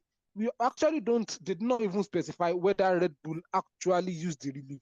I don't think no one reported that if Red Bull used the relief. I don't think no one reported that. I'm not sure. I can't really remember because that No, budget cap so of I it. read that. So for that I read budget that cap of it, they didn't know they could use that relief to get. So if they maybe had used it, maybe so they have you dropped may. down to 400. I think our accountant is not serious. Maybe if that's with what we said. So to be honest, that red cap or that I already know that we still drag this thing. But this financial regulation budget cap of it, let's just move on. We broke it. We accepted the punishment. Let's move on to next season. Like next season now, like this, Red Bull are actually coming to this grid with Afka now. Like you guys should just take patience. You guys should chill. Don't attack us too much. Like our car won't be that good next season. We've been deducted like the reduction of 120 times. So let's move on. And for me, like to be honest, people are actually like what I brought up the other time, this engine penalty of a thing with these 23 races and 6 straight. Like it just came to me this morning that if we are actually doing 6 sprints next season, 23 races with 3 engines, actually people will actually take penalties. What about what about the team that their engine can't last long for? Sorry, you don't next year 23 or 24. I think it's It's 24. It's 24 actually. 24, Abi? Yeah. Well, to be honest, I've been tweeting 23 since a while for now. Like 24 races. Let's say that's like almost like 30 races with 3 engines. My brother, my French people, that their engine can't last long for 2 races. Like those Alpine guys, that guy, they ain't like those. This season, I'm sure that if I can like if they can bring out a statement, those guys would have used almost like 15 engines this season alone with their engine used to blow. So even if someone said that they will actually vote, I'm pretty sure it's only the Mercedes team that will actually vote it. You see how people will not vote. Ferrari, I mean, those ones that if they even turn on their engine to the optimal capability, it's just blue. Red Bull will not. So I just feel like this engine of it, like they should maybe just give the allocation, maybe like 4. Maybe they just increase the allocation. And now they are still coming out saying that, like I read with Super Sports that posted that the FIA are looking for tougher penalties for like taking engine penalties. Like you are the one that are introducing almost like these races that are too much, and you still want to put a tougher like penalty on people taking more engines during the season. I just feel like that maybe that's too harsh on the teams. Like it's too. I mean, you know that Mercedes, like even if I want to ask Mercedes fans, I'm not sure because I'm not their fans. I don't follow them regularly. I'm not this season. I don't think Mercedes have taken any engine penalty this season. I don't think so. So that engine is reliable. It's not just but it's reliable. So those kind of engine can last like 30 races. But you Well, see, actually, they took Renault an engine engine. penalty with Lewis in Monza. Okay, maybe okay. I think. What about George? I'm not sure. Uh, What about? I'm not sure George, because no. this season now with the under engine, Max took twice, Perez took twice, Ferrari I'm not sure. I'll pay almost like 30. So I just feel like this engine penalty, like maybe they should just increase it, and the punishment also. It's just grid penalty alone. And also I want to chip in, like when that thing came to my mind this morning, I was like thinking like maybe they can actually be using some like if it's sprint weekend, maybe the engine for sprint weekend won't be used for the race, but it's my team that also like went against the party mode of it. So I can't still expect them to do that again. So Let's like, and what I still want to bring up is that those people that used to crash in doing Q3 runs, like, and it will affect others. Normally, it will affect everyone because it will surely affect my team. It will affect like Serge Junior, to affect him in Sanford, to affect him in Monaco. I just feel like they should just delete their time. Those people that used to crash, like even those people that used to crash. Yeah. So they should just delete their time and maybe they should start P10 or P9. I'm not sure, or anything like that. So that's just. But I just feel like this budget cap of a thing, we will just talking about. Let's just move on, Sha. So that's what I want to say. Thank you Just to very correct much. something Okay, Ridwan Lester. said, the negotiation for harsher penalties is not for those taking more engines, it's for those making tactical setup changes within the engines from quali to the race. So I think the FIA has noticed some teams are making some sort of tactical advantageous changes after quali to the race. That's impact for me. But since they can't really determine that, so they're trying to that's why they're negotiating for better, more stringent penalties going forward. And one more thing, I shared a tweet into the space to show the Mercedes average relative one lap pace. So that's to collaborate Bolaji's point earlier when we just started the space about same amount of so almost like Mercedes was stagnant all through the season. Yes, we know they made progress, they reduced porpoising and another kind of a thing. But I just shared a tweet for you to see the analysis of their single lap pace from Bahrain to Abu Dhabi. Yeah, thank you. Thank you very much, Imade. Okay, Saloli. Wait, Yes. I'm to go Salim. next. Okay, yeah. Yeah. Um. Thank you. Yeah, Ridwan. Like, you when you were explaining, man, I don't know. You were trying to explain, is it tax breaks or reliefs to us? And I was just laughing, man, because you're the accountant, and like we are not accountants. I'm an engineer. So, yeah, because I don't even know why we're talking about like this cost cap and what, but since somebody brought it up, fine. To the Red Bull fans that are saying $400,000 is nothing, blah blah blah.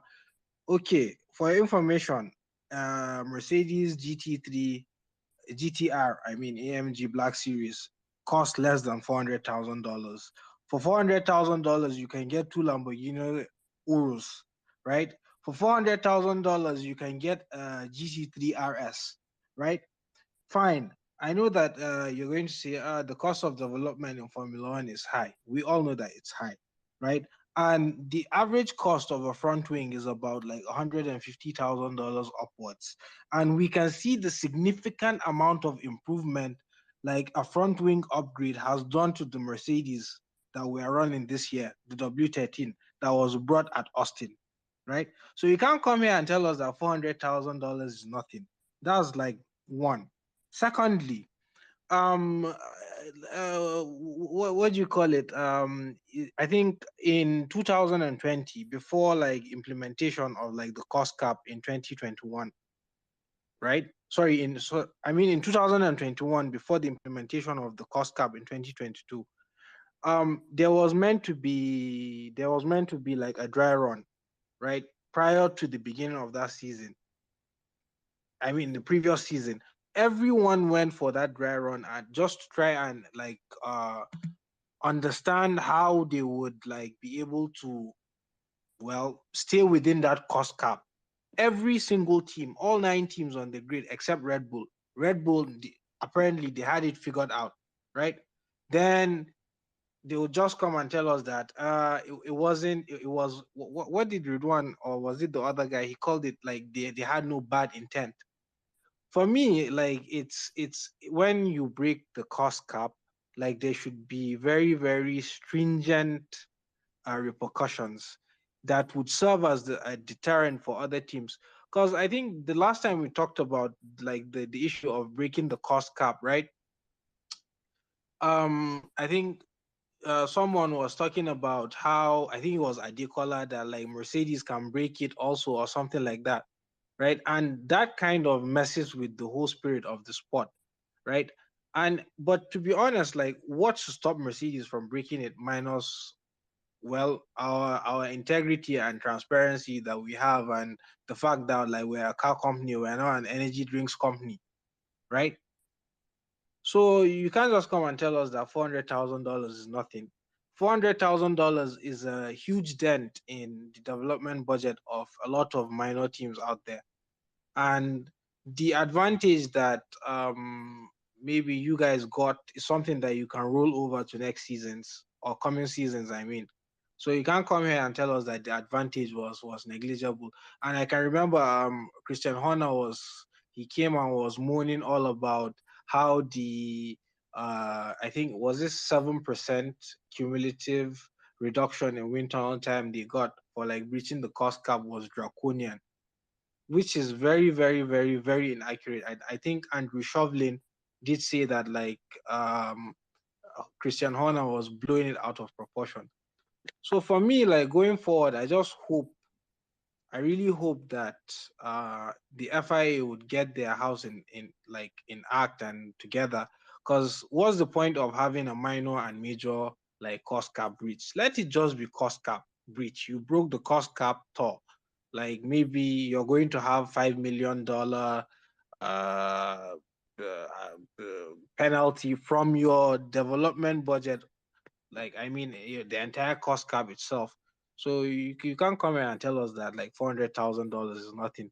And based on like what I've been hearing, in fact, that $400,000 is actually more than that, because like the tax break that you guys are talking about, I don't think Red Bull even got like the tax break. So yeah, that's my take on that cost cap. And honestly, I'm even tired of hearing cost cap. I'm not a fan of cost cap. Never been. Thank you. Thank you very much, Salim. Hassan, please go ahead. Then we'll have Ibex and Roy.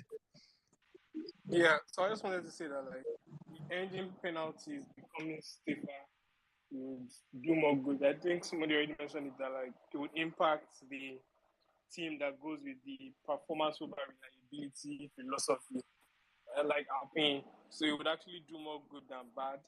And if we end up increasing the number of engines that are available for a season, it would only end up benefiting the teams that have enough money to fill up the cost cap, like Mercedes and Red Bull. It would mean that for a team like Mercedes now that is barely having engine issues, they can now turn up their engine over 100%, knowing that they can change it the next time without, what's it called, enduring a penalty or anything like that. So if it seems like Mercedes can do that, turn up the engine to the max, knowing that they can be changing it regularly without the penalty, it won't be good for the small teams. It will actually just be increasing the gap. And I think that's why they're now looking at ways that, okay, sorry, I already clarified that. So I think it's better that like it's left at where it currently is rather than increasing and giving an unfair advantage to already rich teams. Yeah, and it will also affect because these already rich teams, they already manufacture the engines for themselves. Unlike smaller teams that do not manufacture engines, they will now need to buy the engines from these already rich teams and all of that. So it's more money for the smaller teams to buy the engines from the other guys that are just paying for manufacturing costs. These ones will not be paying for manufacturing profits and all of that that the other team wants to get. That's all for me. Thank you very much, Hassan. Okay, let's hear from Ibex, please. Okay, thank you. I'm coming for read one here. Sorry, So Ibex, just before you go ahead, please, guys, we'll be rounding up this place at 9 p.m. I guess we've done a lot of cooking today. It's time to leave the kitchen. Let's clean up. So, Ibex, please go ahead. yes, so just to start from where Asan ended regarding development, the idea of trying to gaslight us because this is what Red Bull do, this is what they do best, talking about tax break and all this stuff. If there's a rule that says to Formula One driver, when you come into the paddock, you need to have $100 in your pocket, nothing more. And Hamilton showed up with $130, and they're like, "Oh, why do you have one? And he said, "Oh, I hold max $30. That's why I brought extra 30. You still violated the rules. That's the point. $400,000. Actually, it was over a million. It's lots of money because when you look at 2021, based on what Hamilton said, Mercedes stopped bringing major updates after USA, right? So if you look at it from that perspective, they had a very, very good car and they stopped and they were putting effort into this year. And from that perspective alone, when Mercedes stopped major updates, and let's now assume that Red Bull spent extra 400,000, let's just use that number. If you spend 400,000 on your rake and your wings alone, that can give you, a tenth. That now also changes how Mercedes needs to adjust their strategy for the next few races because Red Bull keeps getting closer. So you have to look at the overall effect that this would have on the team. Because the idea of just saying someone paid for restaurant and is only 65,000, this is small amount of money. Apples and oranges. One has nothing to do with the other. This is Formula One. There are rules and regulations for a reason. That 400,000 is a lot of money compared to the fact that some team, because they know they're already close to the budget and they stop developing, and the other guy decide to just. But let's just start with because Enobong mentioned everyone was going back to FIA for clarification. Red Bull did go back to clarify what they wanted to clarify, but they left out the part that we're trying to put one of our engineer as a contractor instead of salary. That's sneaky. They know exactly what they were doing. So let's just stop this bullshit. Like, oh, it wasn't in bad faith. The conversation about bad faith was regarding the investigation. FIA said during the process of investigation, they did not show any bad faith, but they got caught already. They know trying to hide it would be more problem, right? So that's why they came clean. So the idea of not acting in bad faith was regarding FIA investigation. They did not try to obstruct them. They did not try to be sneaky because they know at that point if they come clean, the punishment is going to be reduced. And then the other part of that is when you look at exactly what FIA did, which is fine with the punishment and everything, look at it from a perspective of all the other teams. They can actually claim that what Red Bull did was not in good faith. Because if you decide to move one of your major player in terms of salary, we're just going to look at this loophole and say they are contractors. So that way you move them from the salary cap to the other side. They should have gone and asked FIA that. But that very important question, they chose not to. And that's what Red Bull fans should ask themselves. Why did they choose not to ask for clarification on something that big? Because that is a massive salary. They moved him from the major part to the contractor part for a reason, and they chose not to talk to FIA about that. So give me a break when you come around and start saying, oh, it wasn't in bad faith and all that crap. They found a loophole, and when you look for loopholes, I know where we're at. You may not want to call loophole cheating. Well, when they make regulation and you look for ways to beat it, are you acting in good faith, really? I know they all do it in a way and all of that stuff, but this is different. When you move that salary that big and you say is a contractor and then talk about tax break, well, I have a fair understanding of how taxes work, especially in this part of the world. Your taxes for 2021 is when you get your tax credit in 2022. The taxes you filed the year before, you get a credit for it the year after. So why are you trying to like blur the line and saying, well, when that tax credit comes in, I'm going to use it to offset this? One year has nothing to do with the other. In Canada, my taxes for 2022 has nothing to do with 2021, has nothing to do with 2020. The tax credit goes with that year, although you get paid that tax credit the year after, but you cannot use it to offset your expenses in the current year. That's not how it works. I don't care where, if you're an accountant, where you brought your accountant from, if it's from Germany, France, You cannot use it. It's the money that still goes in your pocket, but you cannot use it to offset your budget in the current year and say because I got $1 million tax credit back, I can spend 146 million and that would round it up to 145. That's not how taxes work. So this is just Red Bull again trying to gaslight us to confuse us about the actual problem of what it is. The problem is that contractor issue and it needs to be talked about. When they made that decision, was that Alex, in please round January? up. You know, Thank you. time. Was that in January, February? At some point, they sat and decided we're going to move this engineer from salary to contractor. When was that decision made? And who did they talk to about it? Why didn't they take it to the FIA? Red Bull should answer that question, and you'll find your answer right there. Thank you. Thank you very much. Okay, let's have quickly Roy, Lukman, then Ridwan, and then Dickball lastly, please. So yeah, Roy, please go ahead. Well, I'm not going to talk about the cost cap because to me it's very second event that happened. And also I don't care about Red Bull because I'm not a fan. What I want to talk about is tomorrow's race. We have seen today that basically Mercedes, it seems that the car is behaving in such a way that when they come back to a really power track, the car get lost. So I think tomorrow Ferrari seems to have a upper hand on Mercedes, and I think it is going to be a struggle back to strategy.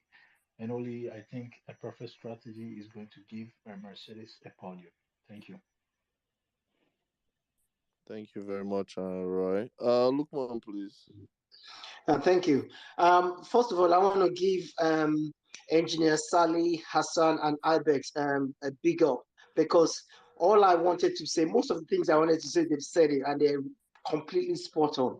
I think Red Bull is gaslighting us and they're deliberately gaslighting us, and people are falling for it. And the thing is, actually, I think we're talking out of context when it comes to cost cap. How do we know that it's just 400,000? Who's talking about 400,000? I expect that this is much more. But because they've come up with all this creative accounting now, when it's a bit late, that's the only reason they got away with this 400K business. And so all this rubbish they're telling us, I mean, to be honest with you, I think Ibex put it very well. I mean, we're talking about a sport and they're deliberately just gaslighting us. And I just think people shouldn't fall for this 400K. It's definitely much more than that. And they definitely got away with it. So that's all I wanted to say. I just wanted to support those comments. Okay, thank you very much. Okay, let's hear from okay, let's hear from Dickball, then we hear from Ridwan because Dickball has not spoken. Please.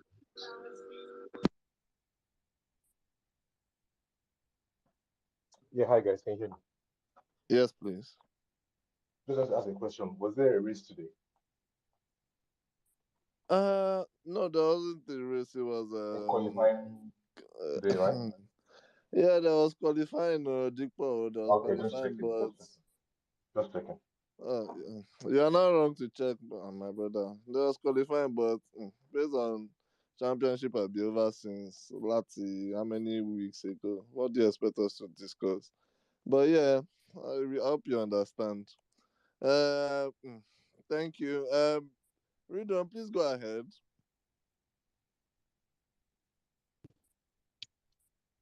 Okay, so based on what everyone has said, there's nothing we can say again. Let's move on. So that's just it.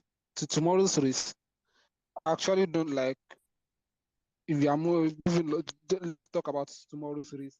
So tomorrow, I just feel like the race space. We actually don't know who has the most space, race space, and this team everything. So, but I just feel like I think the Mercedes they have a very good race space than the Ferrari, but we actually don't. I don't think Adebayo is here to come and like to come and explain his team for us. So But yeah, I think he said before he left that Ferrari, like, it's just like Austria, that they've got space in the car, and Mercedes also have got space, and I think Red Bull also have got race space also. So I think tomorrow's race will be very interesting under the light. It will be very interesting. So like, is two Red Bull, like the three front rows, they are the three top teams. So let's see who can get it right, and the strategy also will also determine the race. So, and I think tomorrow's race will be very, very interesting, and they should give us a very interesting race tomorrow. Shall not, and we don't even want any crisis again before the end of the season, because like this season alone, I think is too much. So let everyone just finish this, talk out on the space, and let everyone enjoy is their holiday until 2023. But I just feel like tomorrow's race will be a good one, even from the start. I just pray Checo should not sleep on the start. That's just because you usually do that. So you should not that maybe even if you can get ahead of Max, that will be better. Because to like tomorrow, start tomorrow, like I'll be like right now.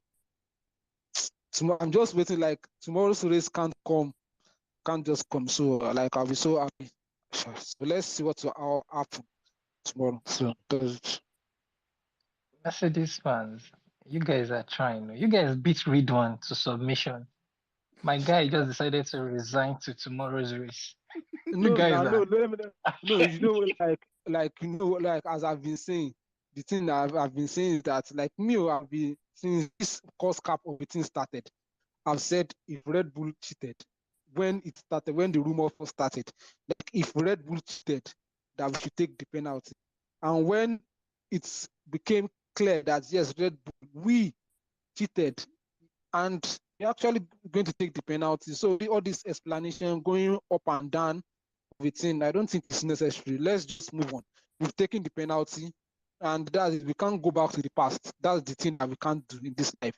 We can't go back to the past. Well, We I'm actually look saying forward. they beat you to submission. That's the point Yeah, I'm if, trying to well, No, make. no, but because wait. no, Imagine no, the like thing is, from let the me like, beginning, you know like what? Ridwan is You know like the what? only Red Bull fan that has actually agreed. Like he outright agreed that they cheated and like they should be penalized. But all the others just come here and just like start giving us Engineer, stories like engineer Salim. Actually, I'm not the only one that's accepted on this piece. Like I know two okay, Red you are Bull, one of I the know, few. You are one of the uh, few. so I don't know about others, so but the thing is that, and imagine that like we don't have anything to say to it, so there's nothing actually we can say, so that's just it. Let's just talk about tomorrow's race and let's round up. Yeah, and I feel and tomorrow will be emotional, like as someone said to me, me personally, Ridwan Bello personally, I'll actually make my own goodbye to Latifi. Like you missed like all this, like I actually enjoy seeing him, but like I wanted him to do well. Like today, I actually saw him pitch well during the first Q runs, and like almost like 2 minutes, my man is already pitching again. So like I don't understand. Like, I just hope like it does well wherever it's going. And we actually don't even talk about even, I don't know where even me all these people. But tomorrow's I feel and Sebastian also will be retiring tomorrow. Like that's so like for me it has been since during the midweek, like it's just dawned on me that this man is leaving Formula One. Like I won't like I'm sure as Luis has said, he's coming back. Maybe not as a driver, but as someone that will come out and direct maybe Ferrari's team special. We don't know. So Ridwan, I think Imade will actually like that. They should come back Ridwan, someone said I should ask you a question. They what's said the question? they say you're a Red Bull fan. Why are you missing Latifi? Uh, as a Red Bull fan, why am I missing Latifi? Like I just want the guy to do well. That's just it.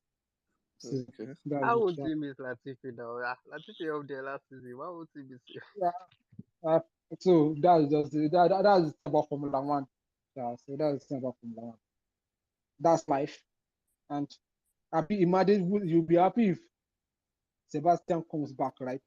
But for me, No, I like would I'll not. be like you know okay. So like I've been watching some of his clips like since midweek. Like it's just dawned on me that this man is leaving. And today also I was able to pull those lap in that tractor to P9.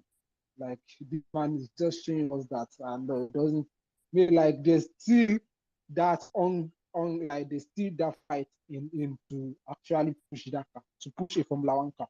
So I hope he has a clean race tomorrow, and I expect battles tomorrow also. Alpine and McLaren also like proper battle between the two of them. I just hope the engine won't blow up. That's the thing, that the engine should not blow up. And Aston Martin also, I just feel like Aston Martin and what's the name and Alfa Romeo, I don't think Aston Martin can actually catch up with that. I think the gap is like 5. Where do they want to see 5 points? I don't think so. And as an AlphaTauri, I don't think both of them will score points tomorrow. So I think those ones are done. But Mercedes and Ferrari, I just hope Mercedes that they shouldn't be to pressurize Leclerc, most especially. So just help us know that, like, you guys like Checo, so Checo can actually finish P2 and Red Bull can take the P2 and P1 and P2 for the first time. So that would be great also. So that is from what's tonight. Anyways, I guess Ridwan, you see this last segment. I'll be this your last segment of this your talk.